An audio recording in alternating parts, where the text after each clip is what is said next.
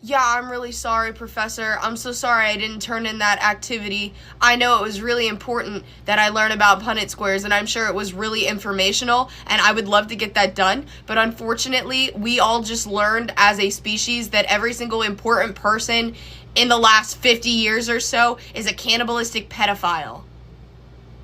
Do you hear what the fuck I just said? Did that register at all? All of your celebrities, all of your politicians, all of your multi-million and billionaires, they're fucking and eating kids. They're eating kids. They're eating kids. They're eating kids. How the fuck is nobody upset? They're eating children. Not just Weird Dan down the street. The president. Several presidents. Not just of this country, of others. They are kidnapping. They are systemically selling children into sex slavery and then cannibalizing them. Are you listening to me? Are you listening to what the fuck I'm saying? We pledge allegiance to the flag of the United States of America, one nation under God, indivisible with liberty and justice for all. But all the people that have over $1 billion are sacrificing babies to an ancient God. I am not suicidal. My mental health is fine. I have a loving family and a great support system. I am not gonna hurt myself or anybody else. But you need to fucking open your eyes. Oh, it's just a lot to handle. Well, yeah! Well, yeah! Well, yeah! Because every important person and people you've never fucking heard of are raping and eating kids! It's the Homeless Left with Matt Weinglass and co-host Jay Scott. Episode 166. They're all in on it. With special guests, Col Anthony Aguilar, and a real fake news update. And here's your host, Matt Weinglass.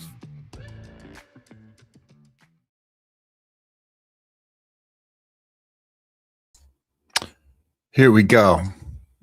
Welcome, everyone. Welcome to the Homeless Left. I'm Matt Weinglass.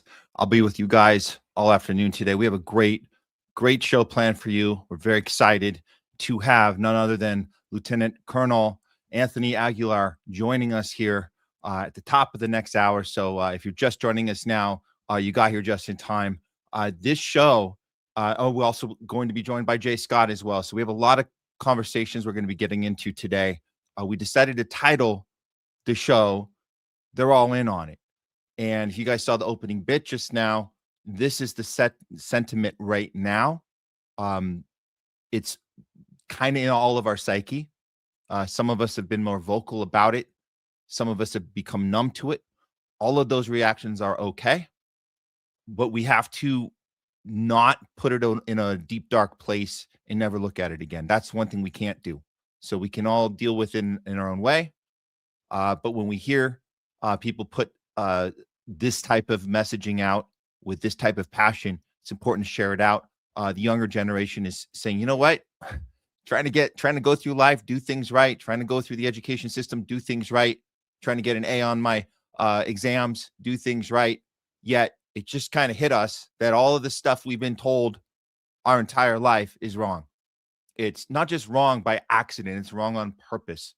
The capture of our education system, the capture of our media, the capture of our entertainment industry, the capture of our government, the capture of our churches, and of course, the capture of our banking system, which pretty much puts it all together.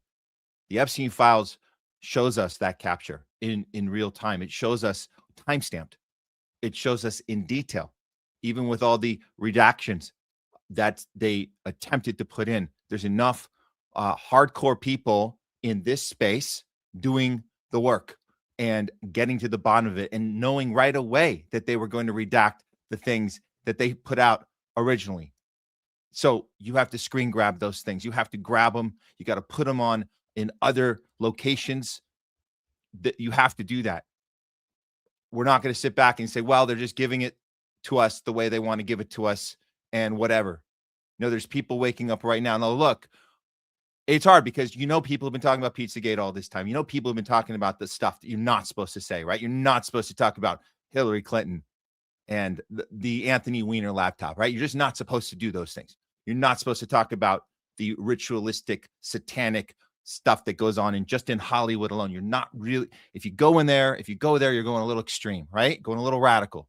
Risk being not just deplatformed, you risk not being taken seriously as if you call yourself a journalist, you call yourself an investigator, doing your own research, not going to be taken seriously. So what did all that lead to? Well, this isn't the time to say, well, we told you so, we were right. But it seems like it doesn't even matter whether you were vocal about it or not. Here we are. It's all out there. There's more being covered up, more that we're not seeing. And I know that one of the other sentiments going out there is, if this is the stuff they allowed us to see, can you imagine what they're still holding on to? So, look, we had a real fake news. We usually start the show off on Tuesdays. We're going to hold this one off until Thursday. And we do have a big show on Thursday as well for you guys. And we're here twice a week. We're here Tuesdays, Thursdays, all afternoon. We try to cover as many things as we can in that time. Those two time periods. Show usually goes 4 hours. Sometimes we hit on 5. It's insane how much we have to go through. And you guys are there with us because you know that it's all important and it's all connected. It's all connected, man. That's what we're doing here. We're not just dabbling here, dabbling there, ignoring this, deciding on that. We're trying to come to an understanding of how the world works. And what better time to be doing this than right now, where people are having these sensory overloads of just what's in the Epstein files alone. And we talk about this, the perversion and the satanistic, ritualistic, tribal, culty stuff. That's horrible, absolutely horrible. But what's also in there is the functions of how the world economy works, the functions of how the wars work, who's deciding these things. It's all in these files. How we are able to play countries on each other, play religions on each other, play parties on each other. Well, if there's one good thing we can take from all of this, is what we've been talking about here on the Homeless Left the entire time. We've been talking about being non-tribal. We've been talking about being critical thinkers. Like the girl at the top of the video, she's thinking with her brain. She's not saying, we got you, Trump. She understands it's not just this president. It's all the presidents. So when they tell you this president, he's corrupted a very noble office, a noble chair in that executive seat, in that Oval Office has been such a pristine place of respect and honor, and he just uniquely destroyed. No, it's never been a prestige place. It's never been a place of respect and honor. It's all been faked the entire time. So this is when the critical thinking starts happening, and we get out of the tribes and we start saying enough of red versus blue, enough of black versus white, enough of neighbor versus neighbor, enough of uninviting each other to Thanksgiving. You guys know we've been talking about COVID and the Psyop. By the way, that's in the files too. That's in the files too. How do we set up this pandemic machine? How do we do this in 2011, in 2015? How can we get all of these elements in play to make a buttload of money and pit people against each other and get them living out of fear? How do we do that? Bill Gates? Jeffrey Epstein? Let's start plotting this right now. How can we do this? Make sure the WHO is included. Make sure we got our Bill and Melinda Gates Foundation ready to go. We're going to make some buttload of money off that mRNA. Make sure we got the pandemic protocol ready. We're going to tell everyone what to do before it happens. We're going to tell you all what to do. We got the patents in place, so you guys know. So that's just one thing. COVID is just one thing. Every war. Ukraine. That looks good. Maybe we could do something with Ukraine. What do you guys think? Let's stir it up. Let's create this proxy war. This is going to be good for our finances. Let's hijack the economy. Let's rig the economy. Let's do all these. So there's so much there. Again, it's overwhelming. It puts us in sensory overload, just going through it, just the PDF stuff alone. But we're going to do our best today. We gave you guys a lot last week. We're still actually uploading the segments. You guys can see some of the great conversations we've had about this up until now. But today, again, we did have a real fake news. It's actually a good segment. It's going to be even better. We're going to have a little bit more to plan it. But it's what's going on in the Olympics right now and the protesting on the street that we're just not covering here. So we'll get to that on Thursday. But right now, I think the best thing we can do right now is go right to some breaking news, because this Epstein stuff, it's just every hour there's a new development. So let's just go ahead and grab the development right now, which is happening in real time. We just got word on some good news happening with the files right now. Here we go. So it's time for some breaking news.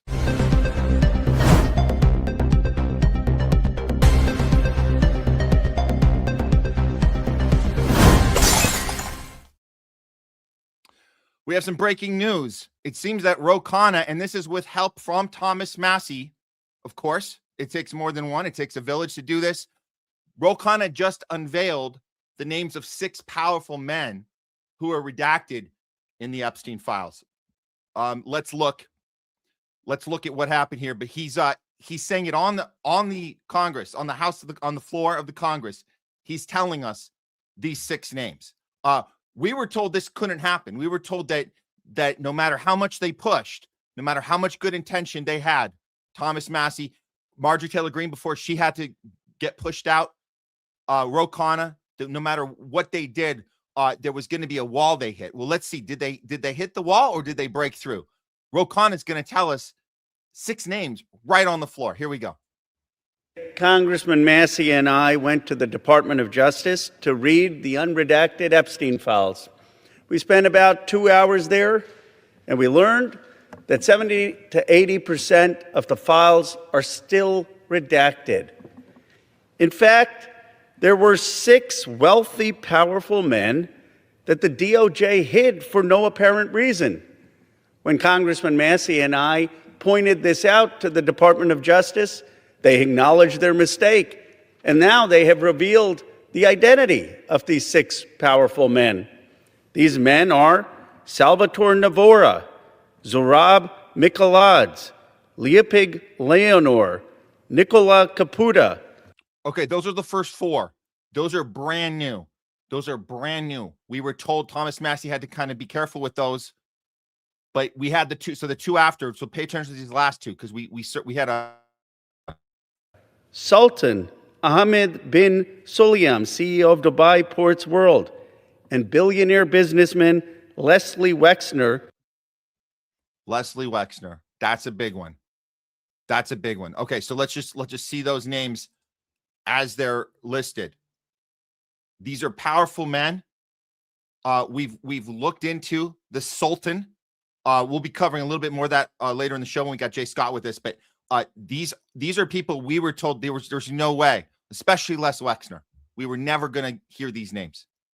We're hearing them now. And now the DOJ is, well, I didn't want to say they're shaking in their boots, but they're looking for their next spin. But these men are implicated, as they should be. That's how it works. Powerful men should not be the ones redacted. It should be the victims that are redacted. But they got that backwards, didn't they? They got that backwards. But leading up to this was the earlier news when Massie went on CNN and told us Les Wexner, directly to the audience live. And I think it really it shook up the host a little bit. So here's the assist from Massie to KHANNA when he broke these 6 names. Here we go. Example of something, maybe it wasn't intentional on their part. I'd like to hear his take on the redaction of the CEO, who's listed as a co-conspirator in the 2019 child sex trafficking case. So can I ask you, because, and I want to ask if this is the same person, Todd Blanche also said about that tonight that the document you're citing there has victim names in it, correct, seeming to say that's why there are redactions. He said, we have just unredacted Les Wexner's name from this document, but his name already appears in the file thousands of other times, and he says the Justice Department is hiding nothing. Is that the retired CEO that you're referencing? It is. He unredacted it after I found it. that's a problem. And I'm glad they've admitted they made a mistake by redacting that. So you're saying it was redacted when you went in there today, and after you tweeted that, they unredacted it? Correct. Now he's got 4 other names he needs to unredact. Did he respond to that? There's a list of 20 people. And there's 4 men in there that need to be unredacted. Here's another troubling thing that I found. Can you say who those 4 men are tonight? I don't think they're well known, and so if I did, it wouldn't matter, but I could probably say them on the floor of the House. But I'll give the DOJ a chance to do what they did in these 2 examples, where I've discovered something and now they've responded. So he was careful with it, but now as we've just found out, the breaking news again is that KHANNA has been able to actually have these names be said on the House floor, and that's 100% now. Now they're going to have to respond to this. So we'll get more into the Thomas Massie basically taking on the DOJ. He was the first one in, and I would say he basically gave the assist to KHANNA. So this is hopeful to see this type of activity. Now, there's one other thing that that Thomas Massie went ahead and called for, and that was Howard Lutnick. And so let's see what this story from the Hill. Massie, he called on Lutnick to resign over the alleged Epstein tie. So that was also in play at the same time. All this was happening at the same time. So this was on Sunday. Massie pushed for Lutnick to resign because we saw the file where his name was mentioned, and clearly counteracts Lutnick, who said that he had nothing to do with Epstein after he was a convicted pedophile. So that's obviously a lie based on the timeline. Yeah, so after the latest release, there was some correspondence. So the correspondence has been timestamped. It's 100% true that after Epstein pleaded to guilty of sex crimes in 2008, you have correspondence with Howard Lutnick right after that. So he says he should resign. There's 3 people in Britain that have already resigned. The ambassador from Britain to the U.S. The prince lost his title for less than what we had seen Howard Lutnick lie about. So let's follow the pattern that UK is setting for us. That's what he's saying. Here's the actual email, right? So you got Lutnick. So attached is a resume of Lutnick, the Lutnick nanny. I'm trying to arrange a time for you to meet her. So this is Lutnick being involved with communications in 2013. You can see the date there, 2013, well after Epstein was convicted. So now we have some more news here, and this is also breaking that the White House is pushing back on this in real time. White House will do more protecting of the pedophiles and people who protect pedophiles than the UK is doing. This is a way more protection. Take it away, Carolyn Levitt. Tell us how you have the concerns and needs of criminals over the American people and victims and survivors. You tell us how you prioritize the people of our country. Secretary Lutnick today was testifying on the Hill, and he said that he had visited Epstein's Island in 2012 with his wife and children, and that's after he said that he had cut ties with Epstein. And Justice Department documents show that he was in contact with Epstein through 2018 over messages. So does the White House stand behind Secretary Lutnick right now, or given what he has said today, has there been any shift in how the White House is viewing Secretary Lutnick's performance? No, Secretary Lutnick remains a very important member of President Trump's team, and the president fully supports the secretary. Yeah, of course. Of course, the president fully supports the secretary. So this isn't easy work. This is very challenging. What they're doing, it gives us a little bit of hope. I would say a little bit of hope. We'll obviously keep on this, but yes, the good news right now is we do have 6 more names. KHANNA just unveiled the names of these 6 powerful men. So we're going to keep an eye on what happens to these 6. Lutnick was not part of those 6, to be clear, but that's the next one that they're going after. But it looks like we're getting a lot of pushback from the White House at this point in time. We'll stay on this story for you. Okay. We have, we're going to be getting into a little more Epstein right now before we bring on our special guest today. We're going to be welcoming Col Anthony Aguilar shortly at the top of the hour. But first, I think that we need to look at some of the weird stuff that we know Thomas Massie and Ro Khanna are not so much going into. They're looking for holding predators accountable, which is great. At the same time, we're looking at maybe how the entire elimination of Epstein, however you want to say it, you want to say it was of course, Pam Bondi and Dan Bongino and Kash Patel want to tell us that he definitely killed himself without a doubt. But we know that that's practically impossible based on a lot of things. We know that there's a missing minute of footage. We know that that footage was removed. We know that Pam Bondi playing dumb when she was asked about that. Oh, I haven't seen that. And they're trying to make it look like that he absolutely killed himself. So the conversation between whether he killed himself or whether he was killed has been kind of the debate talking point. But now we're looking a little closer and we're noticing that there might be a third option in play. Besides suicide or killing him and setting up the suicide, there might have been an actual escape route for Jeffrey Epstein, specifically to Tel Aviv. Let's look at the timestamp on these files. This one particularly stands out. This one's been going around.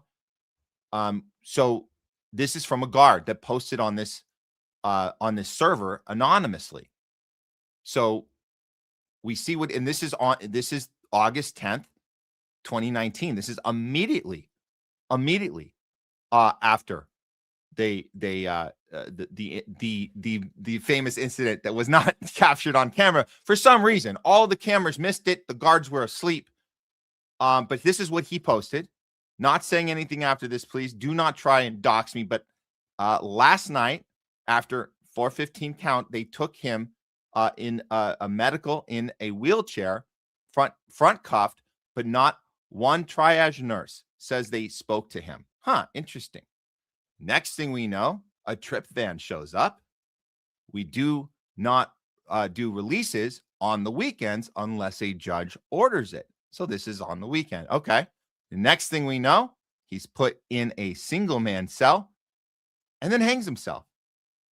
Okay. How did he do that? Well, here's the thing. The trip van did not sign in and we did not record the plate number. And the guy in the green dressed military outfit was in the back of the van, according to the tower guy who let him through the gate. Guys, I'm shaking right now, but I think they switched him out.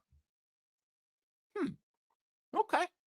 And that's in the files. Okay. Well, turns out, and it's from Autism Capital, turns out that Epstein is actually still alive. People are going to flip. Sounds insane, but let's examine the evidence. Okay. Well, what do we have here? We got an hour before Epstein's death was announced, a series of the 4-chain posts from a prison guard. That's what we just showed you. Appeared. It claimed that a body swap took place with the van arriving that didn't check into the prison and violated other prison protocols, which we just went over. From the recent Epstein drop, we know that FBI investigated the person behind the post hard. And it's now confirmed from bank statements affiliated with the subpoenas that the person who made those posts was an actual prison guard. And his name, and I know he said, please don't dox me, but you're a hero, man. Roberto Gijavaya. This guy, Roberto, is a hero. So, no, we don't want to dox you, man. We want to take what you're saying completely into account. Well, what else do we have? Well, other anomalies. The cell was not preserved as a crime scene. Wow, how many times do we see that happen? It seems like every time there's a crime scene with something to hide, it seems to get covered up very quickly. That seems to be the ongoing protocol. Charlie Kirk, right? We see this all the time. This is a normal procedure of the FBI, as we know. Okay, at this point, this is not a unique situation where you destroy the crime scene. It's kind of what we do. We just saw it again in Minneapolis, right? We saw Renee Good's car getting taken away immediately. Windows still down. Evidence flying out the window of the tow truck. We saw that. So this is what they do. It's a quick. Kash Patel tells you, American people, they like things speedy. We want to go for a world record when we solve crimes, especially important ones. World record of timely investigation. Wrap that thing up. That's what the American people want. No, we don't. We want efficiency. You don't cover up a crime scene. Okay. So that violated every protocol in that prison. Okay. So the body, quote unquote, was removed before the FBI arrived. So no photos were. Wow, they forgot to snap a photo. You guys ever been in like a situation where you had this awesome moment, people gathered, and it was this like beautiful location you met at? It was an awesome event. And then you are heading home and you go, damn it, no one took a picture. Oh, I hate it when that happens. No one grabbed a picture. Could someone have just gotten their phone out and taken one little picture? Happens to the best of us. I'm sure it was just a complete, so it just didn't cross any of their minds to get an actual picture. But anyways, total mistake. So all the items were moved, of course, before the investigation. You move all the items out, and so they called it very shady. And it compromises. That doesn't potentially compromise evidence. It 100% compromise. That's the definition of compromising evidence. It's not a smoking gun in itself, but it's a disarray. This disarray adds evidence to the likelihood of a body swap. Okay, so we got enough here that something happened, right? So no DNA evidence or fingerprints exists on his body. Well, that's also very convenient for them, right? Because his brother Mark identified the body as real. Would Mark have an incentive?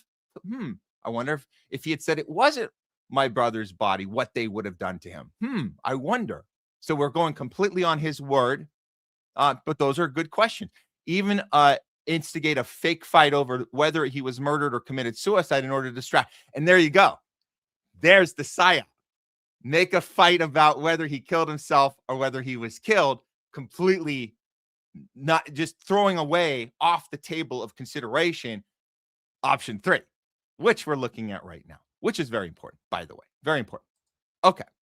So if everything Roberto posted is true, and it very well may be, it could mean that Epstein is still alive today, probably drinking mojitos on a beach in Tel Aviv, laughing and shitposting from an alt account. It wouldn't make sense for them to swap Epstein out just to kill him elsewhere, right? Okay. So as a little joke at the end, if you guys are reading, or if you're reading this, Jeff, hey, Jeff, please pump crypto or something. Oh, no, crypto was always supposed to tank. So if he is reading this, he's going to say, no. Crypto was always a plot to make and this is also in the files. Let's set something up to make the American people think they're going off the grid. They're going to do it on their own terms. But the whole thing was a whole psyop, a whole thing we created to make them think it was off the grid. But it was more into the grid. It was the opposite. Anyways, yeah. Don't hold your breath on that crypto pump. Don't waste your time. But here's the big one. So now, and these check out.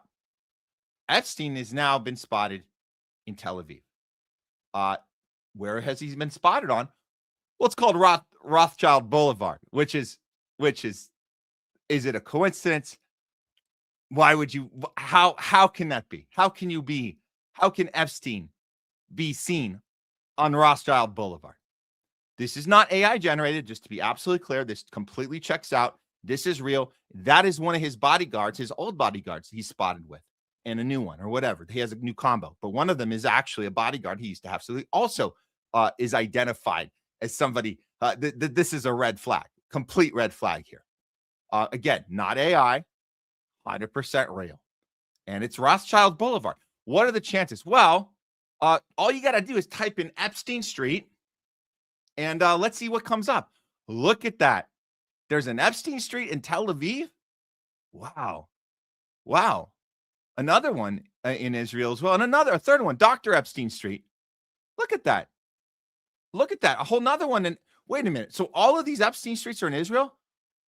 I don't have a screen grab of Rothschild Street, but you guys are welcome to go check that one out. So I guess what I'm saying is it doesn't look like a coincidence. You don't coincidentally end up on Rothschild Street at all. No, it's because they are embracing this guy and naming everything after him and all the people he was associated with. So everything. So it's like, for him to be on a random non-related street would be more significant than the fact that he was seen on Rothschild Street when he's surrounded by literally how many? Half a dozen Epstein Streets around him. So there you go. That's that. Okay, so what else do we know right now? What else do we know? Well, we know about his Fortnite account.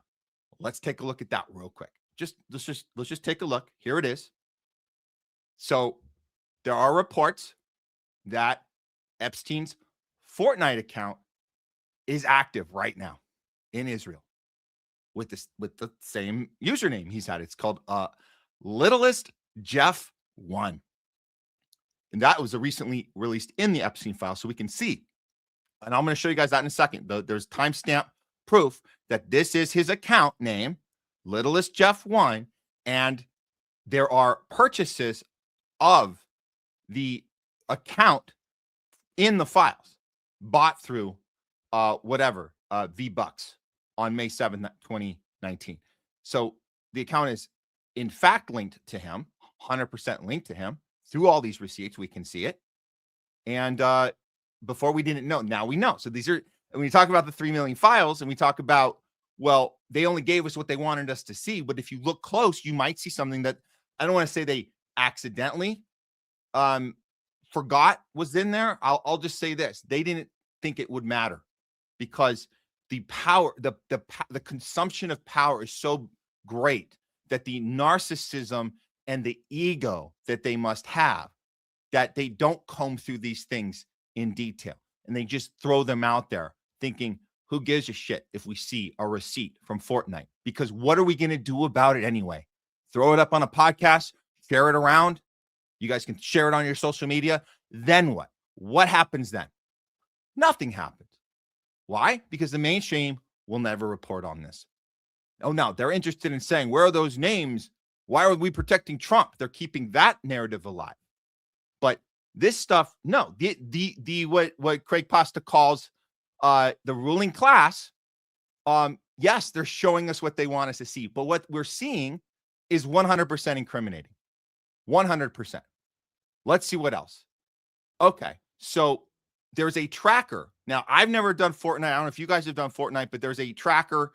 I guess there's a whole setup of when a chapter starts, a season, and obviously there's timestamps. You can go back and find when the next chapter begins. And it looks like the chapter 5, season 1, which posted on in 2019, the winds go into 2025, and the past activity flagged in Israel. So we can see that the user was using this same account in Israel. So it seems like that as soon as after that August date, he immediately started playing Fortnite. Immediately. Chapter 1, Season 10 ran from August 1st, 2019 to October 13th, 2019. The profile went private shortly after, going viral, which aligns with all of the discussion going on X right now.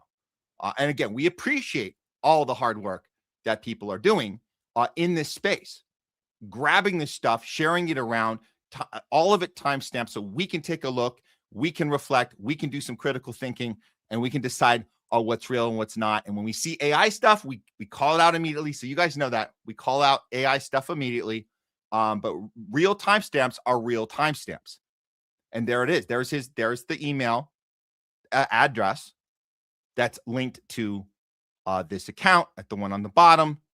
And there it is, his little profile. Can you believe this profile pic? This has to be a joke. It's not, actually. This is the actual profile with the little Israeli Nazi flag and this character. This is his avatar, what he thinks of himself or what he wishes to be. Who knows? It's kind of disturbing in and of itself. It's disturbing that this is the profile of Jeffrey Epstein on Fortnite. Okay, so there's the charge we talked about. It's in the files. Oopsie, they accidentally let us see the charge. So what? Can't prosecute anyone for it, but it's here. It's timestamped and it's real. And there's the chapter 6, season 1. See, again, I'm not so familiar with how these chapters work, but the idea is that they evolve the game through different chapters, and there's timestamps on when they're played, when they end, when the next one begins. And then this is a description of this is a breakdown. I don't know what search engine it came from, but it's an AI basically breakdown that based on current 2026 chapter 7 timeline, the next major update in chapter 7 season 2, which is scheduled to begin on March 4th. Chapter 6 season 4 launched in August of 2025, and the game now is in chapter 7 era. This video provides an overview of chapter 7, blah, blah, blah, blah. Okay, so those details matter. All of that matters. That's where we're at right now. Is he really in Tel Aviv? It looks like it. Can we see 100%, 100% sure?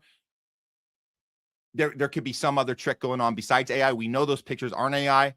Could it be a long distant twin brother? So there's options, right, to make it not 100%, right? You could say, oh, long lost twin brother, cousin, whatever, happened to be rolling with the same security team. Maybe it was a security guy's also long lost twin brother or cousin. So we can't say 100%, but again, we do know for sure is that the mainstream will not be covering this part of the story. Their job was to pit us against each other on did Jeffrey Epstein kill himself, or was he killed and was he set up? But this is the third option that looks very, very plausible, more than ever before. So what can we do now when it comes to what can we do now when it comes to moving forward and getting justice here? We know we have Thomas Massie. We know we have Ro Khanna. We know Marjorie Taylor Greene did some great work until she had to step away due to threats to her life and her family's. By the way, threats to her family. So with that, what can we do? Well, the people actually can do something.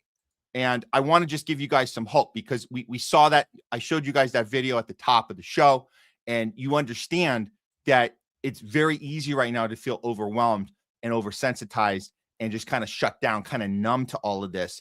And it's hard to even think about going through the routine of your day-to-day routines here right now. When you know that you have this capture of the entire system, everybody's in on it. Like we said, title of the show today, they're all in on it. But there is something we can do. There is something we can do. We had a woman here in UCLA, and I talked about this a little with Garland Nixon last week, but I didn't have a chance to show you guys this, and I wanted you to see it. That there was actually there was a professor right near here at UCLA who was actually mentioned in the files, and UCLA was not going to do anything about it by themselves. They were just going to ignore it and let it be, whatever. That's what they were going to do about it. But because of the activism of one person, this professor was removed. This is his name. It's Mark Tramo. So he is the director of an Institute for Music and Brain Science at the University of California, UCLA. That's Los Angeles. Okay. So this is the guy. He's actually mentioned in the files. This is the actual email where he's telling Epstein. So this is a UCLA professor telling Epstein that newborns will suck on a pacifier more vigorously. So why would he need to tell Epstein that? Why were they why is a professor at UCLA talking to Epstein, a pedophile, in 2017, by the way? Why is he talking to him about how a newborn sucks more vigorously? What will it take to get him to suck? We want that newborn to suck and suck. tell me, doctor, or tell me, professor, how does that work? I need to know. For some weird reason, I need to know that. So this is in the files, okay? And people responded, "Nah, man, I can't even consider this. This makes me sick. If it's what we think it is, if we ever cross paths, I'm going to remove every tooth from your mouth and force them individually into your eyeballs. I feel sick and angry, so fucking angry." So this is how it feels when you start to realize that it's hitting right home. Like if you're a student at UCLA right now, you're going, what the F is going on? Right down on my own campus, professors being protected. So I'm not saying go threaten them that you're going to physically assault them. But yeah, this is people doing the work saying, hey, he still works at UCLA. He had an employee who was offering Jeffrey Epstein advice on babies, is currently working with undergrads. And there he is on the School of Music website, ucla.edu. Okay, so we have all the information. So what happened? Well, turns out one person, Susel, she's on Instagram. She does a lot of good work. She decided to show up by herself with a sign and protest the crap out of this guy right in the middle of campus for about an hour. And she got some justice. Here's her. She's telling the story right here. Here's Susel. I wanted to give you guys a quick update on Mark Tremo, who is the UCLA professor who emailed Jeffrey Epstein tips to get infants to suck more vigorously on a pacifier. I went and stood outside of his building at UCLA yesterday with a giant sign with his quote. And on the other side, it said, "Fire Mark Tremo." And I screamed by myself for an hour. At the end, when my voice was shot and I was exhausted, the department head came up to me. He let me know they're not renewing his contract, and I suggested he better get his name off of that website if they don't want this to continue daily. Guys, our voices can be heard. We just need to get out there and do it. And that's true. We just need to get out and do it. That's exactly right. That's exactly right. So again, it's easy to feel overwhelmed and unable to do anything positive at this point. But you can do something. And look, that's not the only thing. I think I shared this one before with you guys, but just so you know, it's the people doing the work, setting up a safe place to go where you know they're not going to take it down. This is called Jmail. This is what somebody they actually saved all of the Epstein emails from all 3 million of them and put them on a website called jmail.world, and you can log in as Jeffrey Epstein and go through the emails as if it's you, looking through your entire portfolio of at least the ones they sent out to us. And they can't redact these because they've been taken from the DOJ site. So these are just some examples for you guys to see that it is possible for us to continue doing activism, continue being vocal, even just sharing that video that you saw at the top. Actually, you know what? I'm going to share that one again right now, because I think that if you missed the opening, I just think that this is the type of attitude that we need to have right now. And this should get you furious right now. This should get you furious, but also motivated, furious and motivated. So take a listen to this if you missed it earlier, and take this into your body and soul as you move through the day and you interact with people and you have conversations, and there's distractions all day, right? There's Super Bowl. We're going to talk to you about Super Bowl later with Jay Scott, but there's other stuff that distracts us. But this is what should be in our mind and body and soul, and we shouldn't forget this. This is how we have to be until we figure out how to take this system down, because the entire system is corrupt and they're all in on it. I'm really sorry, Professor. I'm so sorry I didn't turn in that activity. I know it was really important that I learn about Punnett squares, and I'm sure it was really informational, and I would love to get that done. But unfortunately, we all just learned as a species that every single important person in the last 50 years or so is a cannibalistic pedophile. Do you hear what the fuck I just said? Did that register at all? All of your celebrities, all of your politicians, all of your multi-million and billionaires, they're fucking and eating kids.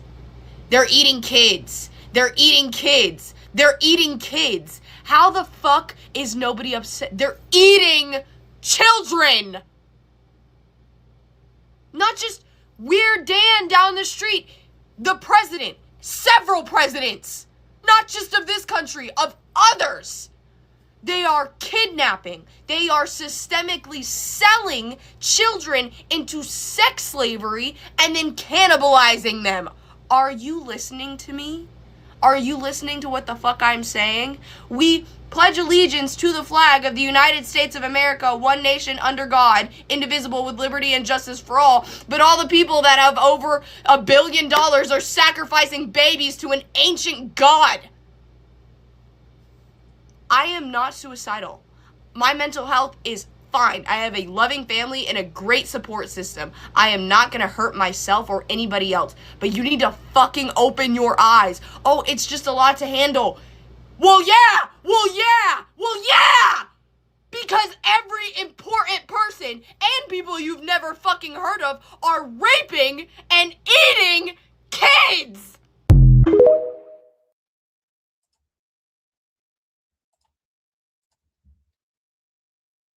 And that's what we take with us.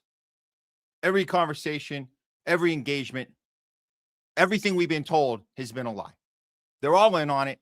Don't fall for the uniquely bad current President Trump. Uniquely came in and destroyed this amazing, beautiful, respectful office that we've always admired and it was always ran in such an honest and noble way.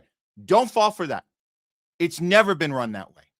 This is the moment we realize that we detach from the two-party duopoly, the Uniparty, and we start using our critical thinking skills. As hard as this stuff is,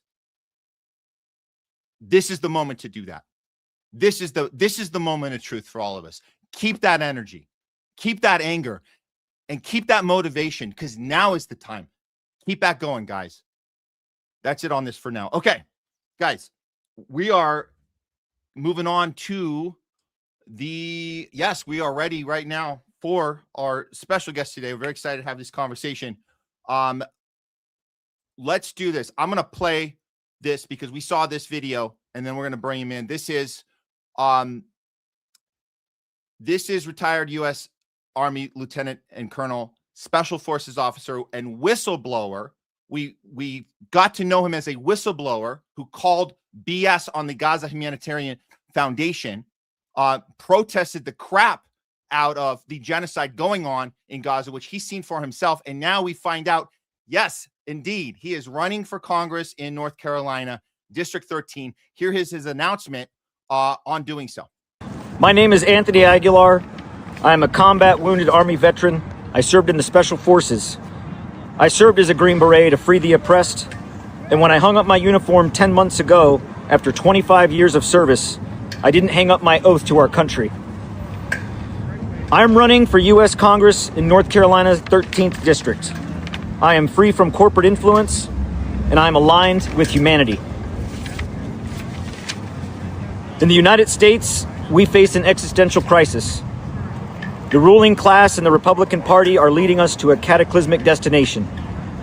The Democratic Party is complicit, hand in hand, a side of the same dirty, compromised, corrupt coin. A coin of Judas that betrays all of us. It betrays America, and it betrays every American. It deeply concerns me that our Congress elects to send billions of dollars to Israel, take money from AIPAC, corporations, and the military-industrial complex as Americans suffer. Reparations, health care for all, subsidized housing, endless military aid to Israel. While here at home, Black Americans, Native American Indians, Hispanics, lower-class white Americans, anyone who is not amongst the elite, suffer. The two-party system is a lie. The truth. We face a time of choosing. Every lesson of history tells us that the course we are on will lead to failure, suffering, and crisis. Our nation, we the people, are currently led by feckless, selfish, unethical leaders, reinforced by politicians, media, and pseudo-intellectuals or thought assassins who forcibly wrench perception away from truth, equality, and justice. All right, please welcome to the show Lieutenant Colonel Anthony Aguilar. Hi, Thanks Anthony. for having me. It's a pleasure, Matt. Thank you. Absolutely. Thanks for being here. And we're really just so inspired that you announced your campaign. And we think it's just absolutely amazing that you're getting out there after everything you've been through up till now, that you find yourself in this space now. And that's one of the reasons why we really wanted to talk to you today. Could you start off, because we got a lot to get into today. I know we only have you for a short time, but could you start off by telling us basically the sentiment from that video we just saw? You're basically saying that the Republican Party and the Democratic Party, they're basically partners in crime, and they've been called, as we call the ruling class, leading us into catastrophe in real time. When did you first understand that to be true in your timeline of progression here? Well, really, with the first trumpet, my eyes began to be opened, as I watched that election unfold. When I was actually deployed into combat, watching that election unfold, and then going into the following presidential administration with the Biden administration, and then back into the Trump administration, and my eyes have just become increasingly more opened, but more so than my eyes being opened in applying critical thought and looking at the facts that are known, in that there is there's no more excuses. There's no more justification. There's no more, hey, what the administration is doing. Sure, there's a lot of bad, but there's a lot of good. That perverse justification is not true, and it's lies. And this doesn't go back to just the current administration, or the administration under Biden, or the administration under Trump the first time, or the administration Obama, or the administration going back before Bush, and then into the pre-2000s. This has been happening. This has been a lie. The military-industrial complex that controls our politicians and the decisions of our government, but now more so clear than ever, that a foreign government, or foreign governments plural, are absolutely have an iron grip on the leadership and in our nation, the lawmakers, the executive branch, the judicial branch, all of the things that we swear to value, Constitution, that are now compromised from deeply within, and that the American people are suffering from that. And we see it now, and it's clear now. And for most Americans that are applying critical thought, and for the other part of the Americans that haven't yet come to accept what they see, that day of reckoning is coming. And as I apply my experiences in the military, then I wanted to make clear that I served in the Army for 25 years, 2.5 decades. I joined the Army before we were at war in the global war on terror. And looking back on my career, I am absolutely of what our nation was involved in, the reasons we were fighting war, the lies that we were all told, the lies that the administration told to service members, and the lies that the administration told to Americans, and the lives that have been lost, and what I personally was involved in being a part of the military. But I am proud of the country in terms of our nation, our people, our citizens, and the values that we stand for. And I know that we can have that. We can return to that, or we can uphold American values and moving forward towards a better future and a better nation, a better country. The course we're on with our current administration and what this country represents is a disaster. And the analogy that I'll make is, towards the waning and falling years of the Roman Empire, when they felt that they could never be defeated and nothing they could do would ever be undone. And their resources were spread so thin, they were continuing to occupy and dominate with no end, and their political objectives became obscure, and their leadership became feckless. They started building Hadrian's Wall. And if you go now and you look at Hadrian's Wall around Europe, it's only about 2 feet high. couldn't stop anybody. It was just a perception. It was a lie to the people. So the analogy that I will give right now to America is that under this administration, we are building Hadrian's Wall, and we are doing it with our tax dollars. And it is a lie. And all we are doing is allowing the enemy from within to lie to us and bring our downfall. It will come from within. So you were in Gaza, and there was this moment. I know you've described it as the moment that broke you. I want you to explain that if our viewers haven't heard that from your vantage point and how that felt for you. And then I want to follow it up with, if you could let us know, were you aware what you were signing up for when you came back here and walked into Congress and tell them, and you did this multiple times, tell them no to genocide? Did you know how hard that would be, or did it not matter because of what you experienced, that there was no other choice? But yeah, please tell us, what was that like for you? So I'll start with the did I know what I was getting myself into, so to speak. I had recently retired from the United States military 11 months ago, March 1st of 2025. So still not even a year since I retired. When I did retire, I was not looking into any contract work. I was not looking into doing any work with the government. I was not looking into being a government employee in any aspect whatsoever. I wanted to go to school. I wanted to go to law school because I wanted to be a public defender.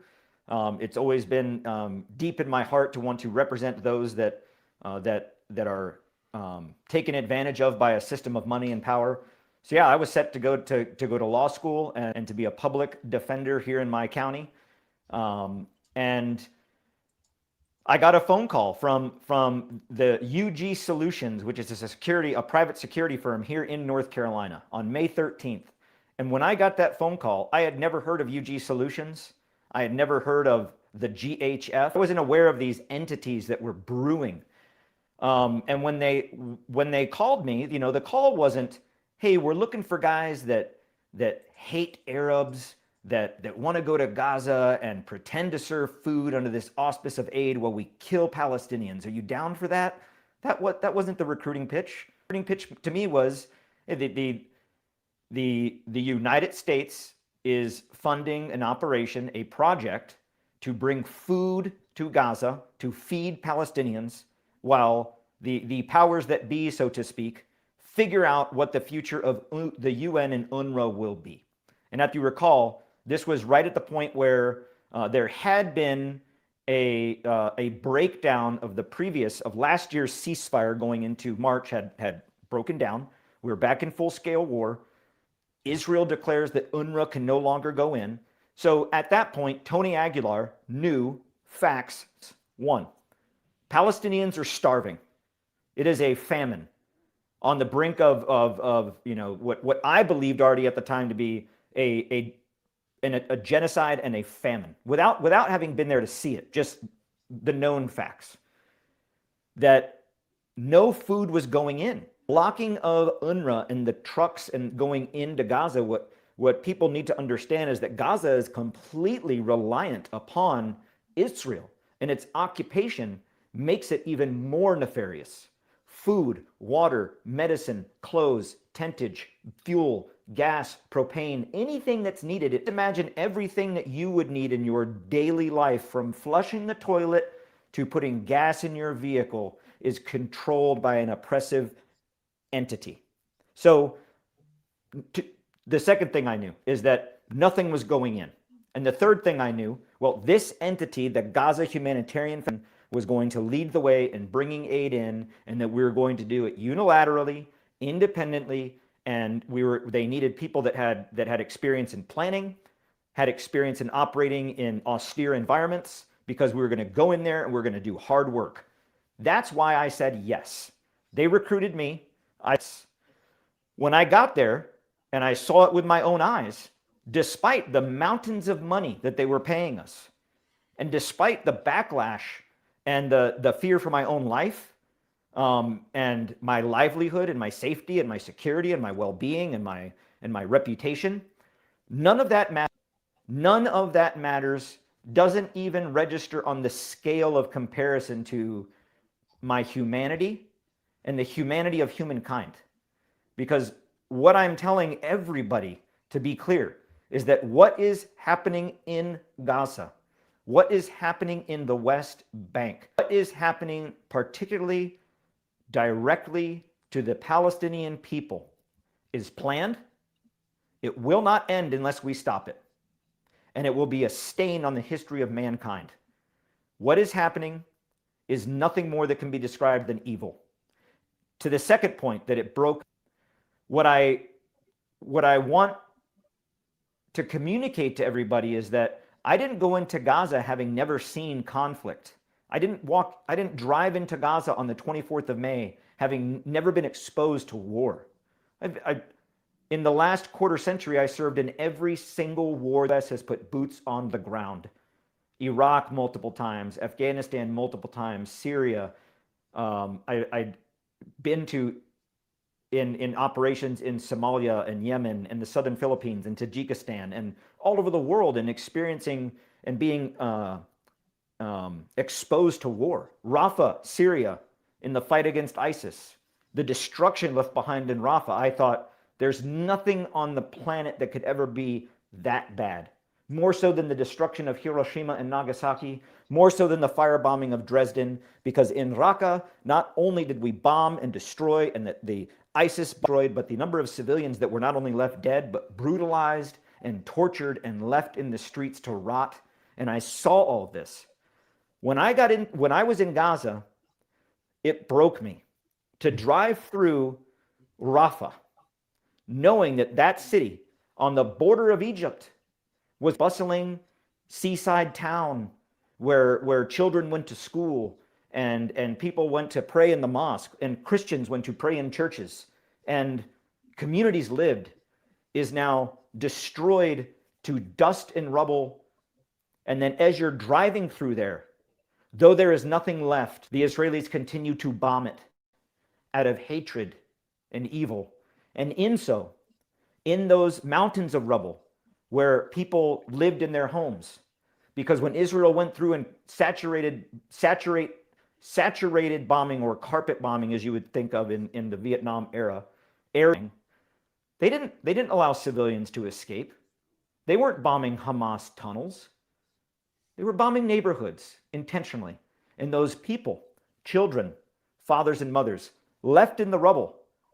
Many died, and that some that didn't die that were left in that rubble, where you could hear them cry out from the rubble and they help them. Rabid dogs eating at the flesh of Palestinians left on the streets to die. And as you're driving through that, seeing it, well, you have a truck full of humanitarian aid. The cognitive conflict in that, but then looking behind the curtain and realizing a shadow of a doubt that the United States government is aware, is complicit, is an accomplice to it, knows what's happening, supports what's happening, continues to pay for what's happening, underwrites and gives Israel a green to it. Why? Because of the greater plan to erase Palestinian history and culture, remove, either kill or forcefully displace, or make the conditions so unlivable that Palestinians have to leave. All for what? For what? It's not for a safer world. You know what it's for? A real estate venture. Of course. That's what it's for. That's the peace. That's the Gaza peace board. We saw that announced in Davos. Everybody's signing on, all these venture capitalists and looking at it as a real estate project. Absolutely. And people see that, and yet they still think that, well, something has to be done. You might as well make $1 doing it. But you're saying you knew this was the plan the whole way, and you can tell because of the way they behave, because of the gloating, because of the nonchalantness about it, that you're saying like every one of them was considered Hamas for whatever reason. So they didn't have to be, selective, right? So you figured that out.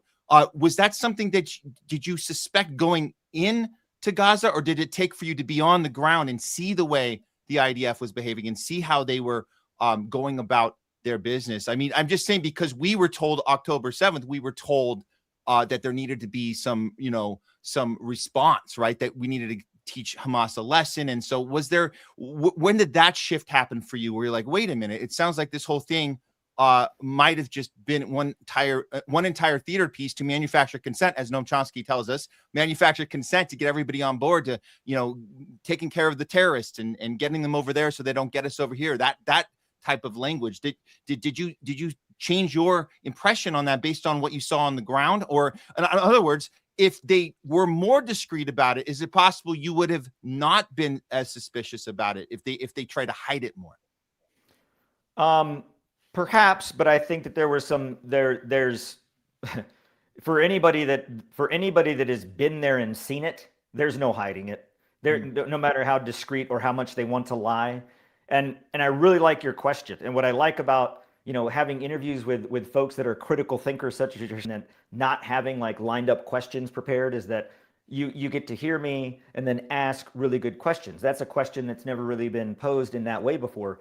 And it's a very important question, because when I went to Israel to do this work in Gaza, I didn't go with this idea of Israel's bad with Zionists, with this biased perception of proving a confirmation bias. I went, as you would call, almost somewhat neutral. Like I didn't really I knew what was happening was wrong. I didn't know, is this state-sponsored apartheid terrorism in what Israel is doing? Hamas October 7th, and I'll tell you I'll walk you through it that kind of opened my eyes little by little. The first day we got into Israel, we arrived into Tel Aviv, and our handlers, if you will, because the Israeli government was not going to allow us to see things, to experience our own. We were going to have to see it through their lens. There's an organization in Israel under the Ministry of Defense. It's called KOGAT, or the Coordinating Office for the Government Activities in the Territories. It sounds very 1948, doesn't it? Like the Ministry of Truth. They control Gaza and the West Bank. Dictate, oppress. So this organization, when they met up with us, they escorted us to the first night to hotels to stay in Israel until the following day, when we would begin our onboarding, so to speak, to prepare for operations in Gaza. And that night, they took us to this place called Sterdot. And I'd ask anybody to Google it, and you can find many YouTube videos. It's in the news. It's been in the news now. Then it wasn't so much known. Now it is.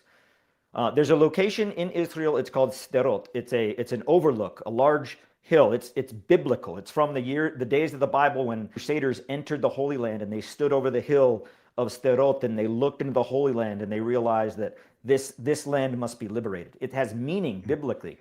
And on this position of Sderot, if you stand on Sderot and you look to the west, you see all of Gaza.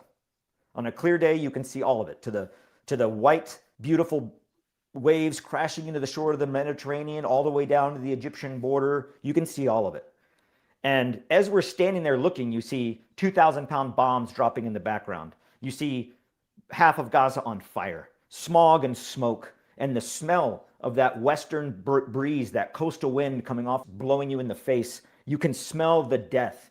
And for anyone that's ever been in war and you've smelled human death and destruction, it's a smell that will never leave you. And then when that smell came across me, I was like, what is this? And this Kolgat officer stood there almost celebrating and saying, this will all be ours soon. And I was standing there and I was like, maybe I'm the dumb kid in class, but I raised my hand and I was like, I thought we were here to feed Palestinians. And I thought the whole idea of this was to create the ability for peaceful negotiations. What do you mean it's all going to be ours? And he kind of scoffs. And then another guy standing next to me, another American contractor standing next to me, kind of gives me an elbow. And he was like, you know why we're here, right? And I'm like, to feed people? And then I realized that the UG Solutions contract, the company that hired, the reason they hired me is because they needed to fill in some last minute positions, because they had a contract that they had to come with 300 armed contractors. And at the very end, the week prior, because remember, I got a call on May 13th. I was on a plane to Gaza on the 16th. They were trying to hire people at the end, but I realized that who they had already hired was the Infidels Motorcycle Club. And that's who the majority of the contractors were. So for them, the obvious was good. They wanted that. The Infidels Motorcycle Club is a U.S. base where you must be a U.S. military veteran to join it. And they have a charter. Their existence is to fight jihad and for the erasure of all Muslims from the earth. Wow.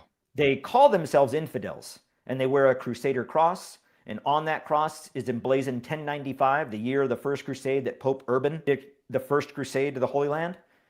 These men think that they are modern day crusaders, and going there to do this job was a pilgrimage. So to see the obvious, the bombing, the genocide, the killing of women and children, to them, it wasn't just clear, it was desired. And the culture that I was surrounded by. And then when they took us, they took us further on what I would call this Haspara tour. And they took us to Kibbutz Be'eri. Kibbutz Be'eri is just outside of Gate 96. It is the kibbutz that was first attacked on October, allegedly. And when I went there and they showed me the kibbutz, the destruction, look at what the Hamas did. Look at what they did. And they're walking us through it.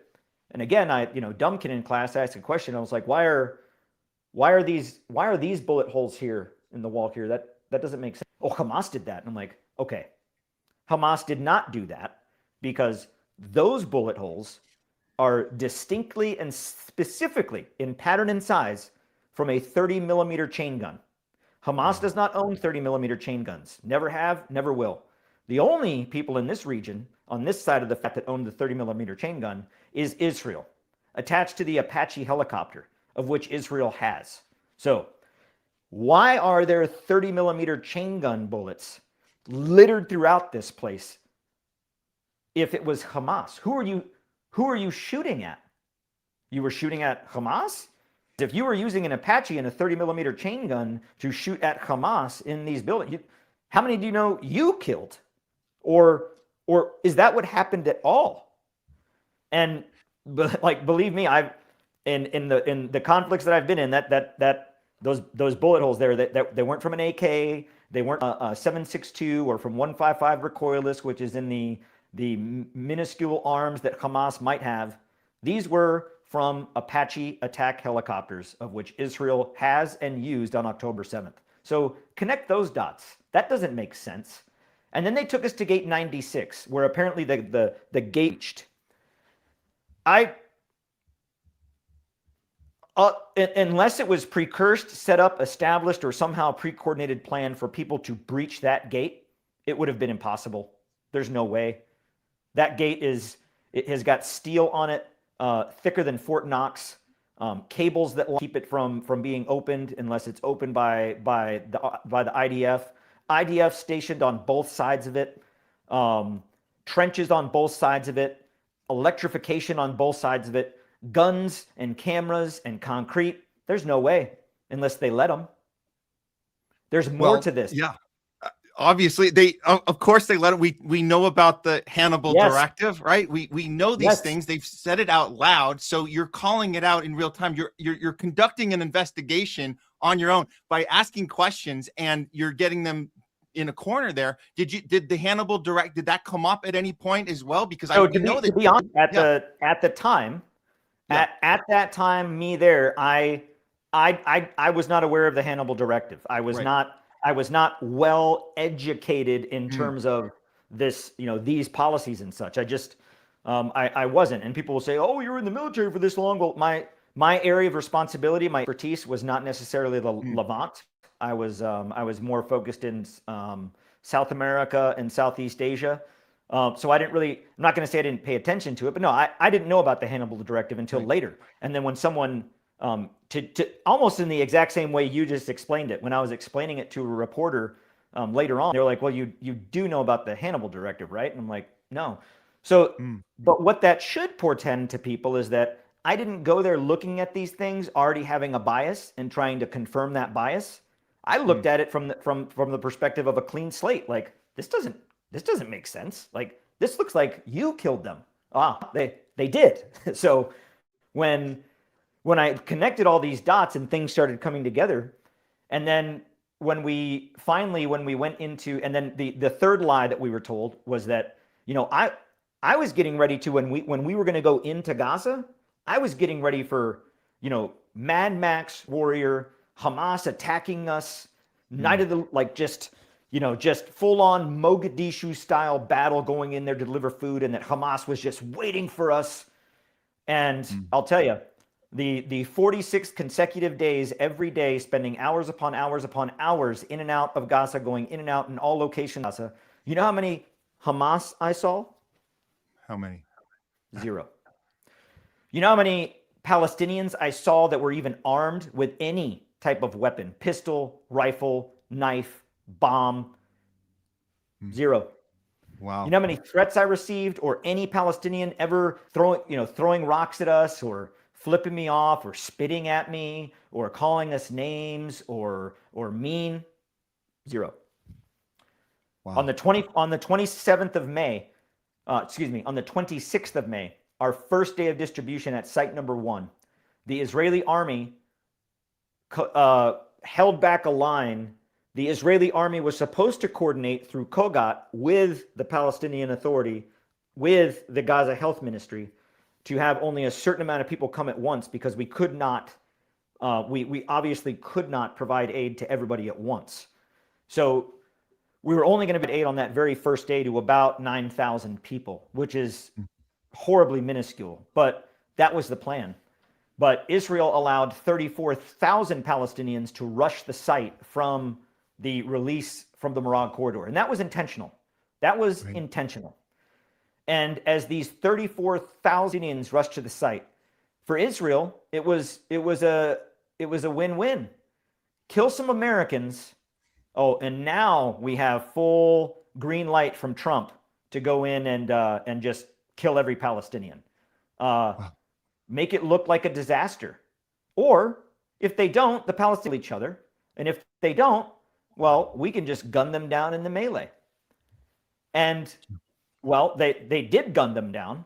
But what didn't happen were any Americans were held hostage, killed, or hurt. I was there.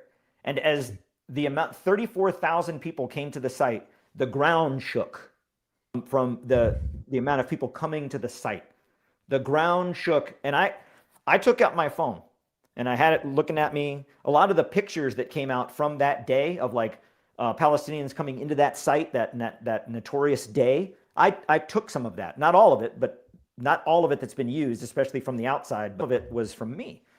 And as I'm standing there, I took up my phone to make a video of myself to tell my family I loved them and to say, hey, I was here trying to do good.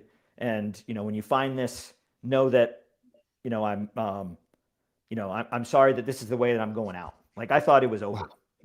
When you're told that everyone hates you and Hamas, they're going to kidnap you, they're going to this and that, and 34,000 people are coming to your site and there's only 20 U.S. contractors there.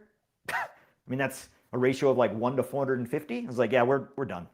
So I just took out my phone. I'm like, hey, Mom, to my wife too, my name, but honey, I miss you. I love you. I'm sorry. I'm sorry. This is how I'm going out. I know I didn't need to be here. I didn't have to do this. And I'm sorry. And then as this wave of people come through, not one of them touched me, pushed me, shoved me, angry. Look, they were looking for food. And as I was stepping backwards to give space to kind of make some distance, I fell backwards. I wasn't tripped. I wasn't hit. I fell backwards. And a Palestinian man stopped and helped pick me up and dusted me off and gave me a hug and was like, shukran, brother.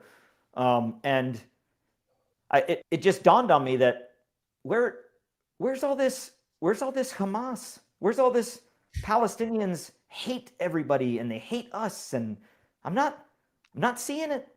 In fact, I'm seeing the opposite. And then day after day after day of starvation and not providing food and not providing, and lies and lies and lies coming from the Gaza Humanitarian Foundation and the IDF. Their lies began to, the lies coming from GHF and the lies coming from the IDF begin to synchronize, like a synchronized propaganda, to where they were one and the same. And that's when, at that point, I realized that there is no reforming or there's no saving this. This is not something that we can fix because we came in misunderstanding the problem. What we're doing, the starvation, the turning the distribution sites into bait to draw in Palestinians, that's not a failure in the project. That's the plan. That's exactly the plan. Yeah. Yeah. And then I had to leave. Regardless of the consequences, I have to speak out, even if it kills me, because this is evil. This is evil incarnate on our earth, and we as a human race are witnessing it. You thinking that you were going to die that was also part of the plan. That was also timed. That was so, and people speaking out here in the street, being told that they are dangerous, they are violent, they wish death on all of Israel. And when you say from the river to the sea, you are the one that makes them feel like you want to wipe them all out, when they're actually the ones in real time wiping out Palestinians. The whole thing is reversed. It's backwards. It's fooling people on purpose by design. That's why the activism is so important. You realizing this, Anthony, coming back and taking it right to Congress. This is putting it into action. You're not just talking about it. You're going into that lion's den and letting the rest of us, the people we've been covering, the UCLA protests and all the other campuses throughout the entire time, back during Biden. By the way, let's remind people, Biden was in charge when we started doing the blank check to Netanyahu, as RFK Jr. told us, no red line policy. That was Biden. Trump is just escalating it to where it is now with the real estate deal. But you went in there and you disrupted. And we talk about disrupting. I know you know Jose Vega. He's been on our show. We talk about the art of disruption. And you just pulled this off beautifully. I just want to show this. People didn't see this when you went in there. And it was you and a fellow Army vet, Josephine Gilboa. Josephine Gilboa. Gilboa. Okay, you were both arrested for disrupting this U.S. Senate hearing on foreign affairs. I just want to remind people, if they haven't seen it, or if you haven't seen it at all, this is that moment of disruption. The government is complicit in genocide. Don't touch him. You have an obligation to the Constitution of the United States. I'm a disabled veteran. Eddie! There's a genocide! There's a genocide! Stop! You are all complicit in genocide! You're complicit in a genocide! You're complicit in a genocide! Eddie! There's a genocide! Eddie! Eddie, there's a genocide! Come on, Eddie! There's a genocide! Why are they arresting you? They're arresting us for speaking out against genocide. Stop the bombs! The U.S. Stop Congress the bombs! is paying for the Stop death of children, slaughtering babies! women and children. Stop slaughtering babies! We are being arrested right now for interrupting a foreign affairs hearing on nominations because the U.S. is complicit in genocide. They are complicit in the slaughter of babies. When the United States Congress comes after veterans, they will come after you.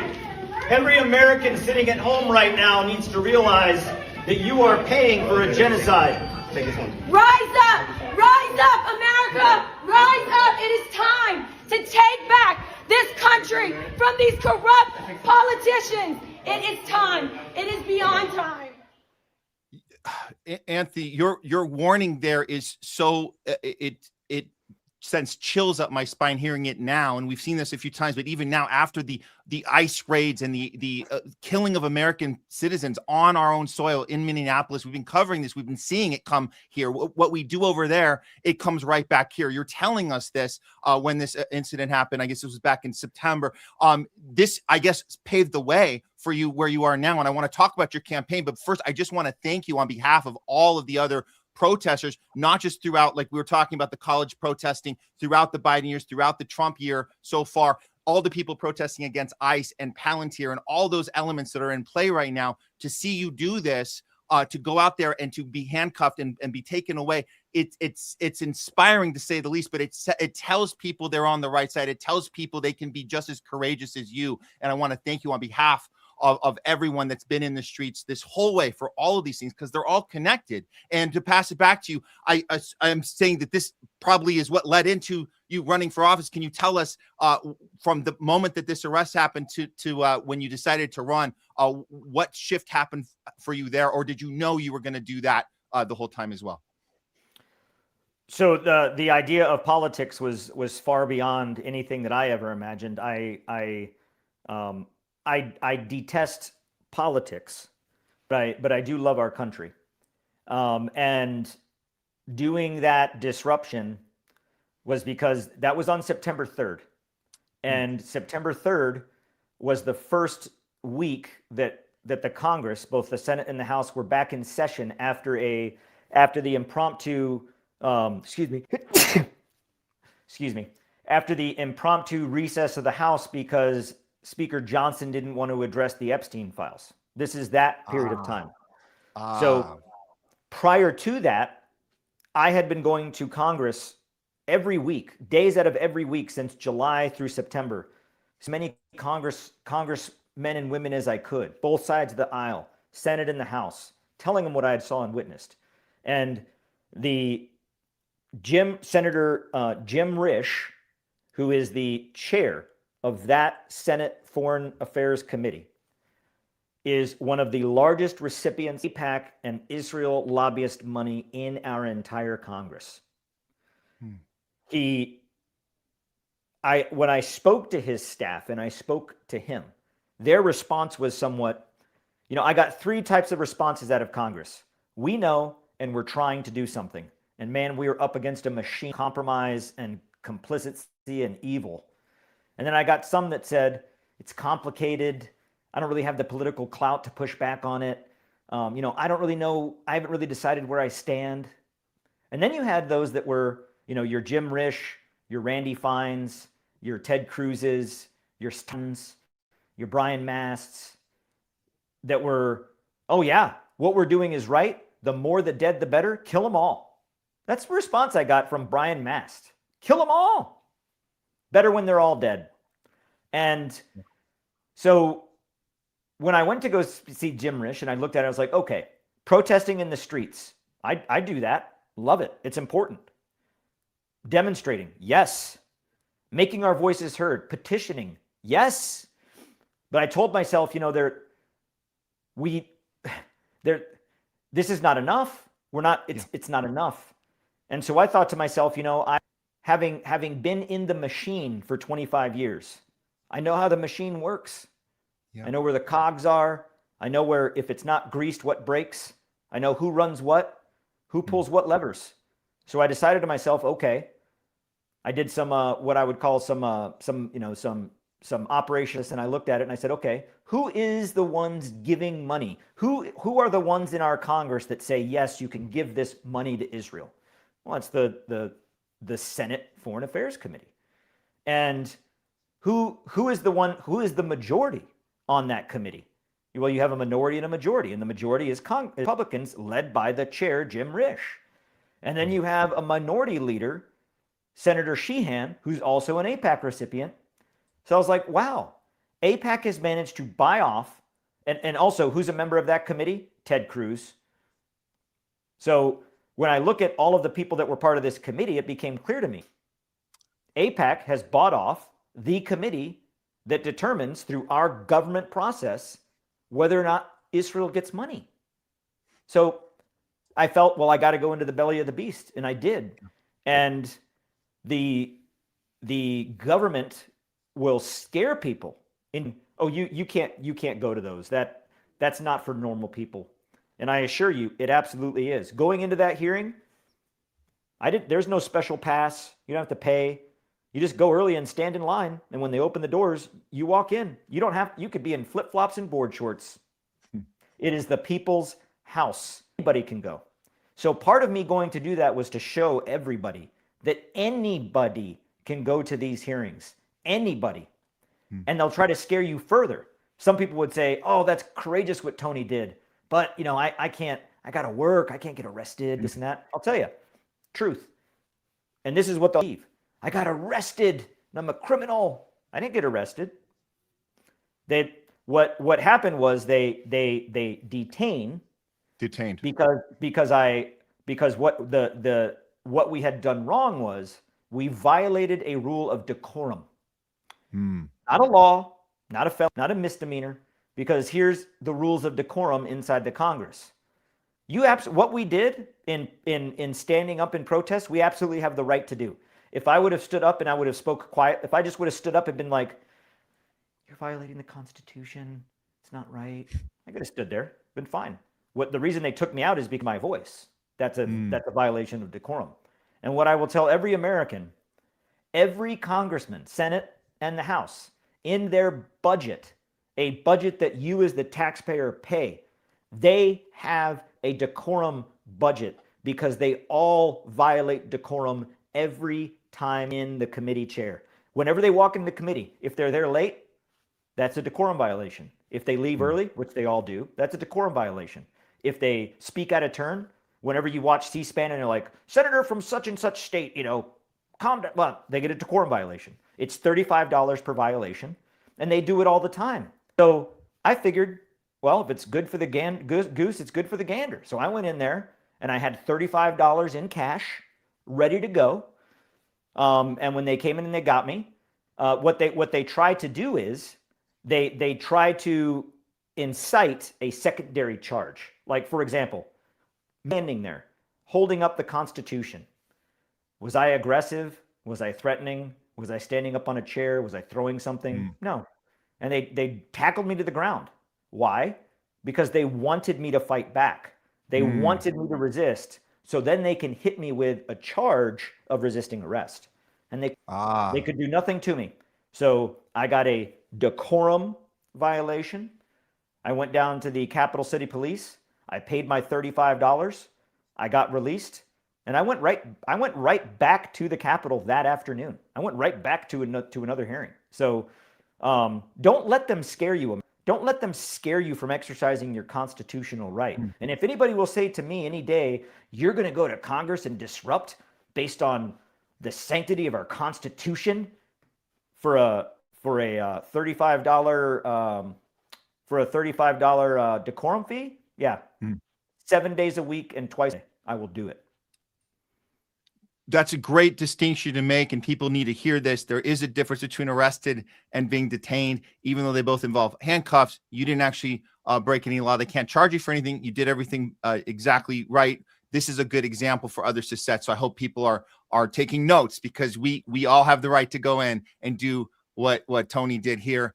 Let's talk about your campaign. You're running as in the Green Party. So outside of, obviously you're saying, I'm outside of this two-party duopoly, outside of the Uniparty. I'm taking on this thing head on as a Green candidate. Could you just tell us what your main platforms are, just brief, give us an idea of how you're able to kind of connect this kind of, I'm thinking this is a populist campaign for people you want to attract on all sides into what you're doing.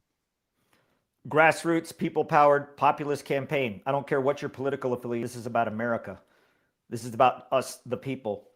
And what I would say is that I did not necessarily choose party running based on what their values are. I based it on what my values are first, because I cannot, in good standing, position to represent people based on adopting someone else's values, to say, "Oh, look, this is me." I can't. I can't live through somebody else's values. So the way I saw it was, what would be really nice in this country is affordable health for everybody,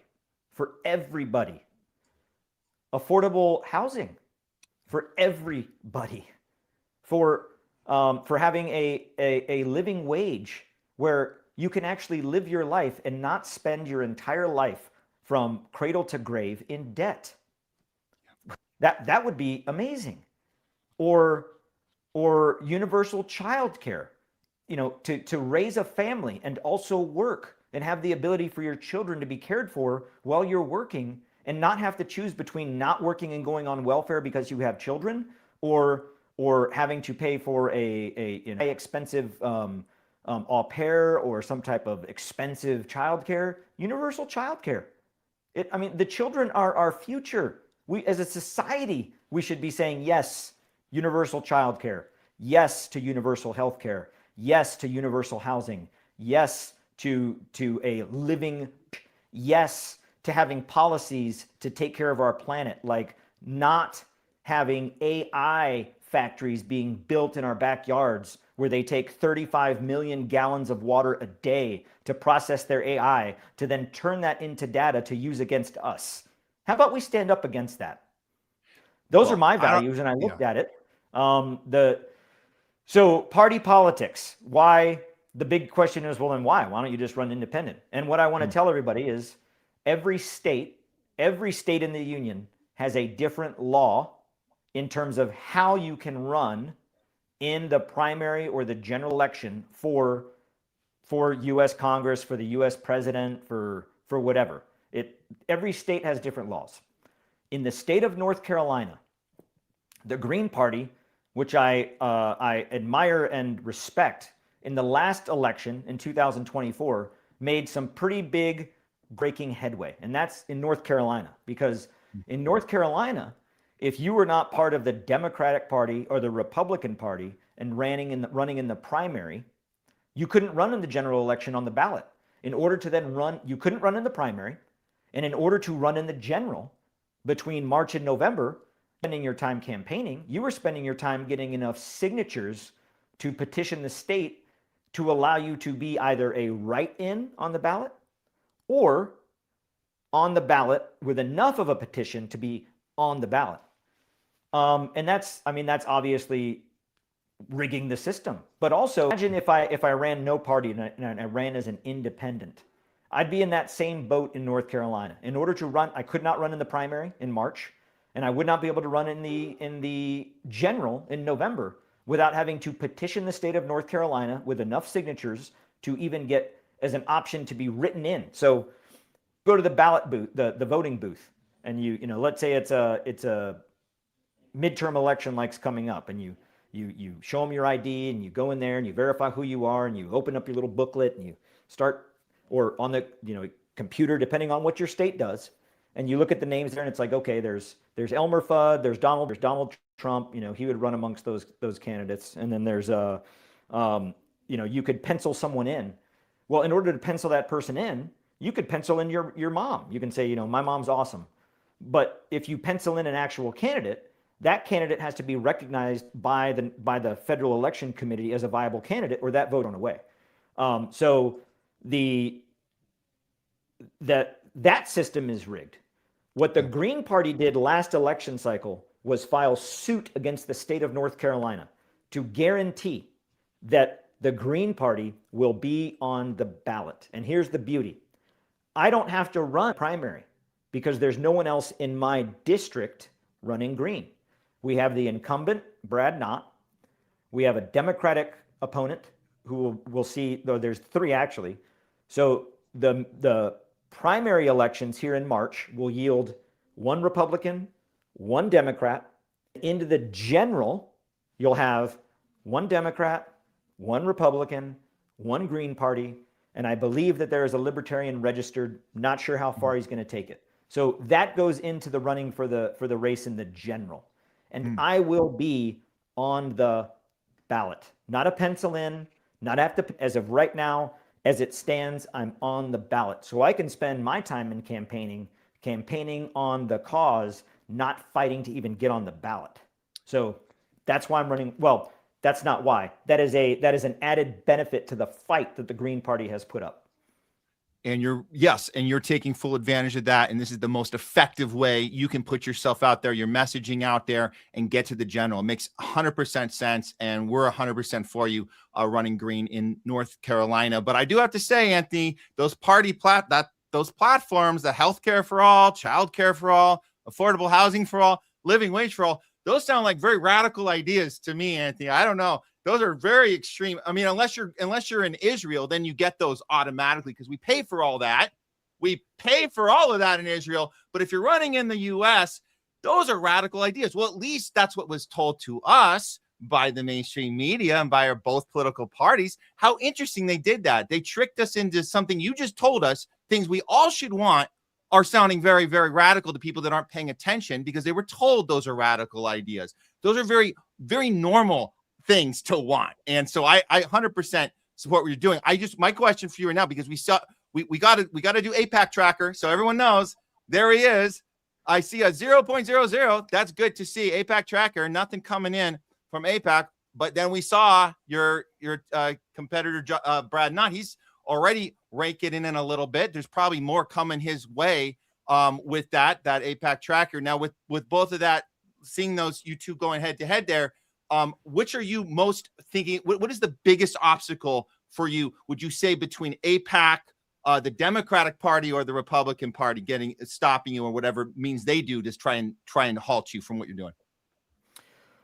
I have there's a lot of benefit in running in this race, and I'll kind of do a side-by-side comparison. So the incumbent, Brad Knott, if you were to look at data, statistics, and analytics, has the best chance just from Jump Street because he's the incumbent.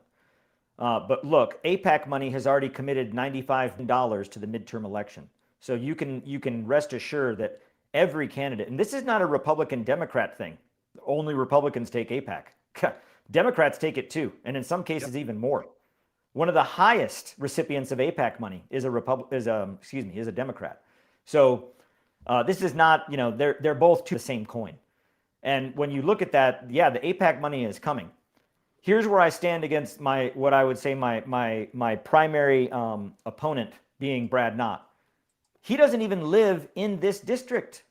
Wow. He lived in the North Carolina District 13. A district is 48% Black, about 18% Hispanic, Latino, the rest being white or other that are typically within the lower middle income to lower income. He doesn't live here. He lives over in Moore County, in Whispering Pines, where they play the golf championship. Big money. He was a lawyer, comes from big family money, never served in the military. He went to law school and became a lawyer and then ran for politics. So I served this country for 25 years. So in District North Carolina, or District 13 in North Carolina, a large percentage of the population are veterans that have served. So I'm going into this as a veteran that served, who lives in the district that I'm running in, who is amongst all of the people here that fight for the same things I'm fighting for, like paying a mortgage. My child doesn't go to private school. I don't send my child away out of district to a private school. He goes right here in my district, in the county school, to elementary school, 2 miles down the road from my house. My family is in this district. So I'm fighting for this district and for America because I live here. This is me. I'm not a carpetbagger trying to bring in, my ideas and my money to a people that I don't represent. Represent these people. I represent us. So, and I don't come from money. I served in the military to make my way. I don't, as a 100% totally and permanently disabled veteran, when I left service because of my wounds, my injuries, my history of being gunshot wounds and bones and the like, I'm 100% totally and permanently disabled. So do matters of the VA matter to me? Absolutely. And do they matter to a lot of people in this district? Absolutely. Whether you served or not, if you're a beneficiary of someone that is a retiree, you also are reliant in a way on the VA. So does it matter? It does. And who does it matter to a lot? Me, because that's my health care, and that's also my, it takes care of my family. So affordable housing, who cares about that in this district? Me. Not putting an a new AI facility in our district, which is being proposed for Sanford right up the road from, not having that come here. Who cares about that? I do, because I live in this district. Yeah. So there's a lot of pros going into the comparison, but also I don't take APAC money. Not only am I on APAC Tracker as a 00, I'm also endorsed by APAC Tracker. Because only do I not take APAC money, I stand firm, I stand outward, and I stand outspoken against the genocide and what Israel is doing. I'm not a bystander. I don't just not take money and sit back and say, oh, well, that's complicated. No, I have put skin in the game. I don't take money from them, and I will tell them that they are wrong. And I will tell the U.S. government that it's wrong for funding it. Anthony, when you're connecting with voters and you see people that have had enough with the Democratic Party or they've had enough with the Republican Party, which do you think is easier for you to have those conversations about getting out of that duopoly and just being done with it altogether? And do you think the Epstein drop that's happened, the 3 million files, and people responding to that, the population responding to that, do you think that's made it easier to start this conversation with people that maybe feel hopelessness right now? Or is that hopelessness overwhelming people and they're making them kind of go throw their arms in the air and say, the whole system's rigged, what can I even do? There is a there is a noticeable sentiment of nothing I can do. It's just the way it is, and the elite run things, and we're just gonna have to wait till there's a civil war or something. It's just, we can't change it. That is a poor and defeatist attitude, because we can change it. Until someone shows me in this country that we turn out at voting on voting day, that we turn out to vote in the 80 to 90%, and the government still doesn't listen to us, then maybe we can start entertaining the need for maybe we need a civil war. But when we only go out and vote at the margins of around 40 to 42%, we don't have anyone to blame but ourselves. It's not hopeless. We're not even trying. So to the side of, I think there are a lot of Republicans who see now, like, the Republican Party is not what I voted for, what I want, and I want change. I'm not going to go vote Democrat, but I'll vote for someone else. Yeah. Honestly, that change is harder in the Democratic Party, because the Democratic Party still stand on this position of, oh no, we're not like them. We're not like the Republicans. And I'll tell you, for anybody out there that has some time interested, just simply go to www.congress.gov and click on any of the committees, because I just did this last night. And for some, because I'm just educating myself. And one case is an example. The House of Representatives, House Oversight Committee, which soon will determine the remaining DHS budget for ICE by the end of this week. The deadline's Friday. Yeah. Every single member of that committee, 39 Republicans and 26 Democrats, every single one of them takes APAC money. Every one of them. Wow. Every one of them, Democrat and Republican. In fact, out of the fewer Democrats out of that, they take more. They take more than the Republicans, and the Republicans outnumber them. So they're taking more money from APAC. So when we consider that when a Democrat is running and saying, we're not like them, oh, you are. You are like them, but worse, because you even lie about not being like them, and you are. Wolves in sheep's clothing. That's what we've discovered. But they're all wolves. That's the thing. And you're connecting with them right now. Anthony, I just want to thank you so much for sharing your story with us. If you have anything last you want to say to our viewers, I know I want to get your website up here so people can go. I got it right here. This is the Aguilar for uscongress.com. Go check it out right now, because this is one of the most important people's movement we have going on right now. It's such a timely moment in time where we're at. So get on board right now, guys. Just check it out. Anthony, anything else? Yeah, anything you want to leave us before we say goodbye? No, I have the show. I've been a big fan, and when I was reached out to me to come on, I was like, heck yeah, like I love that show. So thank you for your voice, and thank you for continuing the truth that you espouse and breaking through the legacy media propaganda and telling the people the truth and allowing people to use critical thought. I said in my announcement part, that what we have in our country now are thought assassins.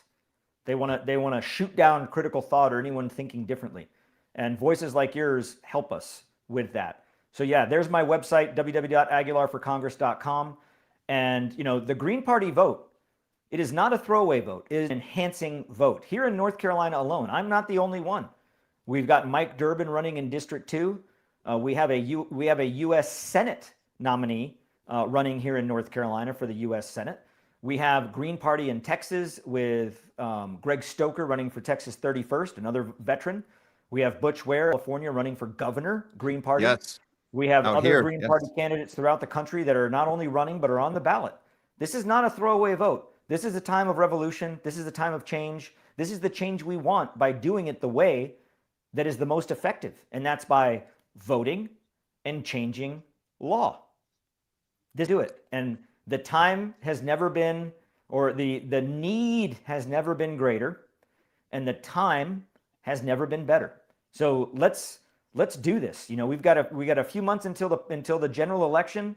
Let's do this, and you will see change. You will have a candidate that does not take money from the military-industrial complex, from AIPAC, from lobbyists, from any PAC or super PAC for that matter, who has no interest in profiting off of the American people, who wants to start in our district and have a way of life where we can all live reasonably and live our lives, not for the elite. So if you want a candidate that you can trust, that's transparent, that wants to be held accountable, I want to be held accountable for what I do for the American citizens, then that's who you want in office, because the folks we have there, they've already shown us, you know, when the enemy shows you who they are, believe them. Yeah. Lieutenant Colonel Anthony Aguilar, thank you so much for being on the Homeless Left with us. And thank you, Matt. we'll keep the conversation going. And yeah, see you next time. Thanks. Have a wonderful day. Okay. Thank you. You too. Bye. Bye-bye. All right, guys. The Homeless Left. These are the moments we look forward to having these conversations. We're going to talk to you guys in a little bit later because we know you guys had some great responses and some comments to that interview. And apologies, we couldn't get into those questions. We only had Anthony for a short time, but we will respond to you guys later in talking back with you guys. So, and that's on all Rumble, YouTube. We actually saw we did have a couple super chats. Actually, let me throw a couple of those up now just because I want to make sure you guys, Citizen, you know what? I gotta say, Citizen, thanks. You inspired us to make this a priority. Appreciate the super chat. Pretend you playing for the Pistons. Yeah, that's some hardcore. That's a hardcore team, man. I don't know if I'd ever pretend I'm playing for the Pistons, but I get your sentiment there. And we were definitely ready for that dialogue and that share. And it was a great opportunity. And thanks again. And one more from you. You won't ask anything. I won't ask anything. I'm in awe of this man. Well, like he even said, the conversation sometimes just has to go naturally and organically. And you have a few on the side, but we always have a few questions lined up on the side. But at the end of the day, it's really about the organic back and forth. And that makes for that's good content, guys. I know you guys appreciate that. We're not just sitting here bullet pointing questions that could have been pre-recorded by a robot voice. So that's how we like to do it here on the Homeless House. Okay. Again, we'll get to some of your guys' other comments on the Rumble feed and on YouTube feed later in the show. For now, it's time to move on with some more content, more segments we got ready for you guys. And what better way to do these segments with you guys and share this with you than bring in our co-host for today. You know him, you love him. Please welcome back to the show, Jay Scott. Major moves, Matt. That's a great interview you had just now, man. Anthony Aguilar is someone people need to look into a lot more for sure. I will be donating to his campaign as soon as I'm done, with this. And this means I will have donated to a libertarian, the governor who's running for New York, and a Green Party member. I've already donated to Butch Ware, and a few others, and of course WTP in the same election cycle. So I just want to remind everyone, it's about fighting back against the establishment, not left versus right. But great work. Excellent interview, Matt. Oh man, thanks so much. It just worked out. And I want to give a special shout out to Kelly Lane, one of our guest co-hosts who was able to set this up for us. So really appreciate that, Kelly. Thanks so much. And we keep the conversation going. We know that, these aren't just one-shot deals. This is like an ongoing discussion, and we certainly want to continue the discussion with Tony into the future. Sure. So every day we just keep going and growing and keep doing what we do. Yep. And I liked he's saying, what we do here is important. What we do, critical thinking and getting out of the duopoly, it's important. It's not just a gimmick. It's not just a brand. It's something that we really believe in. It's why we're here. It's why, Jay, why you're here with me, why Craig comes on, why we have recurring guests, and why we have audience, you guys out there tuning in regularly. You're not doing it because you feel like you're trying to just be charitable to us and give us a view count. You're doing it because you see what the message is and you believe in it, and it's real, and it's resonating now more than any time before. I think now is the time. I always think about, Jay, about how, I wish we started the show a year or 2 years or 3 years before. There's always a coulda, woulda, shoulda. Well, we did when we did, and here we are. And now is more than any other time. Now is the time to be doing this. So I'm just so happy to be here with everybody engaged with us, with you, Jay, and everybody that helps make this show what it is. I just wanted to get that out before we get rolling. Appreciate you, man. Like you said, it's more important now than ever before, because especially with everything that's happening right now, I think people are really starting to look at other options. And even some Democrats I know who have always been vote blue no matter who are now starting to realize that the problem could be on both sides. So, I think once it really fully sinks in for people, they're going to start looking at the folks who were right before it was popular. So, that's why it's important, like that we're talking about this now, so they can see the answers are out there. So agree. All right. Well, let's get started on our first segment together. I think we got to go back to ICE, guys. We got to go back to ICE, because even though you saw the report last week, 700 ICE agents were moved out of Minneapolis, and Trump's backing off a little. That's not really what's happening. There's not really backing off. It's just another maneuver on the chessboard. Meanwhile, we still have not just escalations of ICE, but we have escalations of others. What are they doing, Jay? They're imitating ICE. Make no mistake, this has been a problem. We should have anticipated it as an obvious problem when you put people out in the streets that don't have to identify themselves, that are championed by their wearing their masks and not having to show a name on a badge. We know what that's going to lead to. That's going to lead to this. And you sent me this. This is Cenk Uygur telling us about some incidences regarding how people are getting faked out by non-ICE agents. And it's more than disturbing. This is absolutely appalling. Take a listen. Everybody be careful out there. There's now masked men who are pretending to be ICE agents or law enforcement, and they're grabbing women. And unfortunately, there's already been 2 rapes, one in North Carolina and one in Maryland. There was an attempted rape in New York, and that guy then assaulted and robbed a woman when the attempt failed. And they're all saying the same thing, either law enforcement or ICE. They're mainly targeting Latina women. One of them had a fake badge, the others didn't have a badge. But the problem is ICE goes around in mass with no badges. So when a masked man comes in with a badge, no badge or a fake badge, there's no way for women to know whether they're law enforcement or not. So if you don't cooperate with law enforcement, they're going to add a lot of charges to your accounts. But if you do cooperate, turns out it's not law enforcement, it's a total disaster. That's why law enforcement and ICE should never, ever be in mass. You should always represent a badge. That's how we do it in America. Wow. And it's so predictable that this would have been the outcome eventually, because, criminals are always looking for new creative ways to commit crimes, right? So if they are aware that there's a bunch of people running around in masks who aren't identifying themselves, like, it just seems like an opportunity they would jump on. So, for them to not pick up that that's what's going to happen, it makes it all, the more scary. And for all the conservatives out there who say, just comply, and then everything will be okay. Just put yourself in the position of someone who is being approached by a couple people in masks with guns, not identifying themselves. Now that these stories are out there too, it just adds another layer of suspicion on top of what already would have looked like a sketchy situation. So it's sad to see that people are going around imitating themselves, but this should be a wake-up call to conservatives that sending around masked goons to enforce like immigration law who aren't even properly trained, like, you know, it's not the best way to go about this. So take off the masks, have people identify themselves, treat people like humans, and of course you can do your job. And I would argue, let's focus on violent criminals first before we go after people who are working and earning an honest living over here. Just my opinion. So. Well, it's not that they didn't have somebody in the meeting room saying that. That person was probably fired. The point is that this wasn't the plan. It wasn't to go get the violent criminals off the street and make things peaceful and calm and make America great again. That was never the plan. It was always about creating chaos, creating unrest, creating fear, and more importantly, creating divide. That's what was accomplished. So mission accomplished, Mr. President. You pulled it off.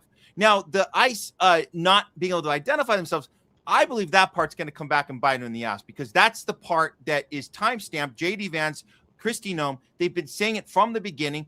Renee Good getting murdered. They're saying there is no accountability. We have a system in place with no cushion, no I guess you would say safety measure, and it's not there by design. And they're telling us that that's not going to look good historically looking back. Like, why would you on purpose have a system without any guardrails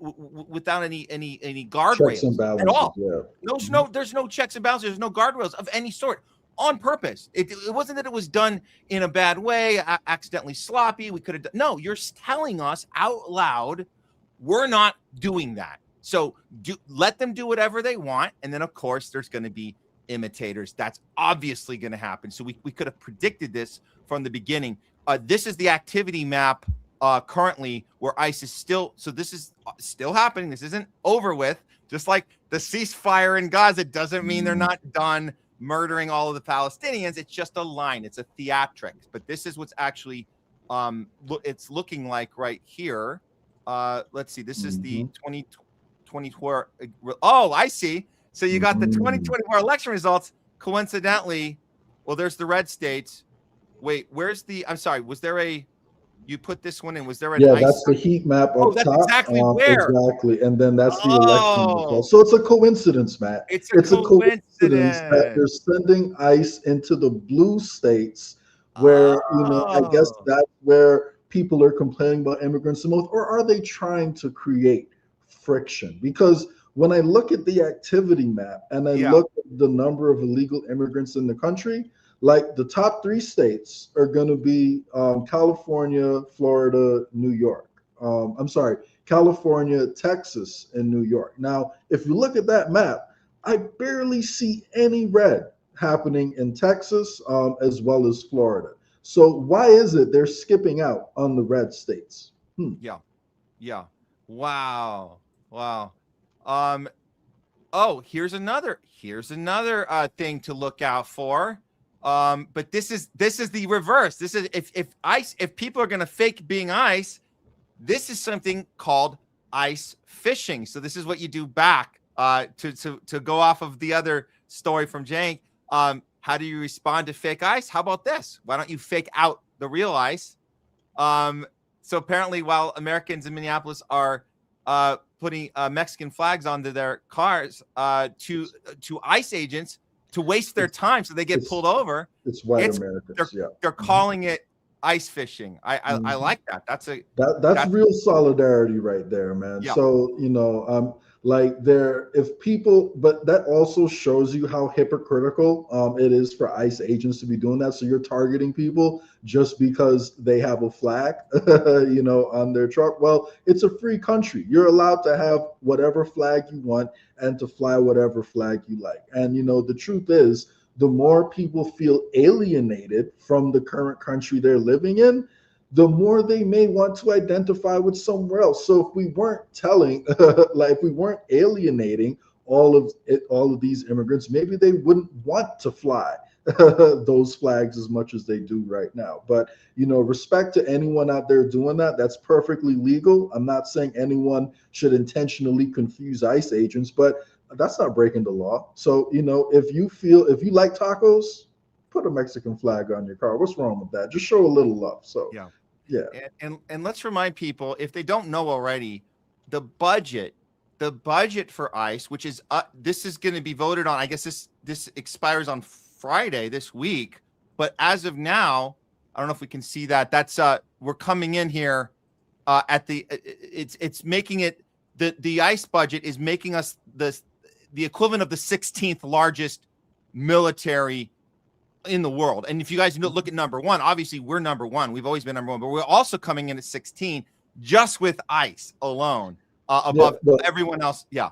The army that we send out to the rest of the world is number one, and the army that we're deploying within the country under another name, ICE, that falls at number 16. So I mean, this is where we're at right now. And of course, as we've seen, it's not just immigrants; it's native-born Americans who have also been targeted by it. It's legal immigrants who have also been targeted by it. So it's not only for immigrants. So when you see this gigantic budget being voted on and I believe the proposal being pushed forth by Hakeem Jeffries and Chuck Schumer, both of them agreed on it. They're upping it by 11 billion, which puts it at number 16. So the Democrats, who are supposed to be in opposition to Trump, they're voting to increase ICE budgets as they put forth all these platitudes about how Trump is this evil dictator. Well, then why are you giving him so much more money for ICE? And this is why it's important that we do support people like Anthony Aguilar and, people in independent and third parties and independent candidates overall who are willing to push back and to inject a little sense into the system. Because if you're a Democrat calling out ICE while also increasing their budget, I mean, that's just the biggest example of hypocrisy you could ever think of right there. I mean, wait, I'm trying to wrap my head around this, Jay. So you're telling me that Hakeem Jeffries, who I was told by Mumdani, who's supposed to be a extreme radical lefty who calls out genocide and says we're gonna stand up to Israel, he told me that we needed to keep Hakeem Jeffries in place. Yeah. But this is the guy that's pushing for more ICE funding, more than the Republicans. It's how did we get what? And is Mumdani going to retract what he said about this is the guy we have to get behind? It's an inconvenient time to push for change. Now isn't the time. If we just wait a little bit longer, once the surveillance dystopia has been fully solidified and we don't have the ability to push back, then we'll get permission to push back, I guess at that point. So, I mean, but now it's just inconvenient. It's not the right time. You can only have a political nonviolent revolution when the Democratic Party says it's okay. Otherwise, you're just pushing Republicans. That's all. So don't be a Republican, Matt. Yeah. Okay. All right. This as long as it's just as long as it's not Trump. As long as we're not helping. Yeah, we are helping. Exactly. Wait, but we are helping Trump. I'm so confused. Up with the ICE budget, we're helping Trump. Wait, what the hell's going on here? I know what's going on. Say mean words, give him more money. Yeah, exactly. And I think people are they've looked into it and they understand both parties are captured. It's a uniparty. They're all in on it. What we need now is people going against both parties. Like you mentioned before, we spoke with Anthony Aguilar. He's doing some great work out in North Carolina. We also have Butch Ware doing some excellent work here on the ground in California, running for governor. And if you guys remember, Butch Ware was the running mate on the Green Party presidential ticket with Jill Stein. He's now on his own, doing his own campaign right here in our great state of Newsom, California. He's basically saying we're done with both parties. I'm going to put this up. I know there might be a copyright music issue here. Rumble won't mind. YouTube might, so we might have to edit it out in post, but you guys get to hear it live. This is a fantastic ad that Butch Ware put out. I just want to play this one and then we'll discuss. Like us, be beware, freestyle, ready, aim, bust, about to pop out and show them on goddess of promise. Yeah, I'm coming for Trump. Fascists get demolished, Republican and Democrat. I drone strike like Obama at a Yemeni wedding. Double tapping the drama for Team Blue and Team Red. It's about to get drastic, blacked out and redacted like your Epstein files. Nasty, freaky, and tragic. Your politics are disgusting, and we gotta get past it. Pass the mic, watch me blast it like Nas on Matic. Got a manic, frantic, scrambling in the day's panic. You know they can't stand it, body all in a verse. Handle light work first. Eric Swalwell, all hell, back up the hearse. Eric Swalwell for Israel and Cape for the cops. Wrote a thank you note to Ice Kid, I kid you not. He dropped draws for APAC, me I rep Tupac. And the Panthers like a Fanny Good and plenty. Catching many, Katie Porter up next. Hershey beat up her ex, and she screamed at her staff. Pout and storm off the set, they want you drowning in debt. I get free healthcare in college, lay it down, it's a bet. Professor Ware dropping knowledge, dropping housing costs, and show them who the boss. Power back to the people, everyone free and equal. They hearing buses too, we taking care of you. Not the billionaires and Zionists that run Team Blue and Team Red alike. It's time to pass the mic and let a real opposition party into the fight. That brings us back to Team Red. Them fascists want us all dead, I'm gunning straight for the top. The fish rots from the head. Say Trump, I heard you like I'm young, you in them PDF files. Nigga, you must think we dumb, we ain't slow like you. And I know I struck a chord, A minor is the key. Cause you grape them in their teens and your little maggots. Bianco and Hilton, they all the same to me. They want ice up in the streets, so we fighting back.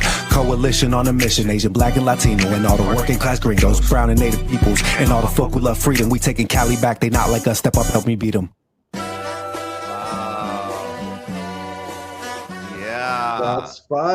Shots fired, and it's not just demonizing Trump, which is what Cornel West unfortunately did at the end of his run. He was like, oh well, lesser of two evils. I'm not going to win, so lesser of two evils. Butch Ware is calling out both sides, so you got to give the man some respect for that, for sure. Yeah. And you guys can check him out. This is you got the website below there on his Twitter, butchwareforgov.com. I know, Jay, you said you've already contributed to this. This is awesome. I got to do this. This is my state, man. I got to do this. I'm going to do it as soon as we get off as well. But yeah, he's saying the things you're not allowed to say if you're in the two-party duopoly. You're not allowed to say those things. That's the point. That's why our whole lives we've had this facade of these two parties battling over things that have been manufactured to battle over and not talking about the thing that they've been representing and protecting the entire time. He just comes out and says it. I love that. We just need, we need more of this for sure. Exactly. And I agree with the Greens on a lot of, economic issues. I think they're going in the right direction. A lot of the time, the only thing I can say is, still when it comes to Big Pharma, I still have one or two questions about the party on that. However, when I look at the overarching issues, the money in politics and the damage being done by the two-party system, I would say anything is better, honestly, than Democrats and Republicans at this point. So I do think they need to be, maybe pressured a little bit to call out some of that Big Pharma corruption, but nobody is perfect, and at the end of the day, the Democrats and the Republicans are the biggest problems we face at the moment. So, do you want to?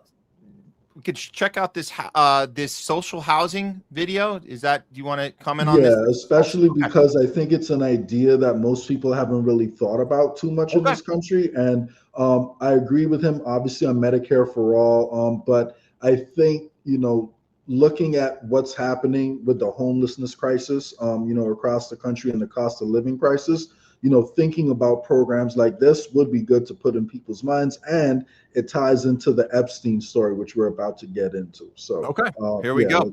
Butch Ware on his social housing initiative or plan idea. Check it out. People ask me, what is housing first? So the rule, nobody gets seconds until everybody eats. Well, housing first is like that, except for housing. In San Francisco, we have 14 vacant properties for every single homeless person that's sleeping on the street. Housing first means publicly owned, permanently affordable housing for public benefit, not for corporate profit. And there are cities and countries all around the world that already do this. We can do it too. In Vienna, Austria, 60% of the market for housing is social housing. It's publicly owned and operated at cost, and folks in Vienna on average pay 25% of their monthly income on housing. In California, many of us are spending our whole damn paycheck. This is social housing. It's not public housing. I grew up in public housing. They weren't nothing but cement and steel prisons for us poor folk.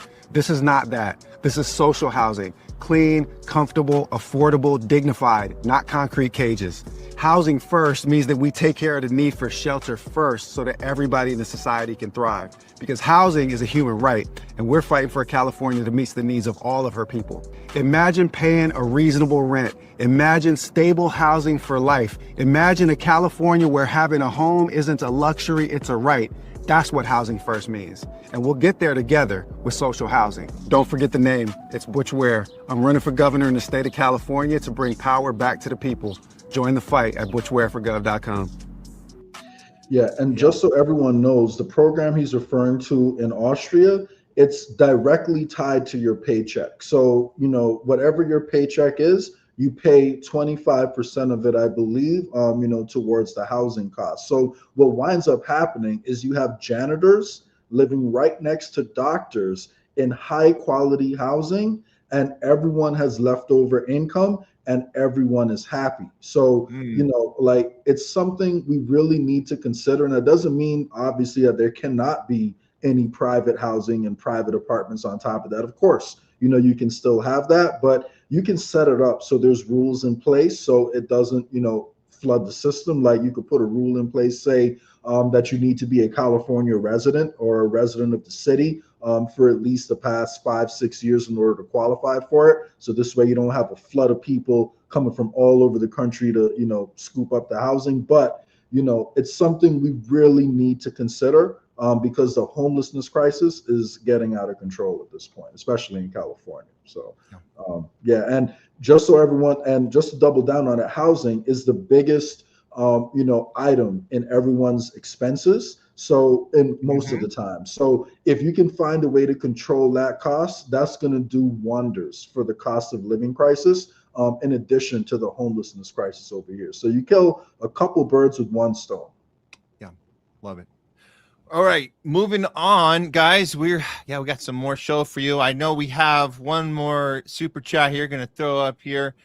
You look, I gave you a shout out, Citizen. I appreciate it, man. We made it happen, man. We landed Tony on THL Presents. He loved being here, so let's bring him and Jose.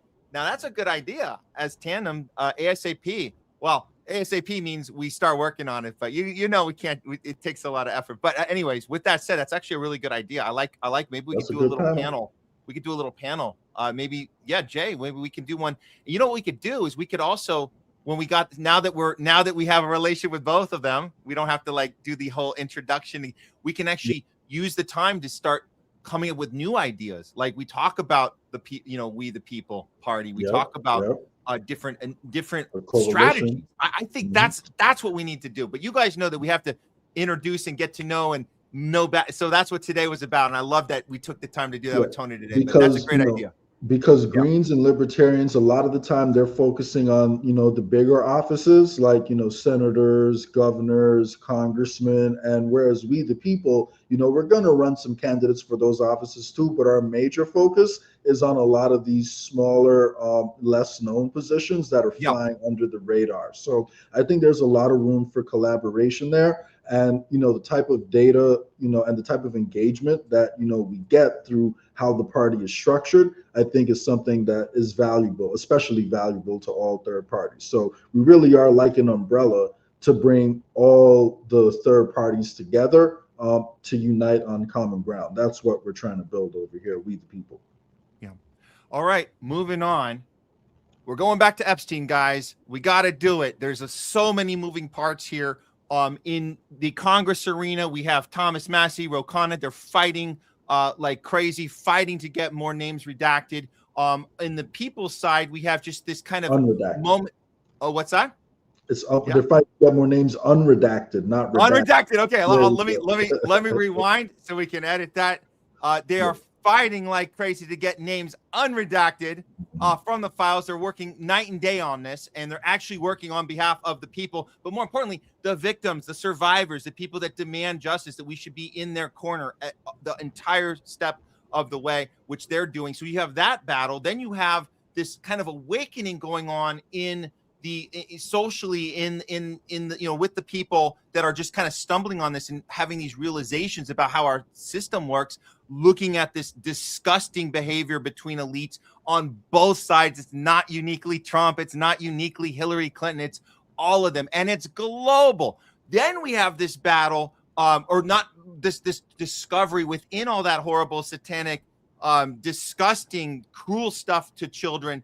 You also have this reveal of how the banking system works and how the propaganda machine works and how the war machine works, which we kind of already knew, but did we know it all went back to Epstein, that there were these ideas being planted in these emails about, hey, Ukraine looks like a great opportunity, don't you say? Let's get that going. Hey, let's capture the US dollar. Let's rig the stock market. That sounds like a great idea. So there's all these little, hey, let's try this out. And then we see it. Hey, COVID, that sounds like a great idea. Let's do a pandemic response. Bill, get over here, Bill. We're going to talk about the pandemic response that we're going to create out of nowhere in 2011, 2015. So these discoveries are happening in real time, all at the same time. But I want to focus on this mechanism, which came from this file, the mechanism of propaganda, which we like to call bread and circuses, which is, I don't think it's an expression people are so used to in this country. In other countries, they use that in their lexicon. It's bread and circus. More bread and circuses. But what we're talking about came right out of the files. This is the attack plan. The government just admitted that they faked Epstein's death.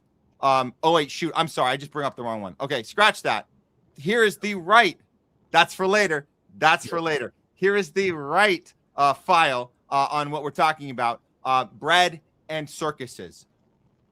So for Megatron, the CEO of Barclays laughs together with Epstein in an email that the masses are busy with circuses instead of getting out on the streets and overthrowing the financial elite. Ha ha ha, we tricked them. We tricked them. This is the actual email.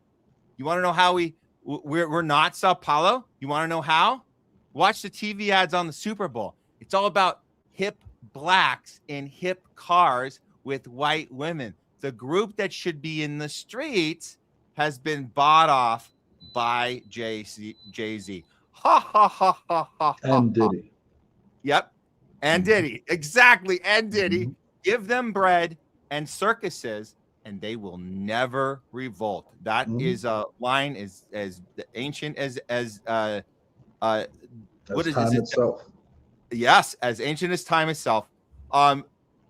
Jay, is this a wake-up call to people for even the things that they thought that they were, Black Lives Matter is organic and we're doing this on our own. It's not being controlled by corporations and marketing propaganda. Is this something that we can be a little more open to understanding that we've all been played this whole time? 1,000%. And I always remember Diddy's Vote or Die campaign. And yes! I thought to myself, like, I've never heard Diddy really say anything political before, but he just wants us to vote or die. Like, so you don't have any opinions on anything. You just want us to go out there and vote. And the whole thing just felt like weird to me because you would think that there would be an issue in particular, that he cares about, that he's passionate about. He wants to explain to people, look, this is how the corruption is working. We should have Medicare for all, guys, because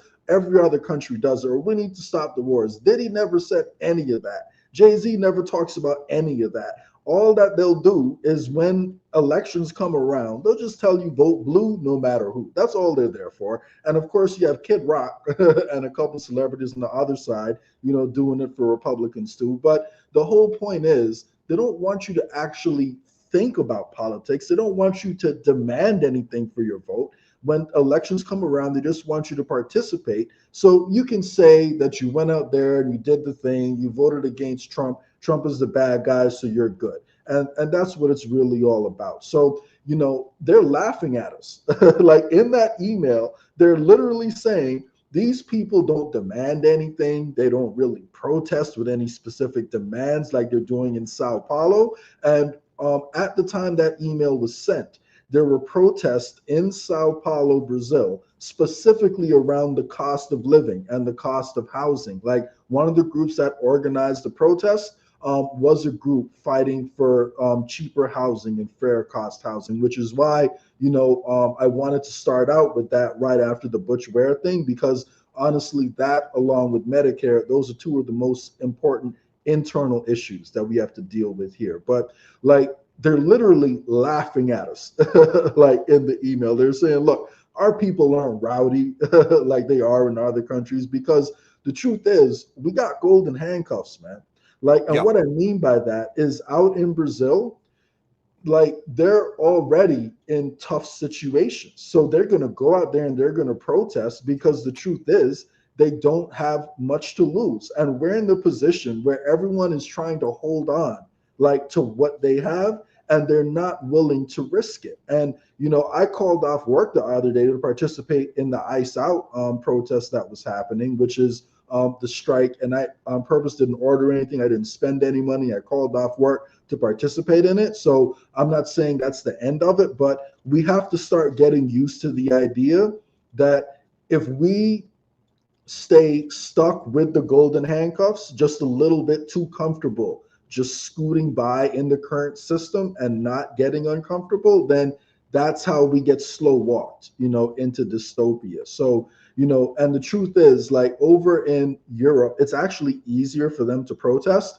because they have Medicare for all, well, their version of it. And their health insurance doesn't, depend on their job. A lot of people are in the position where if they lose their job, their family could lose their healthcare coverage. So I get it. It's a tough position, but at the same time, we have to look at where the world is going and see if we can find sensible ways to push back. But the email just shows you they're laughing at us. They don't respect us. And they know that if we were out protesting, it would cause issues for them. And that's what that email says. Yes. And I think that we need to look at the psyche, what happened to our, this kind of brainwashing technique that happened with our entertainment, right? With Jay-Z and P. Diddy, which is what they're joking about. It's not just Jay. It's not just that that we have something to lose and we don't want to lose our job and we're comfortable. It's worse than just being comfortable. It's that we were convinced that it won't do any good if we got in the streets, that people that were actually made uncomfortable at the time, if we remember, so this is 2014 when the Sao Paulo protest happened against the high cost of housing. Meanwhile, just a year or two before that, we had Obama kick out 5.4 million Americans onto the streets. They had no housing. They were out on the street and they still weren't ready to protest, even being uncomfortable. That's uncomfortable. If there's a definition of uncomfortable, I would say being evicted, having the sheriff show up at 6 a.m. at your house and seal up your front door and have all your shit on the front yard. I think that is uncomfortable, but yet we didn't get in the streets. Why? Because it was time to watch the Super Bowl, because it was time to see P. Diddy and Jay-Z with all their fancy cars and their girls and living the life. And we were tricked into this mindset that even if we're struggling, there's an opportunity somewhere where we can be the next Jay-Z. And look, they're representing someone that looks like me. And I'm okay with that, because who knows, maybe one day Jay-Z will see me in a crowd and be like, hey, you look like somebody with potential, so there's this capture of our minds on top of the fact that people are comfortable, because they're also uncomfortable and still not protesting. That's what they are joking about in that email.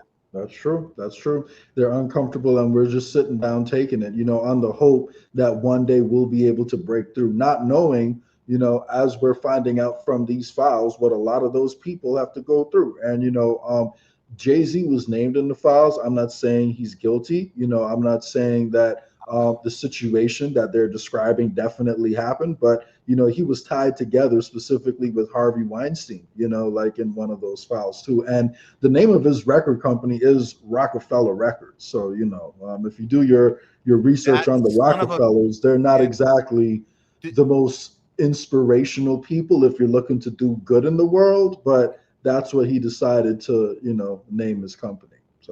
God, the stuff on Jay-Z that we're not seeing in this particular release, I'm saying it. People are thinking about, this is the stuff they allowed us to see. What about the stuff they didn't?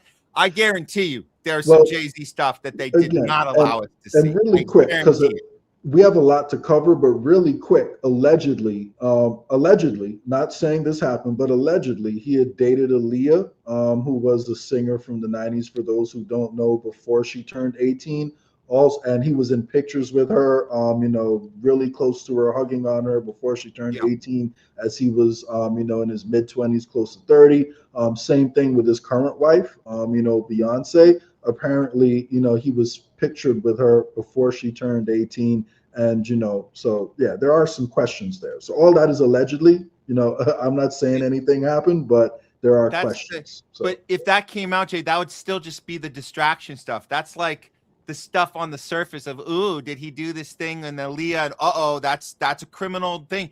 But with no discussion about what's happening under the tunnels, man. I'm telling you, the shit we've heard about what's going on under the White House, what's going on over here on the West Coast. We have a thing called the Getty Center. We have a whole string of people talking about what's going on underground, and some of I'm just telling you, Jay, we've barely scratched the surface. Yeah. I mean, don't get me wrong. Yeah. I agree. Sex with a minor, definitely bad. But, eating babies and like eating babies' intestines and drinking their adrenaline while they're screaming, because the adrenochrome will be that much more potent. It's the most horrible. Allegedly. If you were going to get the best type of adrenochrome, you'd want the chemical to be at its best form. How do you go about that? Just go see the Pixar movie, Monsters, Inc. It'll tell you in the kids' movie how monsters have to scare kids in order for them to survive. They literally live off of the fear of the children that they come out of the closet and scare in the middle of the night. That's a kids' film, a Pixar movie. They will tell you how the potency of that adrenochrome works. They won't say the word adrenochrome. What's that? Before these last couple years, when I heard those stories, I always assumed that they weren't true, and they were just stories that were being put out there to make us more scared of the elite. Because think about it, like maybe it's like a fear tactic to make you think that the people controlling us are that crazy. But as you read through some of these emails and what they're saying to each other when they think nobody is watching, I mean, it feels a lot more real than it ever did before. I can say that for sure. Oh yeah. Well, let's get on to some of the other reveals that we got here. The old Jeffrey Epstein and Elon Musk and Peter Thiel all hanging out together. What? This isn't a screenplay. This isn't an AI. Is this real? Well, according to Cranston, we don't generally, this isn't but this is still breaking. New image that Epstein sent himself confirms that in 2015, Epstein went to dinner with Zuckerberg, Musk, and Thiel. Why the hell was he invited to dinner with these three men? Well, we know why. We know why, but okay. This is, of course, after 2008 PDF conviction. Why wasn't he ostracized from society after the plea deal? Because let me answer that question for you, Brian Cranston. Because the society that embraced him of the elite had no reason to ostracize him, because they all were part of this thing. It's not that we didn't know, but the people he hung out with in his society, they were fine with it. And then this is the email, the dinner. Oh, hey, where are you? Hey, I might be in LA on Monday. Going to be around the Getty. Just kidding. Burbank to look at the interior of the other BBJ tonight. Dinner with Musk, Thiel, Zuckerberg. Oh, right. Having dinner. This is August 2015. Here is a still shot. We got Zuckerberg on one side, Musk on the other. Wow. Thiel was there too, just not in that particular picture. So, I mean, and at the end of the day, Krasenstein and the Democrats are only going to focus, on Elon Musk, because at this point in time, they don't like Elon. But they don't really say that much about Zuckerberg. You know why? Because he donates to the Democrats. And he made a little bit of a pivot, and now he wants to appear a little bit more centrist because he understands the Democrats are unpopular. But again, they don't actually talk about the systemic problems. They just try to polarize you based on personalities. But, this dinner, happened long after Elon said, oh, he had stopped talking to Epstein. Like he said, oh, like he hung out with him only with his family. It wasn't anything crazy, even though he was asking when are the wildest parties on your island back in 2012. He said, oh, there was no more contact after that. And now we get emails showing you're going to dinner with him. I mean, yeah, Elon Musk, his story constantly changes. Like, because remember, he wasn't supposed to be in the files. When you say Trump isn't going to release the files because he's in the files, it kind of implies that you're not in the files, does it not? And then we get to see some of the files, and what do you know? He is in the files. And then he's going on quote unquote offense to make himself look as innocent as possible and calling for the files to release and calling for justice. So we think, well, he can't be guilty of anything because he's calling for justice. Oh, okay. Just like Bill Clinton. Because Bill Clinton is calling saying, oh, we need to hold him justice. I want to do the trial publicly. I didn't do anything wrong. Elon Musk sounds exactly like Bill Clinton with his defense. So that strategy is it's an effective strategy a lot of the time, not 100% of the time. I don't even think 90%, but I'd say more than 50% of the time, it's a good strategy to go with. If I'm your optics manager or your damage control advisor or whatever you want to call it, just the guy that's gonna, how do we spin this? I would say you're more likely to, if you go with this strategy, it's going to be successful for you. You know who else is doing that right now? Alan Dershowitz. He's like, I want everything out. It's a bluff. It's a poker bluff. It's an I'm all in. Exactly. I don't think you have the cards, right? It's that move where you stand up and you put all your chips in, and then guess what? You don't have to show your cards if the other guy folds. So what happened to Elon? Hold me back, Matt. Hold me back. I'm gonna get him. Right? Otherwise, I'm gonna get him. Exactly. That's what. But Elon, unfortunately, he went all in thinking that he'd fold the other hand, and then they're like, they show the cards. They go, well, now you got to show your cards now. He's like, wait, can we pretend I didn't do that all in bet? But that's But anyway, we're talking about strategy. But what are the stakes? What are the stakes that Elon's going to jail now because he screwed up the poker bet? No. It's just a little friendly bet. It's a friendly wager. The pots, there's not actually stakes on it for these guys because they have total protection. It's just a little image problem. It's a little, right? It's just a little stumble in the road, right? That's all it is. He's not worried about any of his business being affected. It's just that part of his appeal to the elites and to the establishment is that he does have a significant following of people who believe he's the super genius, who is going to lead humanity to the next level. He has a cult following, you could say. So all he has to do is say a couple things to, inspire his cult following into thinking that, he's on the good side. He wasn't part of any of that, and they're going to believe it. So it's just PR for the people who like him. That's all. Yeah. Well, since we're on the topic of people getting angry about particular things and maybe not about everything, we should be angry about everything. By the way, that's duh. Like let's not pick and choose the things to be mad at. But this rep Stansbury, she makes it a point to show how livid she is about the people being protected in the Epstein files. But her focus is certainly on Trump, and we know this is very effective with people in the blue party. They like to see this being called out that Trump is named several thousand times in the files, and it does need to be said publicly. However, we also need to talk about all the other people, like you said, Jay. But here's her being adamant about this is clearly a protection that's happening here on a massive scale because there's no impeachment happening. There's nothing's going on here. But we know how many times his name is mentioned. I have a lot of questions for Ms. Maxwell with regards to what actually happened in Epstein's affairs, who was directly involved in the sex trafficking, money laundering, and influence peddling scheme that she and Jeffrey Epstein were involved in, how Donald Trump was involved and whether or not he committed any crimes himself, as did his many associates who are named in the Department of Justice files. Let us be clear that Donald Trump is not only named thousands of times in the latest release from the Department of Justice, he is named over 38 38,000 times in the files that were released 2 weeks ago alone. And we know that that only represents half of the files that the Department of Justice has in its possession, including files that were used for direct investigations of perpetrators, people who committed crimes, people who were co-conspirators in those crimes, and individuals who knew of those crimes. We know that there are multiple administration officials, including Howard Lutnick, Elon Musk, who served as the appointee for the DOJ efforts in the White House.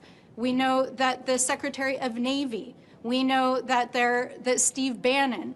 We know that there are more than 36 associates, family members, and individuals directly associated with Donald Trump named in those files. Now, there are now at least 9 or 10 other countries across the world that have opened investigations or forced their leaders to step down because of their mere association with Jeffrey Epstein. And the United States government is engaged in an active cover-up of the largest sex trafficking scandal and influence peddling scandal in the history of the United States, and Donald Trump is right at the center of it. And the person who is living to provide the evidence, who knows what is going on, is trying to invoke the Fifth to buy her clemency. So let's be clear on what we saw here today. This was an effort to essentially try to secure her pardon by keeping her mouth shut. And we will not allow this silence to stand. And we're talking about taking the Fifth, which was what happened. What happened? What Maxwell did earlier. Yeah, Yes, Ghislaine Maxwell. Yeah. And I would take them more seriously if they mentioned Bill Clinton, because if you really want justice, Democrats, why don't you show us that you're willing to hold your own side accountable too? Why are you specifically framing it as it's Trump and Trump's associates? Now, I will say, Trump does seem to be near the top in terms of mentions, because if there really is 38,000 mentions of him in the Epstein files, I mean, yeah, that does say a lot. But it's not just him. Like, Bill Clinton's name was on that flight log 18 times in a year. Most people don't hang out with their friends 18 times in a year, man. Like, come on, think about that, man. Jay, this is such a good point you're making, because you can still emphasize Trump as your worst enemy. You can still do that. You don't have to change your brand. But if you just give the people a little something that shows that you're not playing partisan politics, that we can trust you. I don't trust her standing there with full conviction, only directing at Trump. I don't trust her. There's plenty of other shit in there that you could put in to show your authenticity, to show that you mean business, and you don't have to compromise your brand. You can still be like, Trump's the Microsoft Word gave us this many hits of the name Trump. It's like, that's fine, but there's so many horrible implications in there of other people that makes this a nonpartisan issue. But she insists on being partisan, and that part just makes me just go, oh man, are we still playing this red versus blue? It's so infuriating. But she does look legitimately angry though. Yeah, if you're in the Democrat Party, then that's the only thing you can do. Like, I've realized that the Democrat Party seems to be more captured than they're both captured. Don't get me wrong, because when you look at the Epstein files, it does feel like Thomas Massie is leading the charge and KHANNA is there just to kind of back him up a little bit. Yeah. But I've seen Thomas Massie call out, Trump's affiliations and question those more than I've seen KHANNA question Bill Clinton's affiliation and mention him. So it's like, I do want to see people willing to call out their own party. And until a Democrat and Republican is willing to speak about both of them, then I'm sorry, like, I'm not going to take them seriously. So, all the props to Thomas Massie, because he does seem to, in my opinion, to be the most serious person in Congress trying to get, some justice there. Yeah. And we'll bring it back to Mass here in a second, but I wanted to piggyback off. We started the show earlier with the kind of starting to go down the rabbit hole with the where is Epstein? Was he actually killed?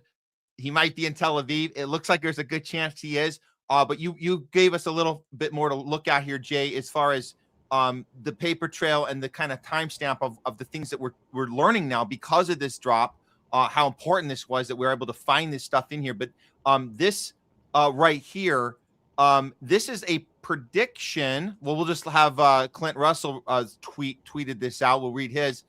Couldn't believe this was real, so I double-checked the DOJ site. It's real.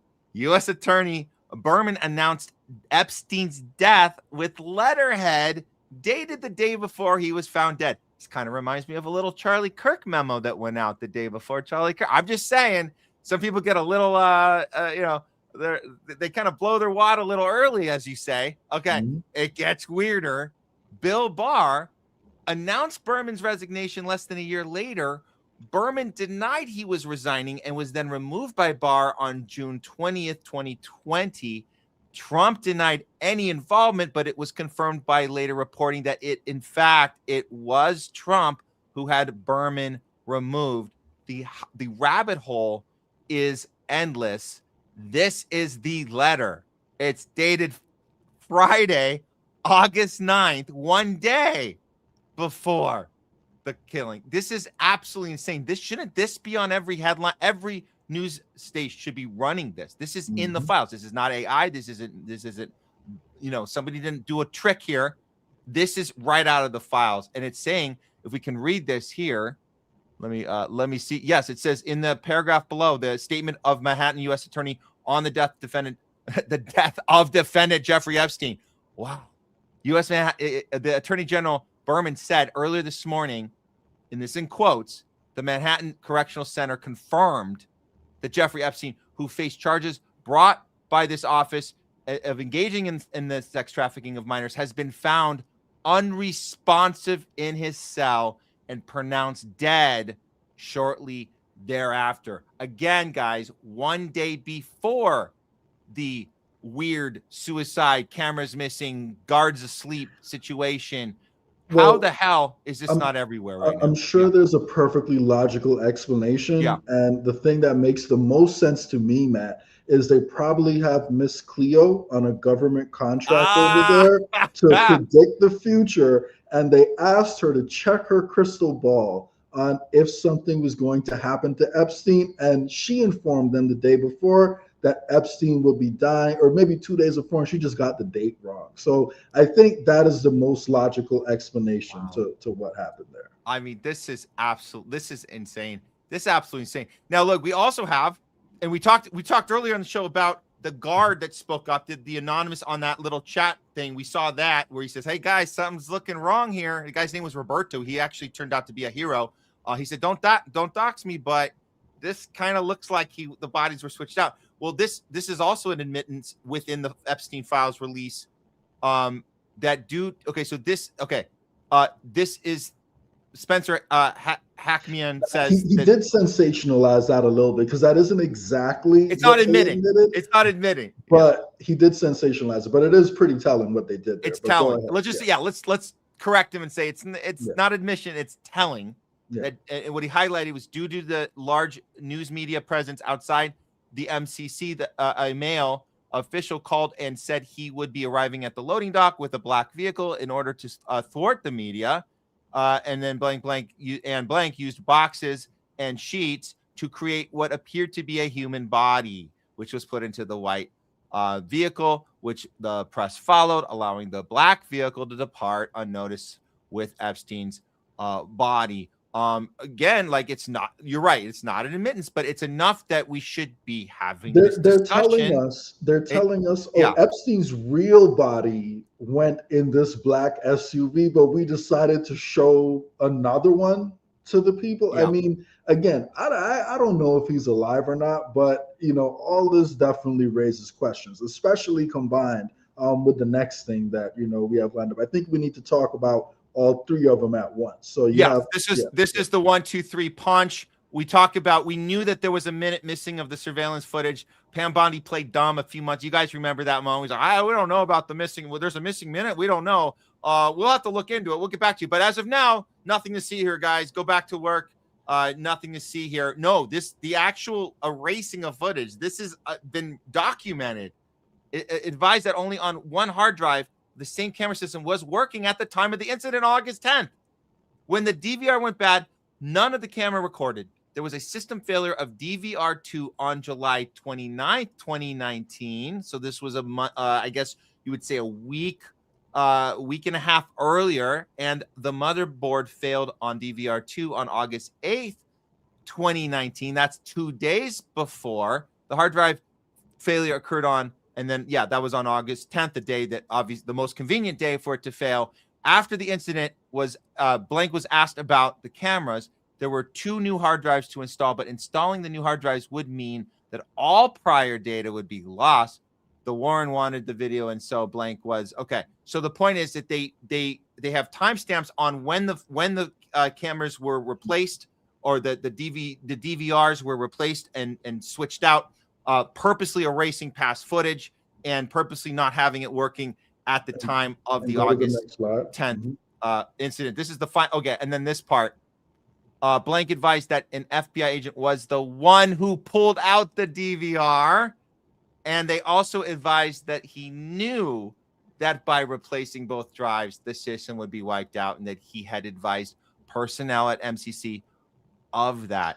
Well, I mean, Matt, who would be suspicious of an FBI agent wiping the footage of Epstein's death? I mean, he was a nobody, right? There's no way that he could have known that he was doing something bad when he erased that footage. I'm sure it was just an innocent mistake, Matt. There's no conspiracy here, nothing at all to see here. This is from an official interview that's in the federal files that happened in 2020, March 12th, 2020, where this was said under oath, or whatever you say, it was said on record, verified that this was the story being told. Again, not 100% proof, but it's in the files. We all have access to that. And the giveaway is who is not talking about this, who is not concerned about this, who wants to keep the story that Epstein killed himself, but more importantly, who wants to keep the fake story about it's either that he killed himself or he was killed. And Noah's talking about what if he's still alive. And we've gotten that, and we covered that earlier, Jay. I don't know if you want to chime in on that part of the part of the discussion. And just think about it, guys. We have 3 bullet points. His death. We have record that his death was announced a day early. We have record that a fake body was sent out, in the trucks. And now we have a record that they showed a fake body to the media. All of these things are admitted in the files. So again, I don't know if the man's alive or not. At this point, I'm 50-50. If you were to ask me a year ago, is Epstein dead? I would have told you 80-90% chance, yes, he's dead. Now, I'm probably at about 50-50 at this point, man, because, at the same time, I always ask myself, well, if he's alive, what was the point in all of this in the first place? Like, why would they arrest him? Why would they put all this out there? Because now we're talking about their plans more openly than we ever have before. And we're looking into them a lot more than we ever have before. So it raises a lot of questions for me. But at the end of the day, when I see those 3 points back to back, it does raise some questions. And that 3-point punch, they announced the death the day before. They clearly faked his body. They're admitting that. And then an FBI agent intentionally erased the tapes after explaining to him, if you press this button, all the footage is gone. Those 3 points make me have serious questions about whether or not he's dead or alive. So, yeah. Well, let's go back now and look at what we're calling what I think you had a good name is Thomas Massie. Is this our inside man? Is that who we have? And that includes, we know Ro Khanna has done his share of work. Not to mention, we know Marjorie Taylor Greene. She did what she had to do, what she could get away with before she was driven out. But is Thomas Massie, is that our guy? It seems like he is. If we have one. If he's not, we don't have a guy. So by default, we're saying Thomas Massie looks like he's our inside guy. This is what happened before he went in. He did tweet this out to his people, which is good. He said, this is like the precursor. Tomorrow I'm going in to the DOJ. I'm going to go. So basically, I'm going into battle, guys. I'm going into the ring. I'm going against it's Massie DOJ, right? That's the header. I'm going in to view the unredacted files. Which should I view? include EFTA link in reply. So he says, I'm going to sort this through. He's going to take in consideration how people respond to this, which is great because guess what? Did you know that our Congress people, they actually work for us? That's weird. That's weird that he's taking instructions from people who voted for him and he's working for. That's strange. I've never seen that before. That part I absolutely loved because he's actually telling people, engage with me, tell me what you want me to go find out and to reveal to you, and then I will follow up on whatever gains the most traction. So that encourages a level of transparency that we honestly are not used to. So I've never voted for a Republican for president. You know, I lean left on many economic issues, so I could easily find ways to disagree with Thomas Massie and some of his ideas. But on this issue, which affects everything, like clearly he is trying to do his best to get to the bottom of it. So, you know, the fact that he's asking us to essentially hold him accountable, that's something that none of our reps do. And, you know, like we can go and we can see, is he following up on the stuff that's gaining the most traction? Yes. And it looks like he did. And not to go through all the people's replies, but the fact that that's there, it was incredible. You guys can go check it out. He's got a whole thread on everybody that responded, and he took notes. He engaged with his people. How awesome is that? This is him after he went into battle. And the first reveal, now we know, as of now, we know there's six new names that have been revealed, but he got the first one out. This was on CNN. This was live. Check this. This is pretty big deal, mentioning Les Wexner. I should have bet Craig Pasta on this. He told me he didn't think that Les Wexner would have been mentioned because that means that we're actually something really big is happening now. So I can't wait to talk to him again about this because he said we didn't have that originally. Oh, but Thomas Massie got it to happen. Here's him telling us on live TV on CNN. Example of something, maybe it wasn't intentional on their part. I'd like to hear his take on the redaction of the CEO, who's listed as a co-conspirator in the 2019 child sex trafficking case. So can I ask you, because, and I want to ask if this is the same person, Todd Blanche also said about that tonight that the document you're citing there has victim names in it. Seeming Correct. to say that's why there are redactions. He said, we have just unredacted Les Wexner's name from this document, but his name already appears in the file thousands of other times. And he says the Justice Department is hiding nothing. Is that the retired CEO that you're referencing? It is. He unredacted it after I found it. That's a problem. And I'm glad they've admitted they made a mistake by redacting that. So you're saying it was redacted when you went in there today, and after you tweeted that, they unredacted it? Correct. Now he's got 4 other names he needs to unredact. Did he respond to that? There's a list of 20 people. And there's 4 men in there that need to be unredacted. Here's another troubling thing that I found. Can you say who those 4 men are tonight? I don't think they're well known, and so if I did, it wouldn't matter, but I could probably say them on the floor of the House. But I'll give the DOJ a chance to do what they did in these 2 examples, where I've discovered something and now they've responded. First of all, I just got to say, Caitlin Collins, why aren't you smiling? You were told to smile. I'm just playing. That was a little reference to Trump. But look, this was the start of something pretty big deal. Ro Khanna came in. We broke the news at the top of the show, but Ro Khanna was able to get all of these names. So Leslie Wexner was set, and we do know the Sultan.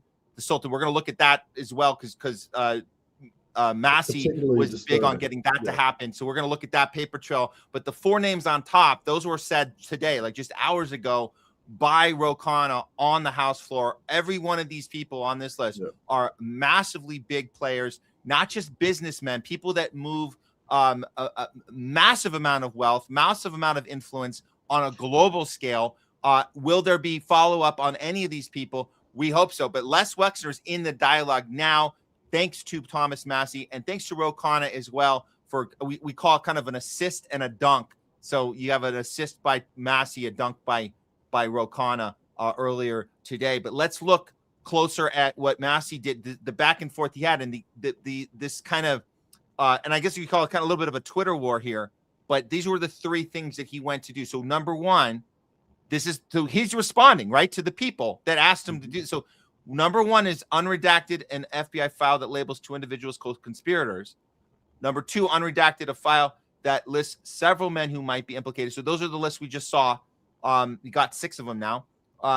3, admitted that the Sultan was the sender of the torture video. Specifically, that's the one people wanted to know. Why the hell can't we see the name of that person? Well, we now know who it is. Let's look at some of what he had to go through. Well, first of all, this is Wexner. He's one of the wealthiest figure in the fashion industry. Just so you guys have a reference, from the 80s to the 2000s, he's the founder of Victoria's Secret Empire, person who provided Epstein with a significant financial and social support during the 80s and 90s. So you guys have a face to put to the name. This is the person who's now been called out as a co-conspirator, and should be taken into cuffs right now. This is the file that needed to be unredacted, and it successfully was, thanks to Massie. And he said, yes, this is significant because Kash Patel testified. Now, this is the part, let's hold people accountable. Kash Patel testified to Congress that the FBI had no evidence of other sex traffickers, that this is the FBI's own 2019 document listing Wexner as a co-conspirator in child sex trafficking. It wasn't unredacted until tonight. Of course, Todd Blanche comes back to try and smear Massie. He goes, no, the document you cite has numerous victims' names. We have just unredacted Les Wexner's name from this document, but his name already appears in the file. So I don't know what your problem is. We're not hiding anything. So that's his little whimper excuse. But moving to number 2, Thomas Massie says here the DOJ acts as if they were justified in redacting the men's names simply because the document contains victims' names. That's not how things work. Just because there's victim names doesn't mean you redact the perpetrator names. Tonight they learned you can actually redact victims' names while still publishing the other names per our law. Also, until tonight, we didn't know who sent the torture video. Well, he went there. He unredacted the email. And it turns out it was a Sultan's. And our law requires victims' information to be redacted, not information of men who sent Epstein torture porn. And this is where he found out that Sultan seems to have sent this.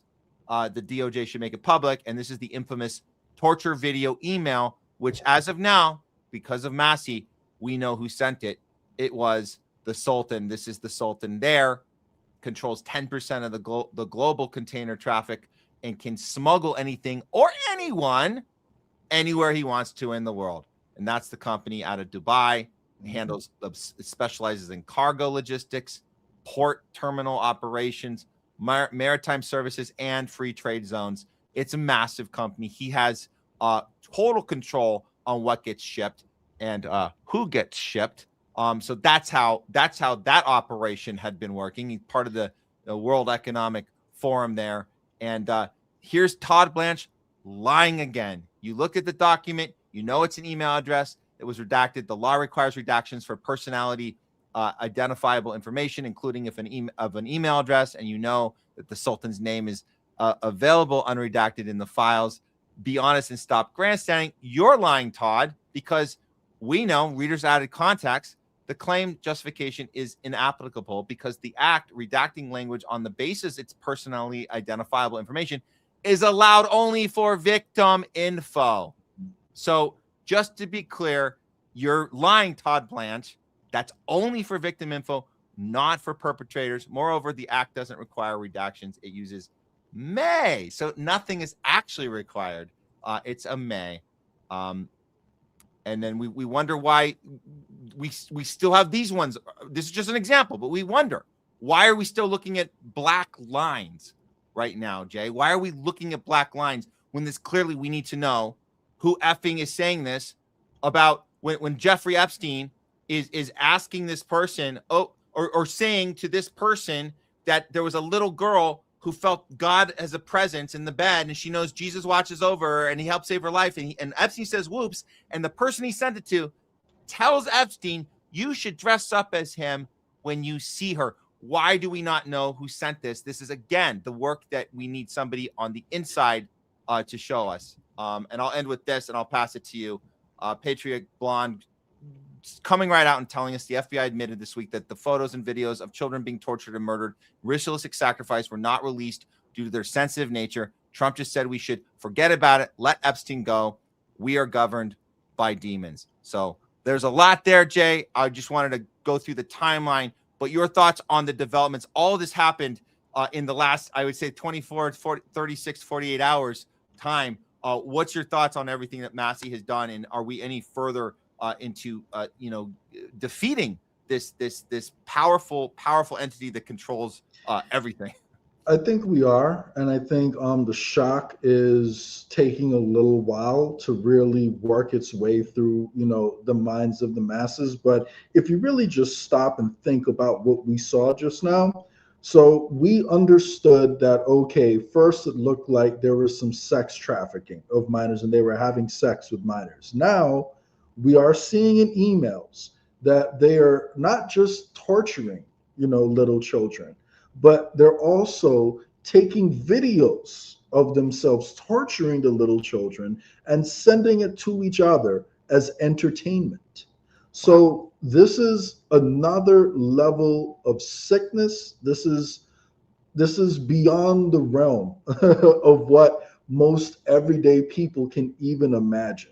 Like, this is the level, this is the depth of the evil that we're trying to wrap our heads around at this point. And the Sultan guy who was talking about how much he loved the video, who sent the video, I guess, like, he is personally responsible. Like, he played a large role in America's America's relationship with the UAE and a lot of the economic development that we've been driving in that particular country. So clearly, Epstein is not just working for Mossad.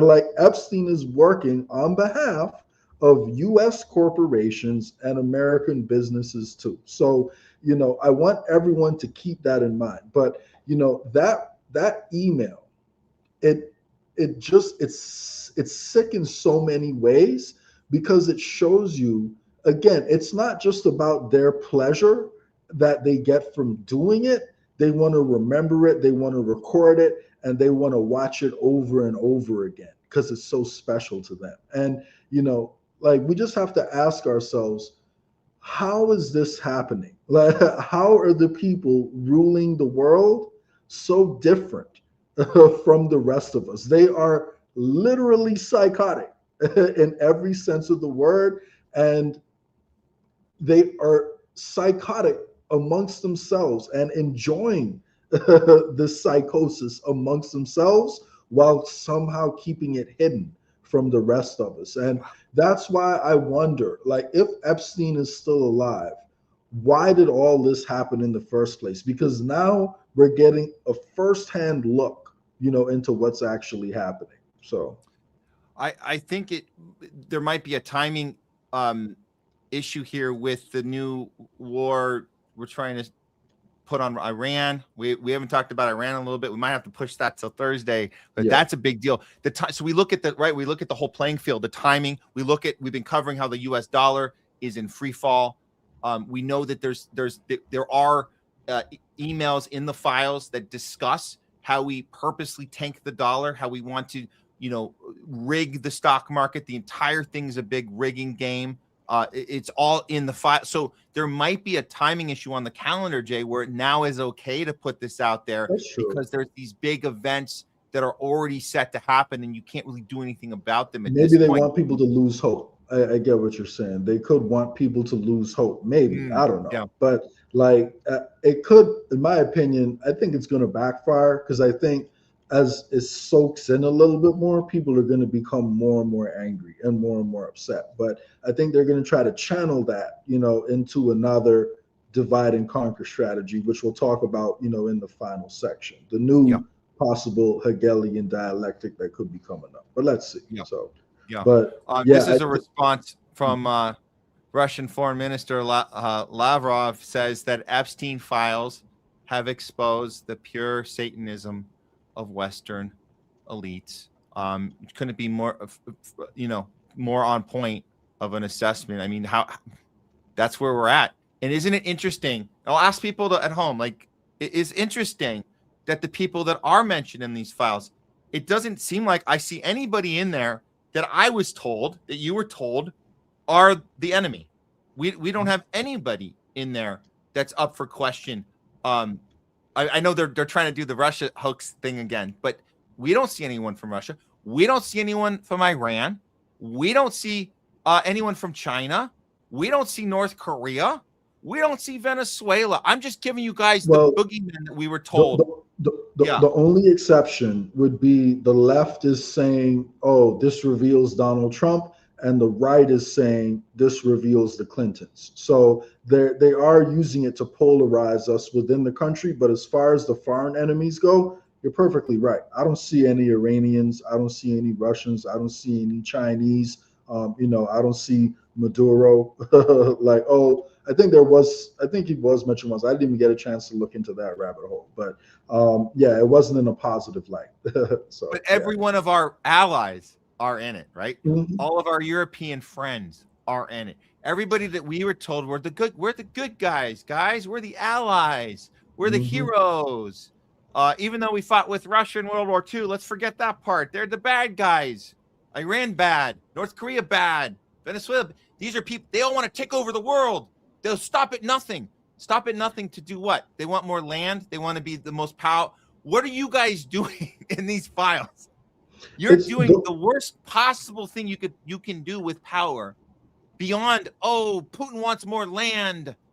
What you guys are, it's unbelievable. And they're torturing children and eating babies. Yes. They're torturing children and eating babies. But we gotta hate Putin. Don't forget, Putin is the bad guy.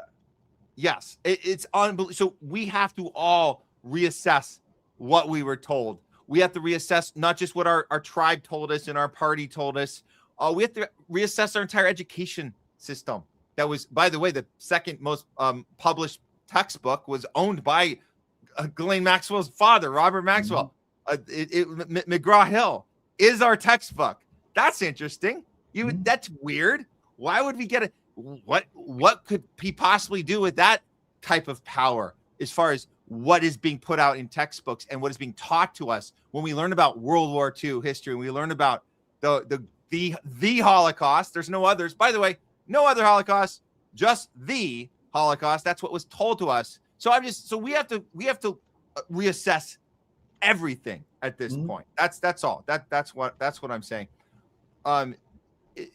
To finish this off, I do have this thing on you sent me on I think it summarizes exactly what these elites are doing, and it's not just the politicians; it's also our entertainers. So yeah, I think we should play that. Let's move to this one. It's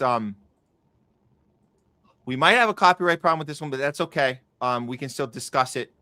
If I have to edit it out in the thing, I'm just gonna grab it real quick here. This is oh man, it's just extra disturbing to me just because this is Hollywood, and I was like, should we set up a Hollywood and do a little theme? I don't think gonna do that. It's so tragic to see this. Well, I'm just gonna play the video. This is an old sketch from a Comedy Central special. The comedian's name, his name is Trevor Moore, and this kid was very talented. He did some stuff with the guys, the Canadian dudes that did the Kids in the Hall. He's done some other, he put together another comedy troupe. So he was kind of up and coming back in the late teens, I guess, like 2018, 2019, 2020. He was really starting to get his groove in that Comedy Central arena. And he's just somebody that you would think, yeah, could have had a good career. This is a special that a promo for a special he put out. And it kind of tells everything. And maybe things would have gone differently if he didn't do this sketch. But check it out. If we have to edit it in post, we might have to, but we'll still talk about it. For those of you watching live, here it is.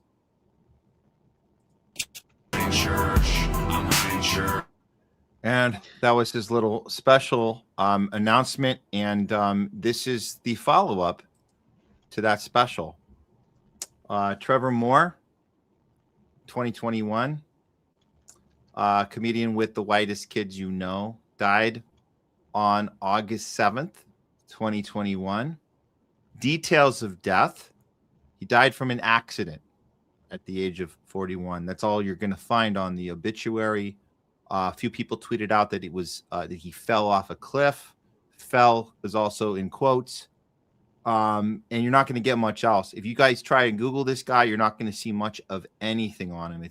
He's been pretty much erased. Luckily we have Twitter to find this stuff out, and people that do grab this stuff and share it, and it's great that people do that, because if they didn't, we wouldn't. They clean the internet. There's not much. This is the only thing I could find, and I spent about 20 minutes trying to look for this guy. I couldn't find it, Jay. This is the only thing I could find. But we know that he did pass away suddenly, unexpectedly, from an accident. That's why, if you guys were wondering why we weren't laughing, because that thing was hilarious, but there wasn't much to laugh at because we knew how it was going to end.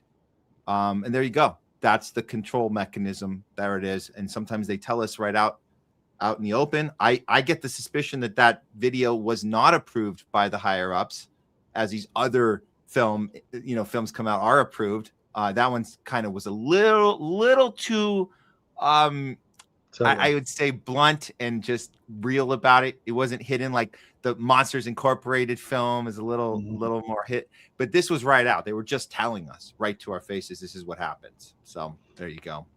Yeah, sad, man. May his soul rest in peace. But when we find out more truth, like what we have, like what's coming out today, we got to be even more thankful and make sure, memories like his do continue on, because, he was trying to get the message out there. And, not just him, people like Bill Cooper, also met like a very untimely death. He was an investigative journalist who wrote that book, Behold the Pale Horse. Like, he had written a detailed book actually about a lot of the stuff, tying everything together. That book, Behold the Pale Horse, ties everything together. That came out in the early 2000s. And funny story, Matt, there's 2 editions to that book.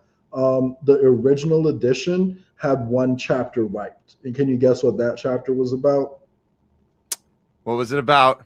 It was actually about Israel and Mossad, funnily enough. But now the only chapter that's the only chapter I believe that got removed from the book. So, of course, I should have known.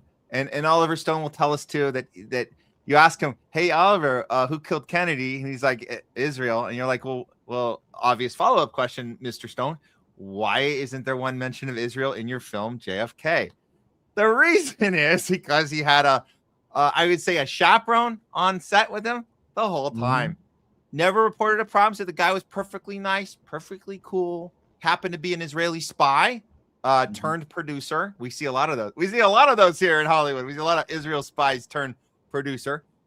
Perfectly nice guy, according to Oliver Stone, but just had to be on set, make sure everything went right. And there's certain things that weren't allowed to really be mentioned and dealt with in the production. And it was a long movie, and they could probably do without the extra scenes, and they had enough to work with. So I guess that's why it was okay. But that's what he'll tell you. If you ask Oliver Stone today, he will tell you that. That's not us making it up. That's what he said out of his own mouth. It's a good thing that they tell on themselves to an extent, because a couple of weeks before JFK died, I actually did a whole post about it. I forget the guy's name, but a Zionist journalist, put into a paper like 2 weeks before JFK's death, if there's ever a coup in America and if the president ever dies, it'll be the CIA that did it. And don't think about anyone else but the CIA, and just leave it at that. Preconditioning you. Yeah. There it is. Well, Jay, do you have time for one more? I know we have a few more things. We might have to bump one to Thursday. Can we do that? Story 5, we can maybe do Thursday. Can you do the Super Bowl with me real quick, man? Let's do it. Let's do it. I think we can get the 2 in. Let's go fast. Oh, you want to do both? Great. I just assumed you. Okay. We'll do it, guys. We're doing an extra long show today. You're with the Homeless Left. Matt Weinglass with Jay Scott. We've been going nonstop this afternoon. We've had Lieutenant Colonel Anthony Aguilar on earlier in the show. You can go back and watch that. We'll upload the segment. That stays on our Rumble channel, our YouTube channel. You guys can go back and watch those, or wait for the segments to be uploaded. Share those out with your friends. We try to cover as much as we can. We're here longer sometimes than other weeks. Today's an extra long show. We'll probably definitely hit the 4-hour mark. But hey, we know you guys don't mind. That we know that we do this stuff and we do it for you, and we don't care how long it takes. We're going to get through it. Okay. With that said, let's get on to the Super Bowl story. We have a little problem here in red versus blue. Little problem, MAGA versus the libs. And you know what?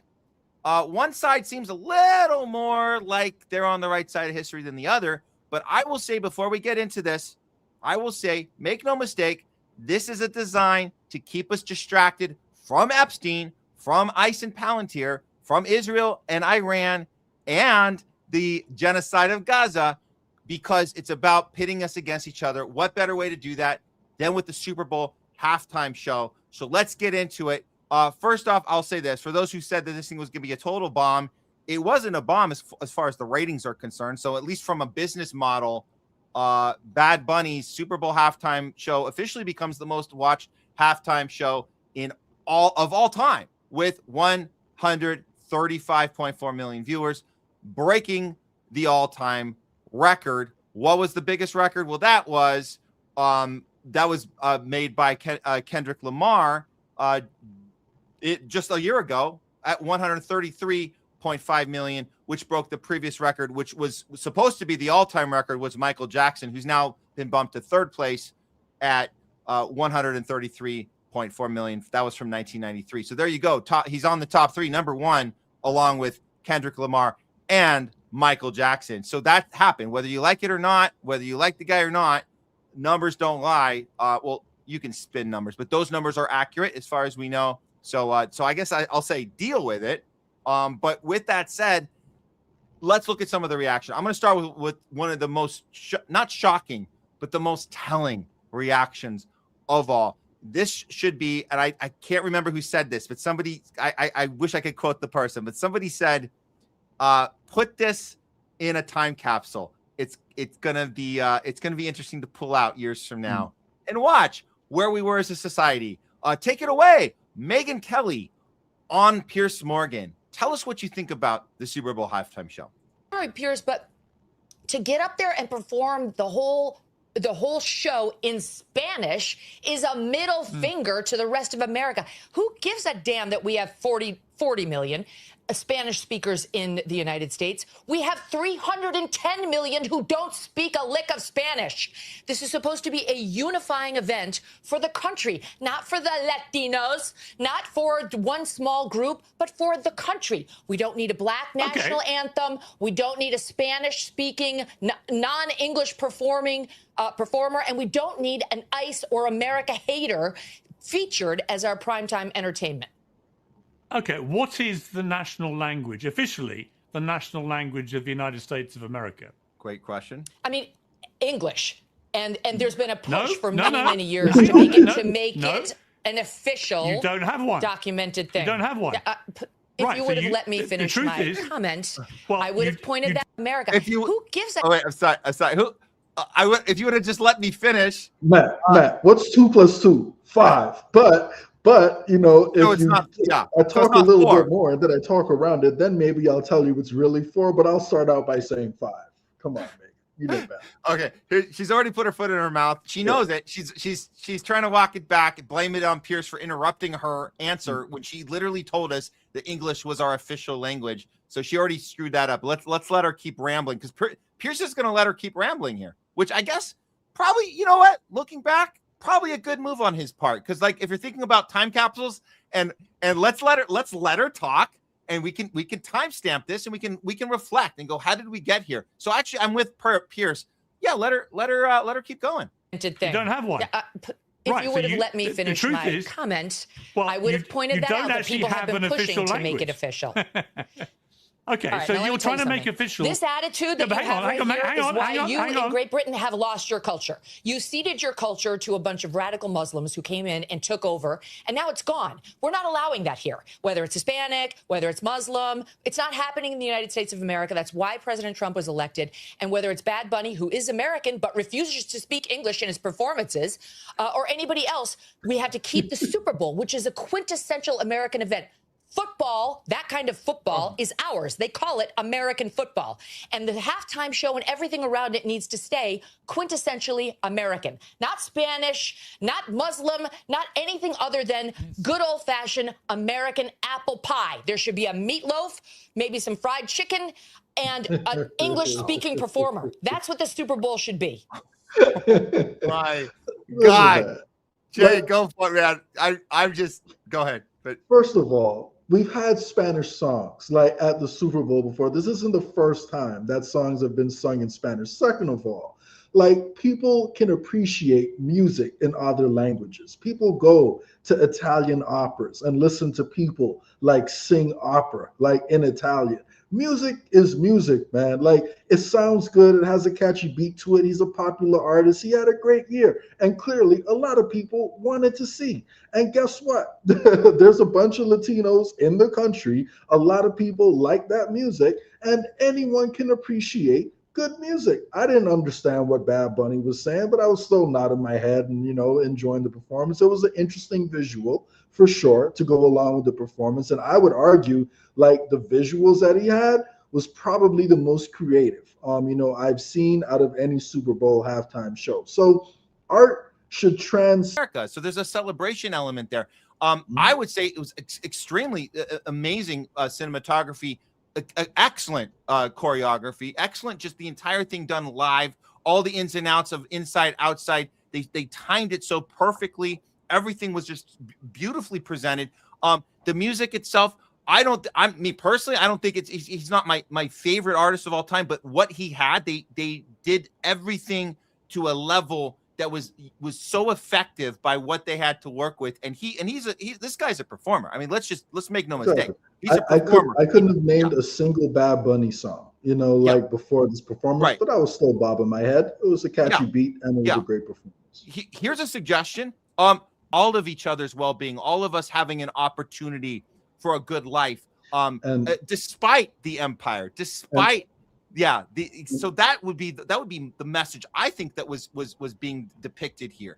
Exactly. And the sugarcane fields were chosen on purpose to convey that exact message, that you mentioned just now. So, and the funniest thing is, we all heard about Trump's reaction to it. Worst Super Bowl performance ever. This is terrible, blah, blah, blah.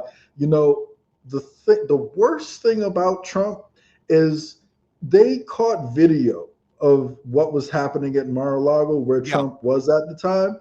He wasn't even supporting the TPUSA, event. So he wasn't even supporting his own people. That's who he considers his people, right? Like the TPUSA folks. Instead of actually talking about how great that was and showing that performance at his hotel, he decided to show Bad Bunny and then talk crap about it. Like Matt, do you know one of the ways America has projected soft power? Like traditionally, we've used our arts to reach out to different people. And we specifically, used our entertainers over here to, to gain favor, with people across the world. Trump is trying to go back to this quote unquote Monroe Doctrine where we establish ourselves in the Americas. Do you know how easy it would have been for Trump to say, hey, I don't necessarily understand the music, but I appreciate it. Sounds good, good music. That would stir up so much good favor throughout Central and South America, where he wants to have more influence. And he says that's key to his foreign policy. And he can't even bring himself to do that because he just wants to stir up more hate and to energize his base in the country. He is that short-sighted that he doesn't realize that's been part of our global domination strategy, to use our entertainers to reach out to different places. So I'm going to use this opportunity that you revealed here by this is absolutely true what you said, that Trump was actually playing the thing that he was supposed to be against. He didn't not take the opportunity to say, hey, I don't like it, but hey, we can still appreciate. So he did everything you're saying. I'm going to double down on my opening here when I called this whole thing a psyop. That's on purpose. Of course he's watching it because he actually doesn't have a problem with it. This whole thing is staged. This is tricking people into hating each other. And even the people watching Bad Bunny and saying, how dare half the country are filled with racists and misogynists and assholes. This is the technique. This is the election technique. You blame half the country. Let's not fall for it. Even though changing the channel is a dumb move. I'm going to show you guys in a second why it's so dumb to change the channel, because the Super Bowl was actually very well produced compared to what TPUSA actually did. We'll get to that. But just make no mistake about it. This is a game. You're playing a game. Trump's not a hypocrite in the sense that it's not hypocritical behavior. What it is, it's the laughing, it's the joking, it's the high-fiving with Obama, it's the secret handshakes, it's playing golf with the Clintons. Do you guys understand now that it's a game? It's not real. He really actually doesn't have a problem with this. Of course they had the Super Bowl on and didn't change the channel at his event. Of course they didn't. They set up the TPUSA event to distract half the country that was in the process of calling out Trump and his bullshit and his ICE crap and his Israel crap and his Epstein crap. Of course, the Epstein crap. They were using it as an opportunity to remind people who you're supposed to be mad at, which is your neighbor. That's what this was about. So let's look at some of the other reactions. I think the Megyn Kelly takes the cake. I don't think anyone's going to compare to that, but this is the technique in play. This is the psyop. People go and tweet this kind of crap out. You have Laura Loomer, right on cue. Some call her Larry Loomer. I don't know where they get that nickname from, but yeah, Larry, Laura, whatever it is. Illegal aliens and Latin hookers twerking at the Super Bowl. Not a single white person or English translation. She mentions the translation. Oh, okay. All right. Well, too bad you had to see all this other horrible shit. Okay, this isn't white enough for me. Oh my God. Can't even watch the Super Bowl anymore because immigrants have literally ruined everything. Even though Puerto Rico is part of America, even though Bad Bunny is part of America. But yeah. Yeah. And then, of course, Brianna calls out Larry Loomer on sorry, Italians, they've taken the white card back. So there you go. There is your Lady Gaga moment. And I don't want to go into the lake. That was my least favorite part, was the lady. I thought she didn't really fit at all into this. And then we know her whole history with the satanic ritual events and her Israel stuff. But put that aside. This was a diverse, well performed, well produced event, and there you go. Whether you like the music or not, like I said, I wasn't a huge fan of Bad Bunny, but I respect his ability to perform and to come.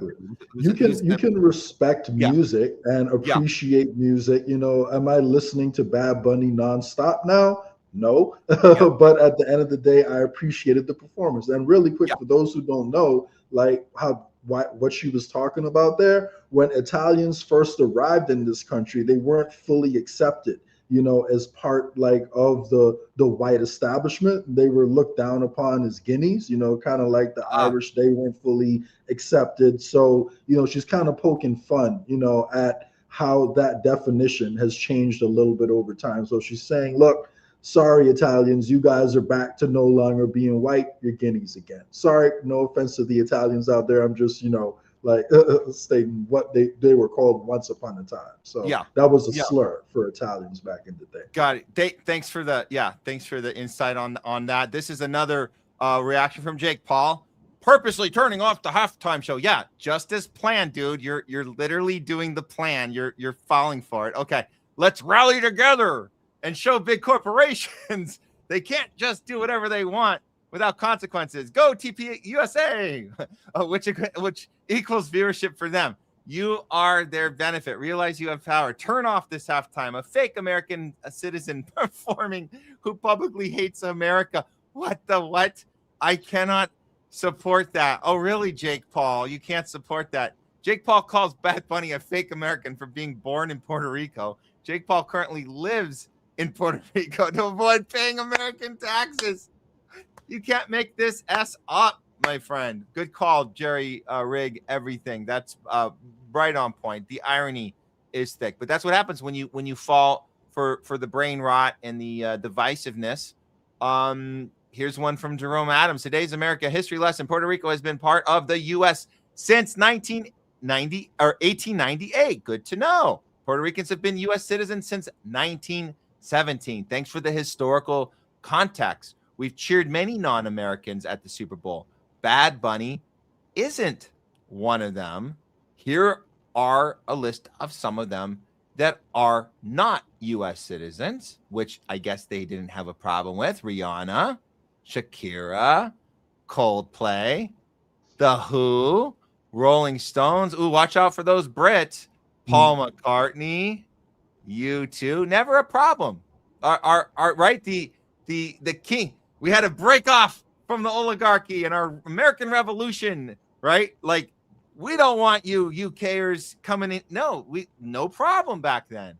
Bad Bunny, just to be absolutely clear, is a U.S.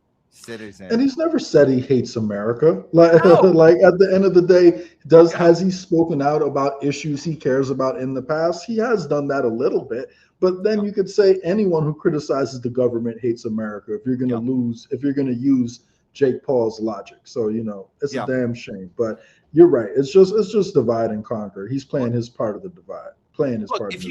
If you really wanted to make a statement against corporatism, corporations, don't lie to yourself like Jake Paul.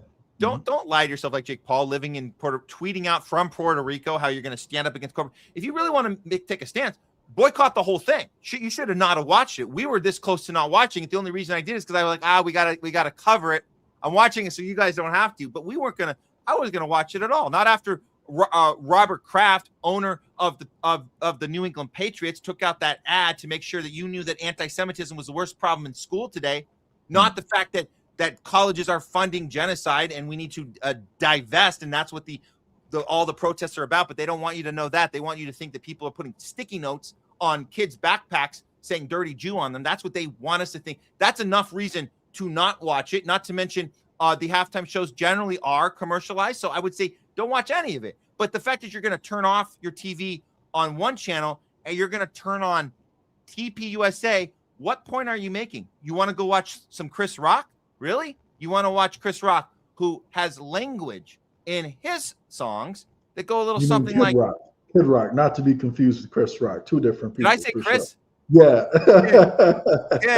Kid. I meant two different rocks, Matt. Two different rocks. Kid Rock. But you know what? Now that we're understanding that language is important, right? Kid Rock is now I'm starting to wonder, why would Kid Rock go with the first name Kid? Anyway, that's weird. That's weird. Why? You could have been anything, Rock. Chris was taken, right? But you could have been anything else. You couldn't. The was taken, and Chris was taken. But anything else was open to you. You chose Kid. Weird choice there, my friend. Only the and Chris was off the table. Just to be clear. Good call out, Matt. All right. I didn't even think about that. Good call. It just hit me now because we were talking about getting the name right. Well, he certainly chose this name, Kid Rock, and he certainly chose this language for one of his songs.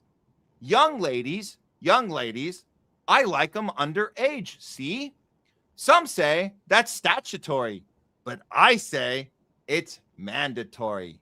That's from Kid Rock and the song Cool Daddy Cool. So this is what conservatives ended up tuning into for their alternative Super Bowl halftime. Really quick, this reminds me of I don't know if you've seen the big gigantic ad. I think it was in Times Square in New York showing the stats leaders for the Epstein files, and they had Donald Trump at 38,000 mentions. They had Bill Gates in there, Bill Clinton, showing like the thousands of mentions that they had in there.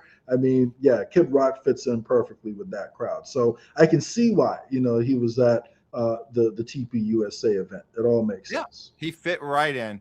And this is what they all flocked to TPUSA to see, their alternative halftime show. They're going nuts, losing their minds over Bad Bunny. And this is an example of where we are as America right now. And again, I'm going to double, triple, quadruple down that this is by design. This is the plot. This is the psyop. Put us at each other's throats. This is exactly where America needs to be right now for the overlords to continue what they're doing. We have to be like this. They're high-fiving that they pulled this off. This isn't a failure. This is a success. I want to be clear. Don't be part of the success. So they got conservatives saying singing in Spanish is the real threat to America. And the irony is they're cheering on this, I guess we could say, guy who shows PDF qualities. Let's say that. He's got a certainly multiple examples of seeing that. Now, I'm going to play a little funny one. Somebody that you showed me. But before that, I just want to say, if you guys ever tuned in over there or you guys started hearing the numbers, they were saying, 20 million this, 10 million on YouTube, Rumble this. Oh, we broke all records. No, you didn't.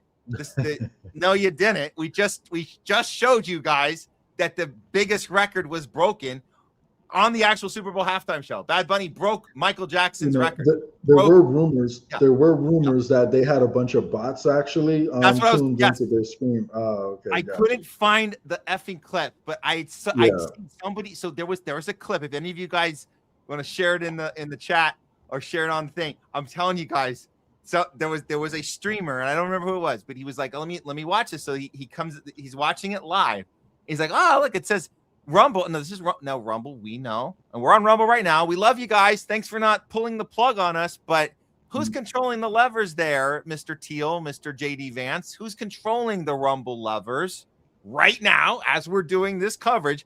I will tell. Maybe it's good I didn't find the clip, but I'll explain. If you guys, this is what happened. They're watching it live. Like, oh, it looks like they got. According to Rumble, they have 5.2 million people watching. Wow, that's pretty damn. That's big on Rumble. That's huge on Rumble. Mm-hmm.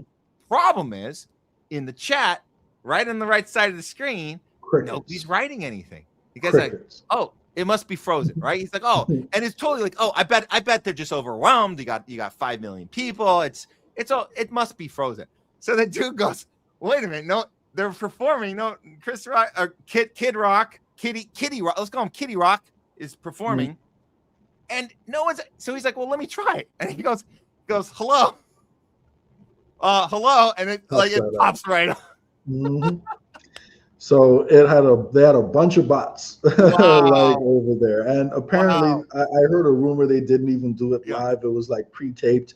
Like a day before or something like that. But the difference between the two shows was just two completely different worlds, man. Like it looked so dry, so boring. Yeah, and then Bad Bunny had this entire production going on over there, and all those people are predicting, oh, it's not going to do any numbers, and the man literally comes out with the highest rated Super Bowl halftime performance of all time. You got to respect it. Even if you don't understand the music, even if you don't like it, you just got to respect the craft. That's all. Well, if you guys missed the TPUSA, we did get a nice little, it was a fan made, let's say fan made, but we wanted to give you guys the sense of what you missed. So embellishing the whole experience. Here you guys go. Fan made version of the TPUSA halftime show. In case you missed it because you're busy watching the #1 rated halftime show of all time. Here you go, guys. Fan made TPUSA. Take it away.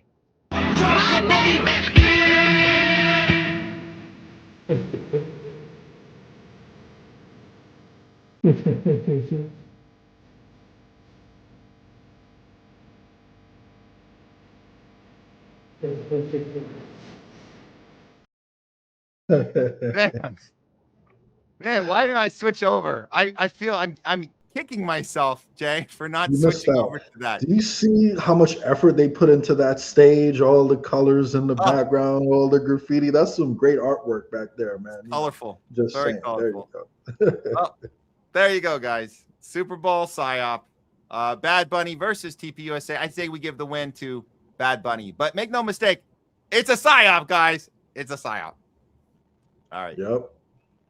All right, we got time for one more with you. Let's do it. Last one. Let's do it. Because this one is one, I've been paying some attention to, and I think it's pretty interesting, and I want to see how it plays out because like this story is gaining more and more momentum in my opinion. So yeah, let's do it. Okay. And I'm gonna let I got this thing queued up here, but I think let's start with the first thing on the docket here. So we'll just take this. This is the question we've all been asking: is the deep state is it run by the Mossad? I mean, we kind of know that there's certainly something there, something we're not going to get from mainstream media. They're not going to have that discussion. We're having that discussion, but here it was framed. So this is Archbishop. We're going to play the video here in a second, but Archbishop Carlo Maria Vigano exposes Pizzagate and names Hillary Clinton, John Podesta, and former editor of The Recount, Slade Somer, who was arrested for child pee. He also discussed how Jeffrey Epstein and Ghislaine Maxwell ran a blackmail operation on his island and collected evidence of extremely powerful elites committing heinous ritual crimes against children. The enormity is what is coming, and that will shock the world. Here we go. Here's the Archbishop. A few weeks ago, an important collaborator of Hillary Clinton, John Podesta, was arrested for pedophilia and child pornography. I'm referring to Slade Summer, a man with ties to the world of Broadway and cinema, who play a role in the effort to debunk the infamous Pizzagate affair. That is, the network, filthy complicity and horrendous crimes against minors that revolves around the international deep state. We have learned that certainly Jeffrey Epstein and most likely Ghislaine Maxwell were members of the Israeli Mossad.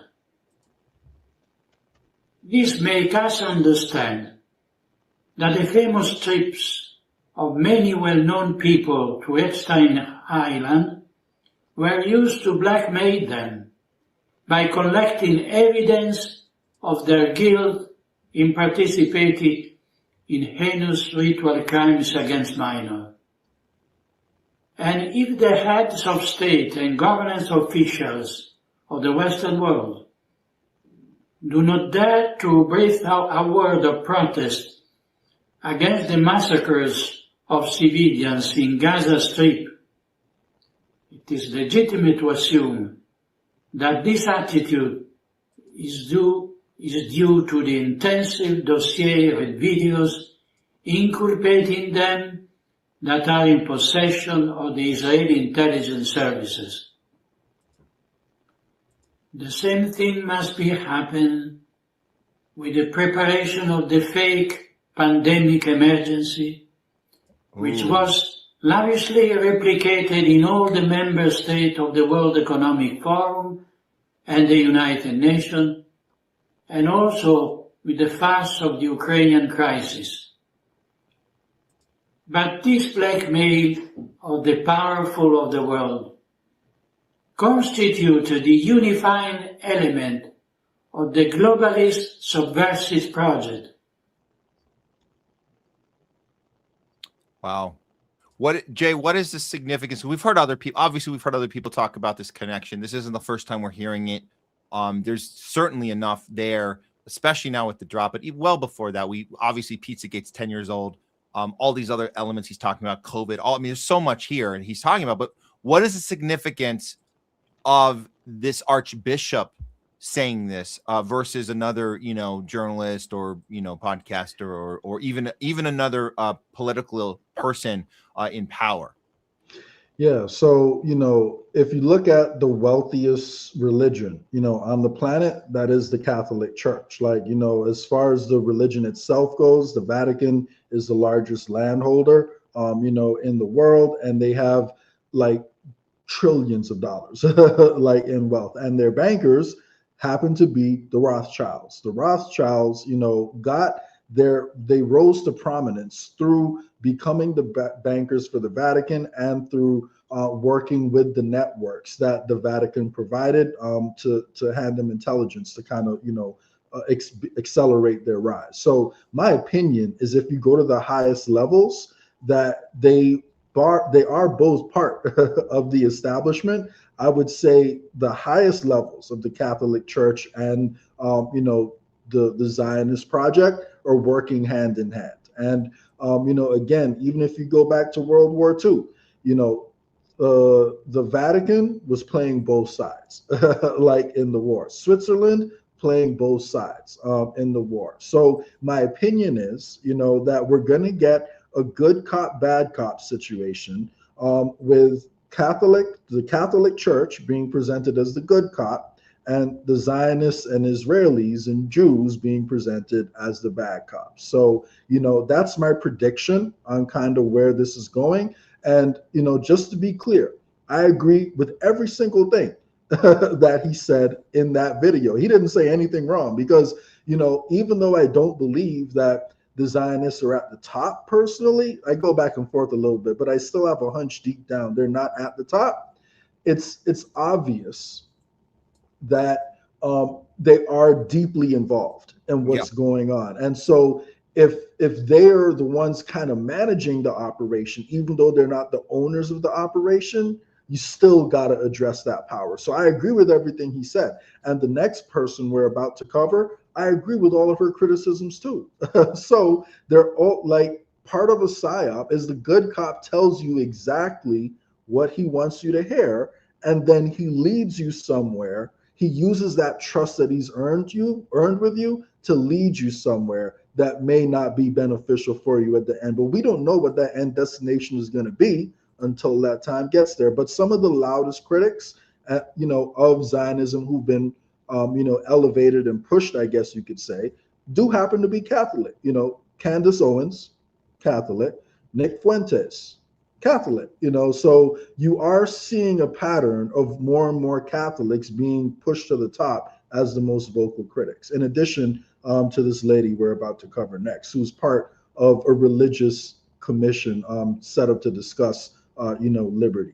So religious freedom, which is what we're about to cover next. Yeah. Well, let's get to that. Do you want to do the one that starts at the 5 minute? I got that one queued up. Mm-hmm. Okay. And we'll explain this. So this is we're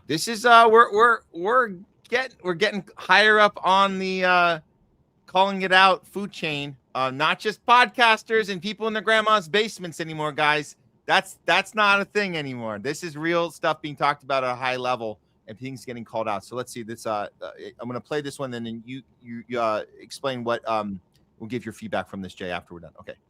Yeah. Forbid was anything like that said. But if the Jewish people are the only people that you deny the right to have its own state, that is absolutely a double standard, hypocrisy, and anti-Semitism. Well, as you know, I'm a Catholic, and Catholics do not embrace Zionism, just so you know. So are all Catholics anti-Semites, according to you? As I said, anti-Zionism, by denying the right of the Jews to have their own state while not saying the same for any other peoples, that is a double standard, hypocrisy, and anti-Semitism. So just to be clear, are Catholics anti-Semites? Carrie, excuse me. I'm going to interrupt the discussion. Our committee is focused on religious liberty taken from all people, whether they be Muslims, Jews, Christians, Sikhs. We've had all those witnesses here. This is not a commission on defining religions or calling out any theology, or this is not the commission for that. Right, but we're talking about a foreign nation, so I want to be clear on what the definition of anti-Semitism is. If I don't support the political state of Israel, am I an anti-Semite? Yes or no? They already answered. Asked and answered. According to you on the record, yes? If I don't support the political state of Israel? I don't personally label people. But what I'm saying is, if somebody states if somebody says they're an anti-Zionist, they are saying about themselves that they have a double standard and hypocrisy, and they're taking anti-Semitic positions. Okay. Carrie, you feel like you have your questions in? Yeah. I don't agree with that, because as a Catholic, I don't agree that the new modern state of Israel has any biblical prophecy meaning at all. So that's my stance, and I'm Catholic. I can't think of another religion. I can't think of another religion that is framing itself like that and saying my religion makes me anti-Zionist. I don't even think most Muslims, say that Islam is inherently anti-Zionist. So that's why, I feel like, we're being set up here in a good cop, bad cop situation to try to get more people, into the Catholic Church. That could be one of the things that's going on. But really quick, just to address the substance of what the small hat guy said just now, no one is saying that hypothetically speaking, a Jewish state can exist. The reason people are anti-Zionist is because people are against colonialism, and people don't believe that a state should exist at the expense of the people who live there, and you can't just go in and establish an ethno-state like where people live, to exclude them and to banish them from their land and to treat them like second-class citizens, because Palestinians cannot control their own borders. It is by definition an apartheid state, in my opinion. So the whole framing, was disingenuous. But real quick, again, I agree with everything all of her valid criticisms of it, but I do think it's interesting that she's using her religion to say Catholics are anti-Zionist. So if you want to be anti-Zionist, Matt, you better go join the Catholic Church. I'm just saying. But this is the big reveal that she did here by using a religion. Like you said, I think it was genius, because what she's saying is, you're trying to politicize religion. I bring up my religion, and then everybody's like, whoa, we're not having a religious debate here. Really? Because it seems like the Zionists are trying to use their religion and push it not just on everybody in a moral way. You're trying to push it on us in a legal way, in a way where it's going to be criminal. So we're not effing around here with a religious debate that you aren't supposed to have at Thanksgiving dinner. We're talking about, you're saying that the thing that I'm part of is automatically against you, therefore you can criminalize me for my religion. So yes, we're talking about religion. That's exactly what we're talking about, and how the Zionists are capturing religion and using it as a political weapon to implement laws of censorship and criminalizing people that challenge a state and a military occupation and a genocide. That's what we're talking about. And if only she should have had more people in that room saying, yeah, this is insane. What are we actually doing here? But no, they were like, oh no, sorry, you're talking about your religion right now, and that's not what we're talking. No, that is what we're what else are we talking about here? We're criminalizing religion at this point. Great use of that, by the way, representing Catholics in that manner. Good, well done. Yeah, and again, I don't disagree, with anything she said just now. I just think it's interesting how that's the only religion I can think of that is using the religion as the reason to be against Israel. Most people who are criticizing Israel are just saying it because, it's a clear genocide that we all. Well, I mean, I think the Tuckers and the Candace Owens, they say this isn't what I was taught in my church. I was taught, Jesus loves all. I was, so it's, but they're coming from the same mechanism. Tucker's Anglican. He's part of the Episcopal Church, which is an Anglican, but he doesn't say the Anglican Church teaches that Zionism you're right. is bad. Yeah. And I think that's the difference in the framing of this conversation. Sure. And take it in context with the Netanyahu clip, which I think is pretty interesting. I think it paints a picture. And again, like, I agree with everything she said, and she has the right to hold those beliefs. And, if that truly is a Catholic belief, I think that's a great thing. But I just think we should be wary of the top levels, like, of each religion, especially the Catholic Church. But let's play the Netanyahu clip, because I think that puts things in perspective. Here we go. Israel is fighting here is not merely a 7-front war, but an 8-front war. For the Jews against Rome. Rome and Jerusalem clashed over values with a great tragedy for the Jewish people. Well, we lost that one. We have to win the next one. But the new Rome, the United States, Jews against Rome. We stopped playing defense and have moved to offense. The weapons change over time.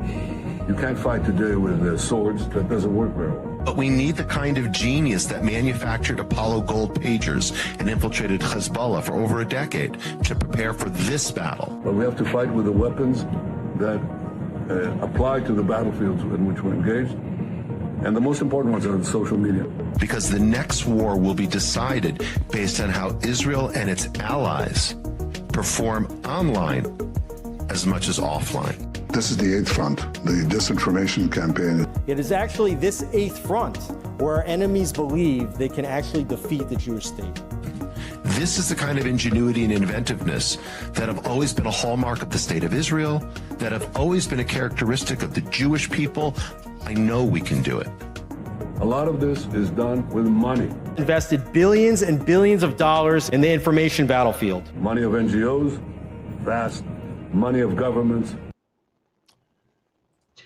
And, you know, again, like, I want people to remember, of course, the Catholic Church is based in Rome. And when he's saying it's us versus Rome, you could easily interpret that as him saying it's us versus Catholics, right?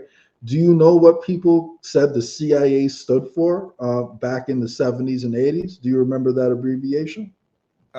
No, but Catholics in Action. That's what they used to call it. So the OSS, which was the predecessor to the CIA, was established by William Donovan, who was a Catholic. And then, you know, a lot of the heads of the CIA were Knights of Malta, which are inherently part of the Catholic Church. And I don't know if you know about the Sovereign Military Order of Malta, better known as the Knights of Malta, but they're the only organization that's part of the UN that does not have an actual country. It's them in the Vatican, actually. So they have a permanent seat at the UN, even though they don't have a country. So Catholics are actually represented twice at the United Nations through the Vatican itself, as well as through the Sovereign Military Order of Malta.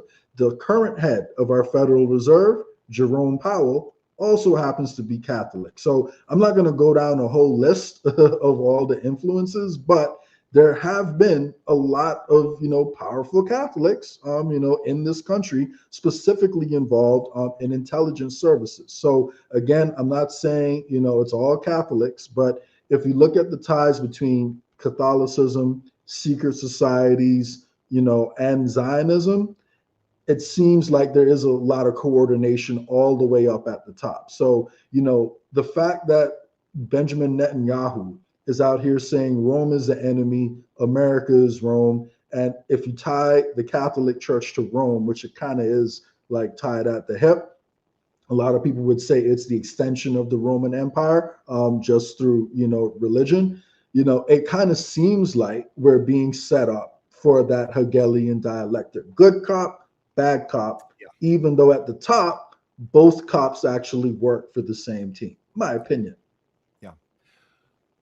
Man, this is, they're saying it out loud. Netanyahu has been saying the thing out loud the entire time. And if it's taken us this long to realize it, great. It's, you know, welcome to the club, guys. We're literally exposing this monster, pitting everyone against each other. He's been doing it for decades. He didn't just start this 7-front war. I think he just keeps adding, you know, 2 front, 3 front, 4. We're just at 7. Or at 8, right? It's going to be 9 or 10 next. But he's got multiple wars in play. We know he got TikTok. That happened. So yay, high five to Ellison on that one.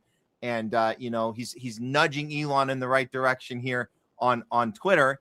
So we just have to keep being vocal and speaking out and seeing this mechanism pitting religions against each other. It's genius because it seems to have worked up to a point, but hopefully not much longer. Do you want to quickly cover this Israeli that was caught real quick?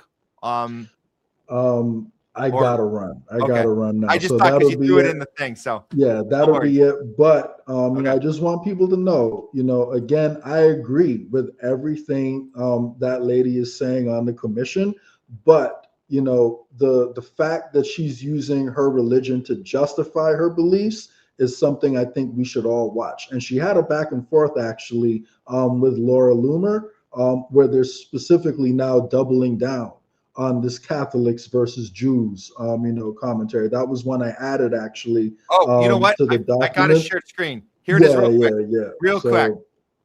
So, This was the okay. So this is Larry Loomer, as some people call her, but she says, "Here comes the victimhood. You don't care about religious freedom or speak for anyone on this matter. You're a pageant participant. What qualifications do you have to be sitting on a White House committee on religion? You have been a Catholic for 21 weeks. Give me a break. You'll be fired, and then you will be shamed as you deserve to be. Then you can go to church and cry in a box about your sins and try to be a better person." And this is after she said, Kerry says that if they try and remove me, it'll prove they don't really care about religious freedom. So this is Laura Loomer tried to start this battle, and she goes, Kerry goes, "Wow, you are a vile anti-Catholic, which clearly she sounds like it. And then there was this, I guess you'd say a when you get ratioed, right? Ooh, that was ugly. That's pretty ugly, right? Mm-hmm. And it And goes, it just got on, worse. It just yeah, got it gets worse. even 'cause worse. that went People were viral. screenshotting. They were screenshotting this as time went on. So this one, it takes it to, you know, Carrie got the 8.4 thousand, and Larry is still stuck at 1.5 thousand. So as time goes on, she gets worse and worse ratioed here.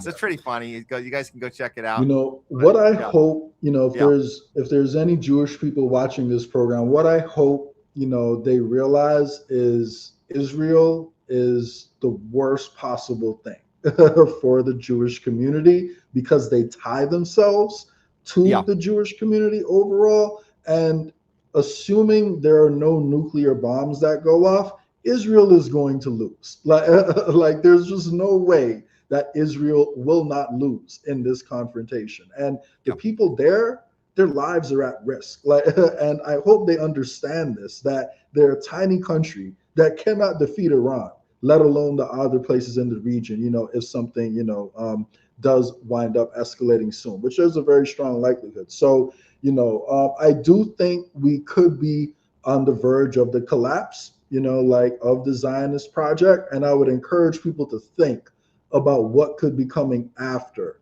you know, if we're being set up for a good cop, bad cop, Catholic versus Jew situation. So let's see how the situation evolves. Let's keep our eye on it, and let's do a little bit of research and follow the money, see how Switzerland ties into it, you know, see where the money goes, and follow the central bank money, because the central bank for central banks is the Bank for International Settlements.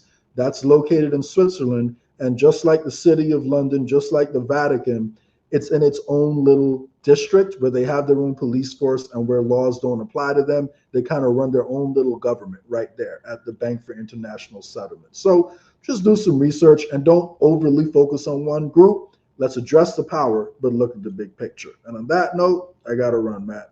Jay Scott, thank you so much, man. Appreciate all the hard work for today's show, and we'll see you next time. Appreciate you. Later, Matt. All right. Goodbye.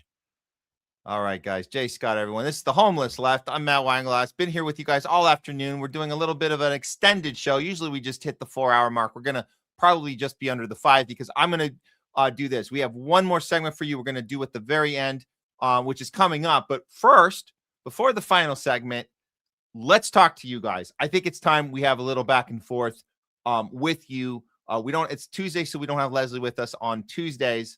But I saw she was chiming in too, so that was great. Great to see Leslie in there and see a lot of you guys, regular viewers on both our platforms, on YouTube and on Rumble. And just a reminder where you guys can throw some comments up there right now if you haven't yet. There it is on Rumble, the Homeless Left. And of course, our YouTube channel. We're so happy our YouTube channel is still working. I did get a notice that we lost the stream as we were running the copyrighted material from the Super Bowl, and then they emailed me and said the stream's been put back into place. So that was a weird little hiccup. I guess we didn't know you could get your stream turned off for playing copyrighted material. We were going to edit it out anyways later, but apparently on the live they will pause your stream, which happened. So whatever, that's fine. It's better than getting an email that says you're guilty of medical misinformation, which happened to our last channel, and that's why our last channel doesn't exist anymore. The Homeless Left does not exist on YouTube. You got to go to THL Presents. That's the only way. And guys, drop us a super chat on YouTube or a Rumble rant on Rumble, and we'll definitely be sure to get to your comments. But let's see how many we can do. I know there's a lot here. A lot happened today, so we'll go ahead and play it in right now. Here we go. It's time for some talking back. Let's do it.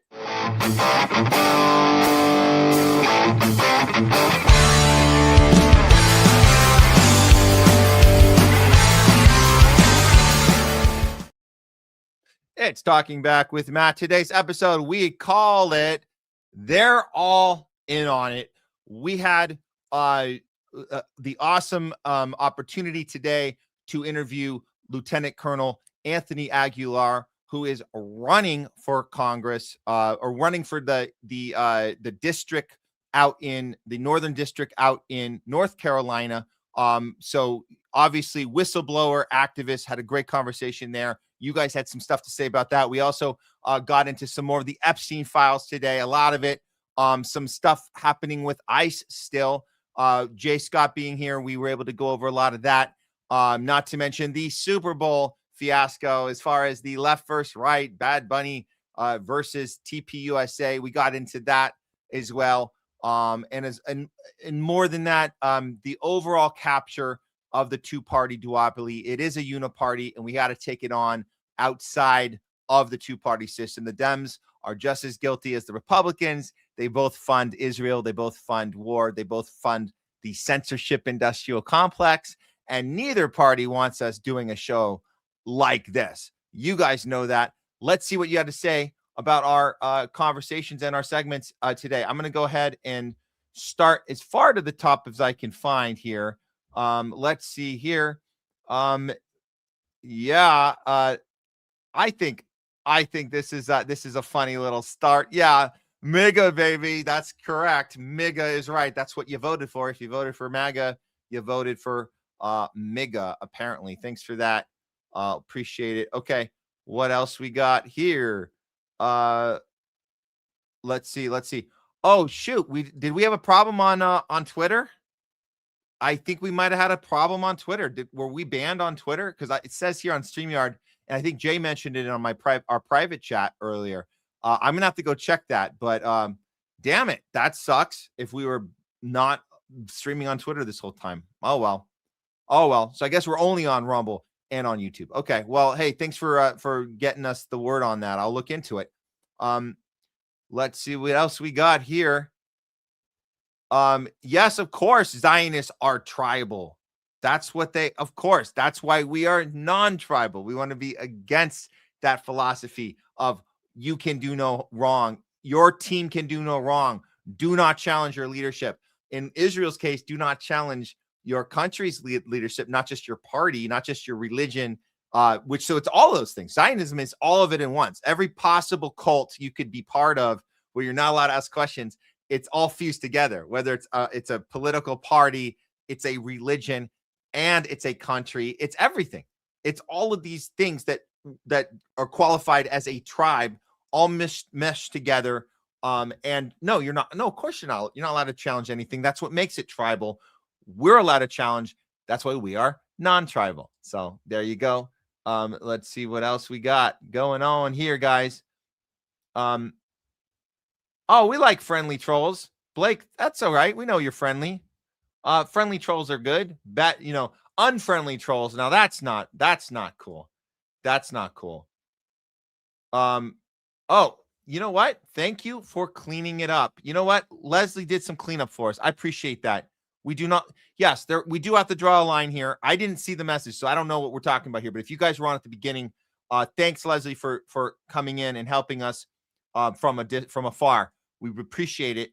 Whatever that message was, you guys, we have to draw the line somewhere. You don't have to check a bunch of boxes to get into the club. We're not a tribe. We're not a club. We're community.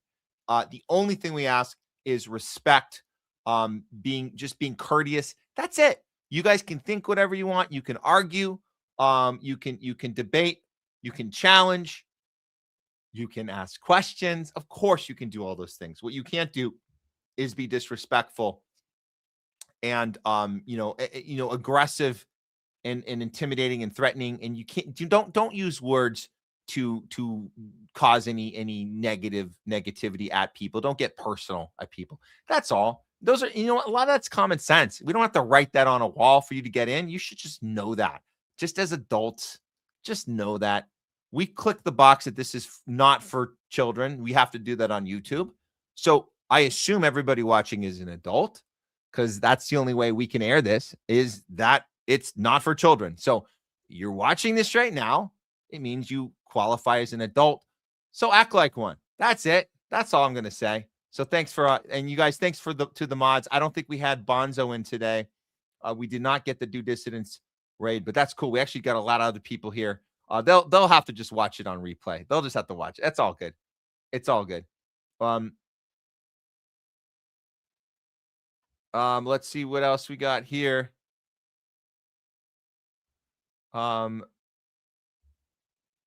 Yeah. Okay. So DS Tanks, thanks for tuning in. Appreciate the support. That was great, but even Alex Jones said this 25 years ago. Just need everyone as angry as her. So we're talking about the girl that we played it a couple times, the one that's furious, had enough of the Epstein files, and everybody's in on it. This is the thing. It's gone beyond podcasters now, right? It's gone beyond just shouting from a microphone. We're shouting from a microphone, but there's people talking about this now in their communities, like face to face, in their place of employment, with their friend circle, in classrooms, saying, "Hey, professor, sorry, I can't focus on the assignment right now. I'm too busy processing the fact that every world leader and president, and globally speaking, in the last 50 plus years, have all been into eating kids. Sorry, can't focus on my homework right now." This whole thing about child sacrifice and drinking blood. It's kind of getting to me. That they're all in on it. So there you go. Yeah, exactly. Freaking monsters. And this is true. Homelessness used to be a deterrent to the uprising of the working class. Or it was used as a deterrent. Homelessness used as a deterrent. So I guess this is the part we miss. When you're kicked out of your home, you're angry, you have nothing to lose. You don't think you can do anything to help yourself. And this is key. You become in fight or flight mode. When you're in fight or flight mode, it's hard to organize. I think the people in Sao Paulo that organized against their being ousted from their housing back in 2014, we were talking about with Jay Scott, the timeline where the Epstein emails, they were joking and laughing about how people in the U.S. were not protesting getting kicked out of their houses around the same time. 2012, Obama kicked out 5.4 million people out of their homes, and people just sat back and watched Jay-Z and P. Diddy and didn't do anything. The Epstein files showed us that the elites were laughing at us for being more interested in Diddy and Jay-Z than we were in challenging the oligarchy, which the people in Sao Paulo did do. They did challenge the oligarchy. They challenged the people that took their housing away, and they got in the street. Homelessness is, yes, it's used as a deterrent because we get into fight or flight mode. Thank you for the comment. Let's see. This is, people were loving the Colonel Aguilar. This is one of his quotes. When I hung my uniform, I didn't hang up my oath. So I kept my oath to do what's right. Even though I retired, I still have an obligation to do what's right. So there you go. Thanks for that, citizen.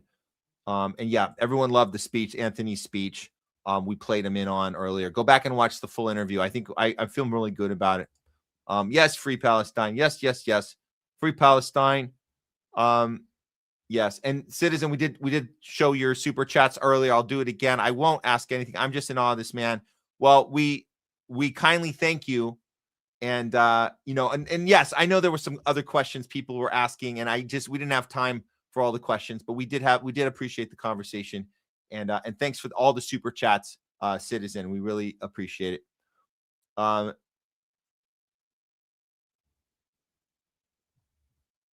The house in Eyes Wide Shut is owned by Rothschilds. Was they trolling us? Good question. I always wonder how Nicole Kidman, how her father thought about that film, considering her father has been known to be at Bohemian Grove. Nicole Kidman's father, she's in the film.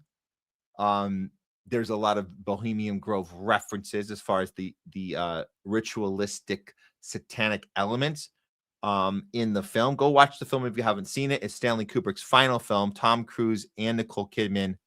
Lot of visuals in there, a lot of depictions of the things that we're talking about right now in the Epstein files. The movie's from 1999. And the final version of the film was not the film that Stanley Kubrick intended it to be. How do we know this? Because a producer who had a copy of the script still all these years told us, went on Joe Rogan, told us the script I have, the scenes we shot that did not end up in the film involved the children, involved a character, the characters in the film, but not the storyline. The daughter of Tom Cruise and Nicole Kidman, the actress playing the daughter. She hangs around in the film, but the storyline that involves her being trafficked at the end. She's trafficked at the end of the film by two men. Go watch the film. If you guys have seen it or haven't, go back and watch it and notice the two men in the toy store, the final scene. They're actually there to take the daughter away. And that's cut. And it's weird because why are those two men in the scene? What's going on? It's very strange that it was cut around later. Stanley Kubrick's not around to tell us his side of the story because Stanley Kubrick randomly just died right after the making of the film. He missed the premiere. He died before the premiere. Interesting timing. Very sad. Very tragic that happened. Okay. Trust the U.S. Exactly. Well, Pulling the Strings said, do dissidents raiding party soon? I never saw it coming in. I never saw them come in. I guess we were anticipating they'd come in if they stopped their show. I don't know what happened there. If Bonzo usually is the guy, he's usually the mod, our mod, their mod. I don't know what happened. Maybe I missed it, but I didn't see it actually happen. Oh, well, no worries. And this is where Anthony, you got to vote for, if you're in District 13, vote for Anthony, go to his website. Let me throw up the website again if you guys missed it earlier. Just to check it out. You don't have to even be in the district. Just check it out. Aguilar for U.S. Congress. Go check out what he's about. We talked through his whole campaign. We talked about how he got started in the campaign, all the whistleblowing, the activism, the disrupting, which was badass. We talked about that. And yeah, that's this. Get involved, guys. Third party, no party, Green Party, whatever it is, Libertarian Party, get involved. We the People Party, get involved. Just do it. Just do it. It's all important. Anything that's going against the oligarchy, the two-party system, the duopoly, just get part of it. Do whatever you got to do. Share stuff out, repost, text people, whatever. Talk to people. Go door, knock on doors, whatever. Yes, stoop sign. Yes. This was what Anthony explained to us. He thought he was going to die when he was dropped in the middle of Gaza. He was told by his superiors that Palestinians wanted him dead, that Hamas was everywhere, that they were going to charge at him, they were going to kill him. He was saying his goodbyes to his family. And then he realized they kind of just wanted some food. So the charging was them charging right around him, going to get the food, which there wasn't really any anyways. But that's what they wanted, the food. They didn't want to actually kill anyone or murder or punish. They just wanted to live. What a crazy idea. The Palestinians want to live. It's a shocking notion. It's very radical for me. I got to just process this. Wow. Palestinians want to live. It's a bizarre thing. I thought they just wanted to kill Jews. I didn't know. I don't know. That's what I was told. I was told they just naturally, it's a very inhuman, animalistic thing that they just tended to have in them for no reason, no apparent reason, just wanted to kill Jews. That's the thing that I was told. But turns out Anthony can vouch for it. He was there, standing there in enemy territory. They just wanted to live. They just wanted food. They wanted some water. They didn't want to starve to death.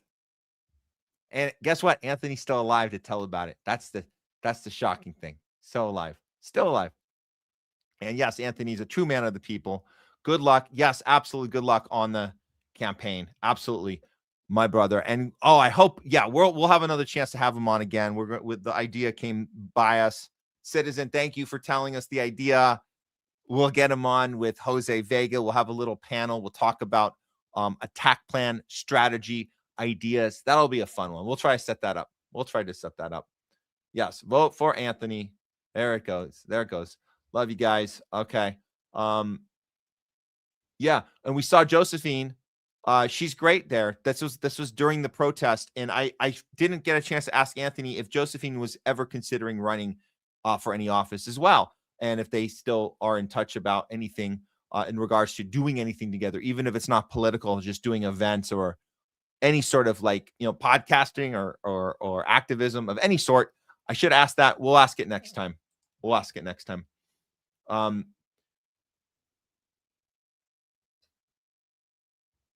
Yes. Okay. What do we got here? We got what? DS Tanks, you forgot to hit the like. Well, don't forget, hit it. And then the rest of you guys, hit it too if you forgot. Whether you're on YouTube, you're on Rumble, hit the like. It's important. It helps us fight the algorithm. It's very important, especially when we don't get our raid. We got a little spoiled getting our raids from Do Dissident. So it really, really helps us, guys. So all of you guys, don't forget to do it. Yeah, I ask this question all the time. Splash Kenberger, Civil War, Revolution. Which is it? Oh, Airwaves, thanks for tuning in. You got a tweet here. Share this tweet. I can't do it from here, but if you guys go to the chat on Rumble, you guys could click on this. You guys share it out. I'll share it out when we're done. I can't do it right now. I don't have the window open, and I'm trying to juggle this StreamYard. So thanks. We appreciate that. And of course, this is how we support Colonel Aguilar. If you go to the chat, you can click right on it. You don't actually have to type it out like when I put it up on the screen earlier, guys. Just you can click right on it and support him. Have it up in another window. Go to it when we're done. We're almost done here. Okay, let's see what else we got here. Yes, and this is a thank you to Kelly Lane, who hooked up the interview today. Much appreciated. I know you chimed in there too. I can't find your comment at this second, but we know Naylam. Thank you, Naylam. By the way, sharing this thing out, sharing out our stream, being the first to tell people to like it. We really appreciate you doing that. And yes, you're referencing Kelly Lane here, who hooked up the interview. Everybody, it takes a village, guys. It takes a village. Everyone's helping out. We love it. Stoop sign. Yes, ICE created this problem. We're talking about ICE with Jay Scott. Absolutely. Yeah,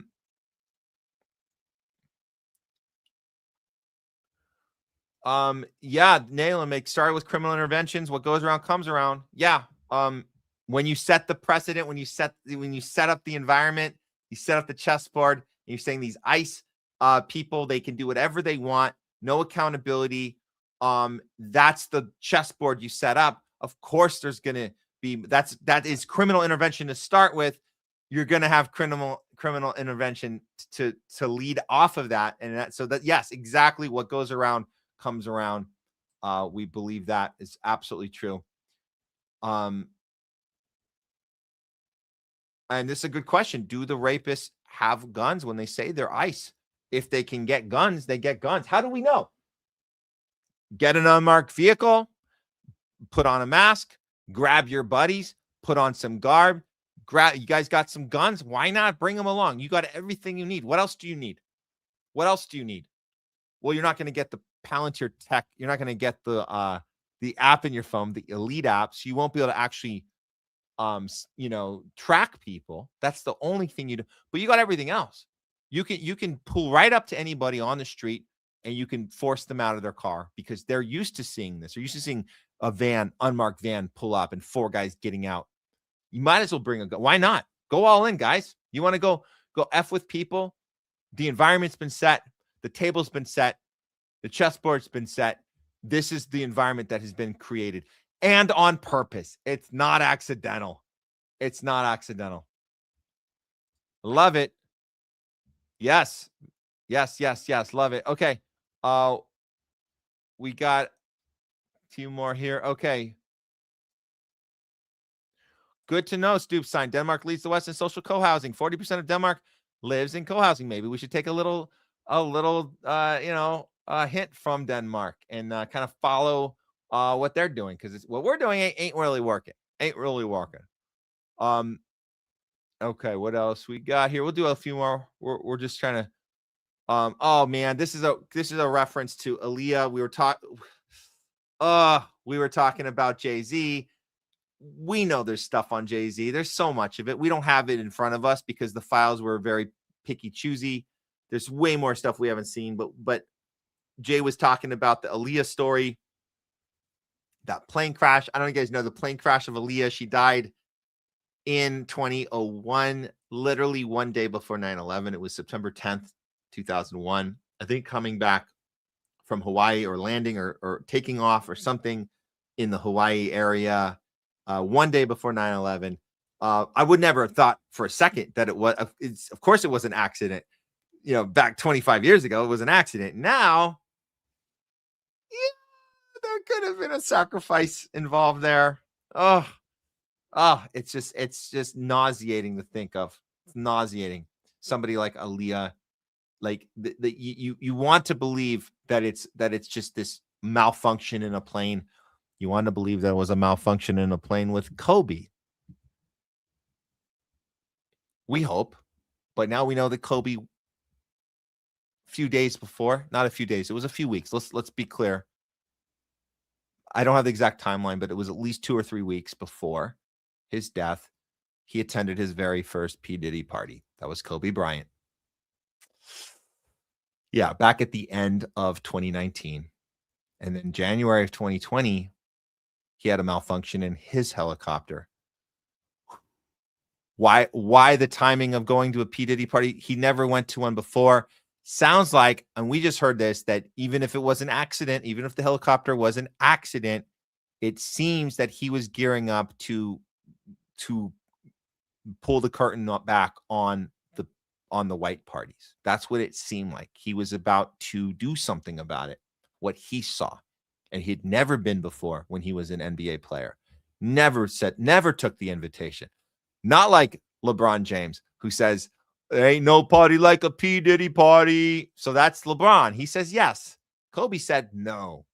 And then he went to go say, what is it that's actually going on? The curious Kobe said, I want to find out what the F is going on here. He probably found out. Now, for whatever reason, he can't tell us about it. Unfortunately. It's bad timing, I guess. Really horrible timing. Accidents happen, I guess. Yeah, it's a shame. It's a shame when accidents happen. Just like the comedian that we played you guys. The comedian, his name, just so you guys, if you guys missed it earlier, we showed you guys he actually had a fall, and this guy did a amazing comedy special on Comedy Central. His name's Trevor Moore, and he depicted the entire satanic cult that you have to sign your name in blood to get your comedy special. He depicted it in a sketch. Yeah, he also had an accident. Trevor Moore, poor guy. Oh man. Once you reveal what's behind the curtain, you can't unsee it, right? You can't unsee it once you see it. All right, couple more, and then we got to do the last segment, and we are heading on the 5 hour. So let's finish this up here. Let's see. Okay. You guys are having some good conversations amongst each other. That's awesome.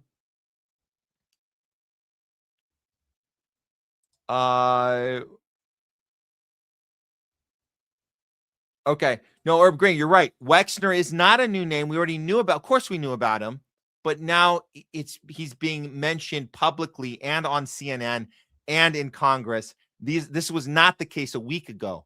So yes, of course we know. We know about all of these. None of these are big surprises, but it's just good that they're being brought into the conversation now, and we have timestamps of activities by these people. We don't think they're actually going to go to jail. We don't actually think that, but we do think that you can start unraveling the yarn, right? You can start unraveling the yarn when you get timestamps, when you get people's name unredacted.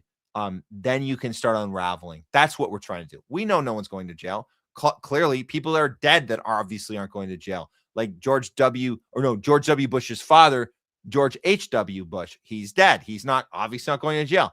But we can start unraveling more of the yarn when we see these files come out and these accusations and these like reports of the most horrible, disgusting things that past presidents have done, not just our current president, past presidents. That's what, so we can start to unravel the yarn. That's what we're trying to do. And let's do this. Hashtag a Pedro free world. And we know what you mean by that. It's a PDF free world. How about that one? A PDF free world. We love it. Thank you so much. And we'll end with one more. And then I'll try to throw up a couple of you guys' up on the end when we run out the show at the end. Love that post from Bricks News. Thanks, Long Meadow. Appreciate it. That was Russia calling out the West and saying, Epstein files, looks like you guys are a bunch of demonic Satanist a-holes. That's what it kind of looks like. From a distance. From a distance, that's what it looks like. Yeah, good post. Good post. Final one for now. Helicopter view. Thanks for the engagement. Epstein is alive. Let's go with that. Let's go with that. I'm going to say we're 51. I'm 51% sure. Just enough to say, yes, he's alive. 51-49. Yeah, I'm leaning towards he's alive now. Leaning towards he's alive. Okay. It is top of the hour. We did start late, so we are able to do one more segment for you guys. Okay. Here we go. Let's get to it. No time to waste. I don't have a play-in on this yet. We're still working on it, but we know what the name of the segment is. The name of the segment is Apologies Long Overdue. What did we get this week in the apology arena? Well, we got kind of a fake half-ass one. It comes from none other than Bill Maher. Bill Maher went on with Stephen A. Smith. He looked a little uncomfortable when he went on. Of course, Epstein files came up. And that's a subject Bill Maher doesn't present comfortable when he talks about it. He stutters a lot. It's weird, right? You think that if he has nothing to hide, why not just, talk about it like a normal dude, especially with somebody like Stephen A. Stephen A. has absolutely told Bill, hey, listen, I'm with you. I get it. Both parties suck. Democrats won't even come on your show. That's weird, man. So he's with you. Let's talk about Epstein. And Bill Maher, he's the one who brought up, what did he bring up? He didn't say the word Pizzagate, but what he did say was, what did they call people that were talking about Pizzagate 10 years ago? What was the name they called people? QAnon, which is a made-up name. Bill Maher thought he would bring up QAnon and offer some sort of weird half-ass, what we're calling brain-dead apology. Let's listen. Thoughts about the Epstein files and 3 million pages being released, and now we are hearing that Bill and Hillary Clinton have both agreed to testify in the House ahead of the contempt of Congress vote. What are your thoughts about that? Well, I mean, this is certainly something we were talking in my meeting today about what I'm going to talk about on the show Friday, because it's just too interesting. And also, I can't believe I'm saying this, but where does QAnon go for the apology? QAnon, which believed in lots of really ridiculous things like, Democrats eat babies. Yeah. But they were kind of harping a lot on the idea that the elites are running this pedophile ring. And I made jokes about them. I also made jokes after the Epstein thing happened originally that were on the idea of, obviously there was some smoke there. Well, now with all that's come out in the last couple of weeks, there's a little more than smoke. It does look like anybody who was at all able to get in touch with Jeffrey Epstein, he was the man. We're doing it. They just, yeah. And then they all lied about it. Everybody has, and the arrogance also of thinking they could just use their real name in an email, which they did, and didn't try to couch it in, when I used to get pot before it was legal, it was like, I'd like 2 shirts, please, and no seeds in the shirts this time. You had to sort of codify it. What? So you're saying you had to codify it when you were ordering pot when it was illegal. That's your little thing. So you're saying, okay, on one hand, somebody owes you an apology, not necessarily you. So you're not actually giving one, but you're acknowledging that they were right about something, but you fall short. You fall short because you say they have the arrogance to use their name in an email, and you're suggesting that they didn't use any code words. You had the foresight to know to use code words when ordering pot, right?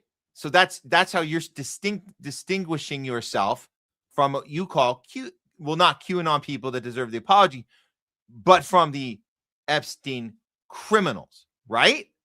Right, Bill? Are you deliberately leaving out the part about Pizzagate, which is what this whole thing started with?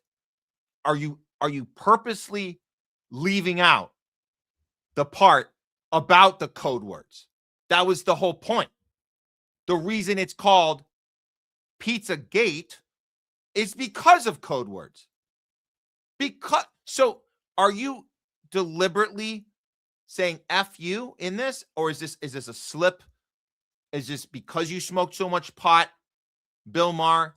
You smoked too much pot, therefore your memory is bad, you're faded, you're not drawing the connections you used to be able to draw. It's not your fault, right? You're just accidentally, it's slipping your mind that Pizzagate was all about code words. That's the effing point. So when you make an analogy to ordering pot, you're just telling us that you understand how this environment actually works, how these elites think. That's what you're actually telling us. You don't think you are, but you are. I called this out on Twitter. I said Bill Maher's apology to whom he calls QAnon couldn't be more of an FU to anyone speaking out about Epstein, Mossad, or Pizzagate for the past decade. He said, when I used to get pot, I was like, I would like 2 shirts, please. Yeah, please send me 2 shirts. We had to sort of, as he said, codified it, whatever, codified. No, they're just openly talking in emails about sexual perversion. So that's his take. Openly talking about sexual perversion. No, Bill, they did use code. Have you ever ordered a pizza or a hot dog? I'm going to go out on a limb and say you have. You need some examples. You need some examples, Bill, from the exact files you're talking to Stephen A about on Stephen A's show. Here's some examples. Look at that. Head count for pizza. I need some shirts. Hey, this is Bill Maher. Can you send me some shirts? Right away. Make it the good stuff. The good stuff. The shirts. Right, Bill? Head count for pizza. Look at that. Might not be a Jim Jones Kool-Aid event, but hey, please eat my slice. Huh? Huh? Am I right? Am I right? Hey, anyone else want some pizza? Hey, Chris Douglas. Hey, does the pizza offer include those of us who can't make the meeting, but because we're out here editing, but if so, count me in. So, in other words, can I come late and still get some pizza? Oh, you're hungry. You want actual pizza? Who in the Austin office today? Who's going to want it? We only have 1 slice, and we need to know how thinly to slice it. Chris Douglas wants a piece as soon as he's done editing. So slice away at the pizza while Bill Maher's ordering his shirts. Whoa, look at that from 2016. You mean radiantly a soft glow with the look of bliss and excitement? Yep. That's the pizza. What is that in reference to? Oh, he looks pregnant. So you're responding to an email of she looks pregnant, and you saying Jeffrey Epstein is saying, Jeffrey Epstein said to this person who's been redacted, oh, you mean radiantly a soft glow with the look of bliss and excitement. Yeah. That's the pizza. A bliss and excitement. I generally have never, I can't think of ever bliss. Okay. Well. What is this from 2009? On the right hand, you can see, I think Obama spent about $65,000 of the taxpayers' money flying in pizza and dogs. What? In Chicago for a private party? Huh? Private party with pizza and dogs for 65 grand. Well, look at what we got here on the left. A little code word. I don't see Bill Maher's shirts and pot, but I do see what hot dog means. I see what pizza means. I see what cheese means. I see what pasta means. I see what ice cream means. Walnut, map, and sauce. Yeah, Bill. But you wouldn't know about any of that, would you, Bill Maher? No. Oh, no. Here we go with the red shoes. Looks like, according to Ultra Mega, Bill Maher is a satanic pedo too. Where is he getting that from? Something about the red shoes, right? Wearing these red shoes in the club. By the way, Bill Maher has a production company called Kid Love Productions. What the F? And who is that he's in that picture with? Who is that? Does that look like a wiener? It looks like a wiener to me. In Anthony Weiner, who had a laptop that had a really horrible thing on it that featured his wife and Hillary Clinton. This is the stuff Bill Maher actually would owe an apology to. Anybody he calls QAnon. He would owe an apology. And there's all those psychopaths on the right wearing red shoes, because we know red shoes mean something.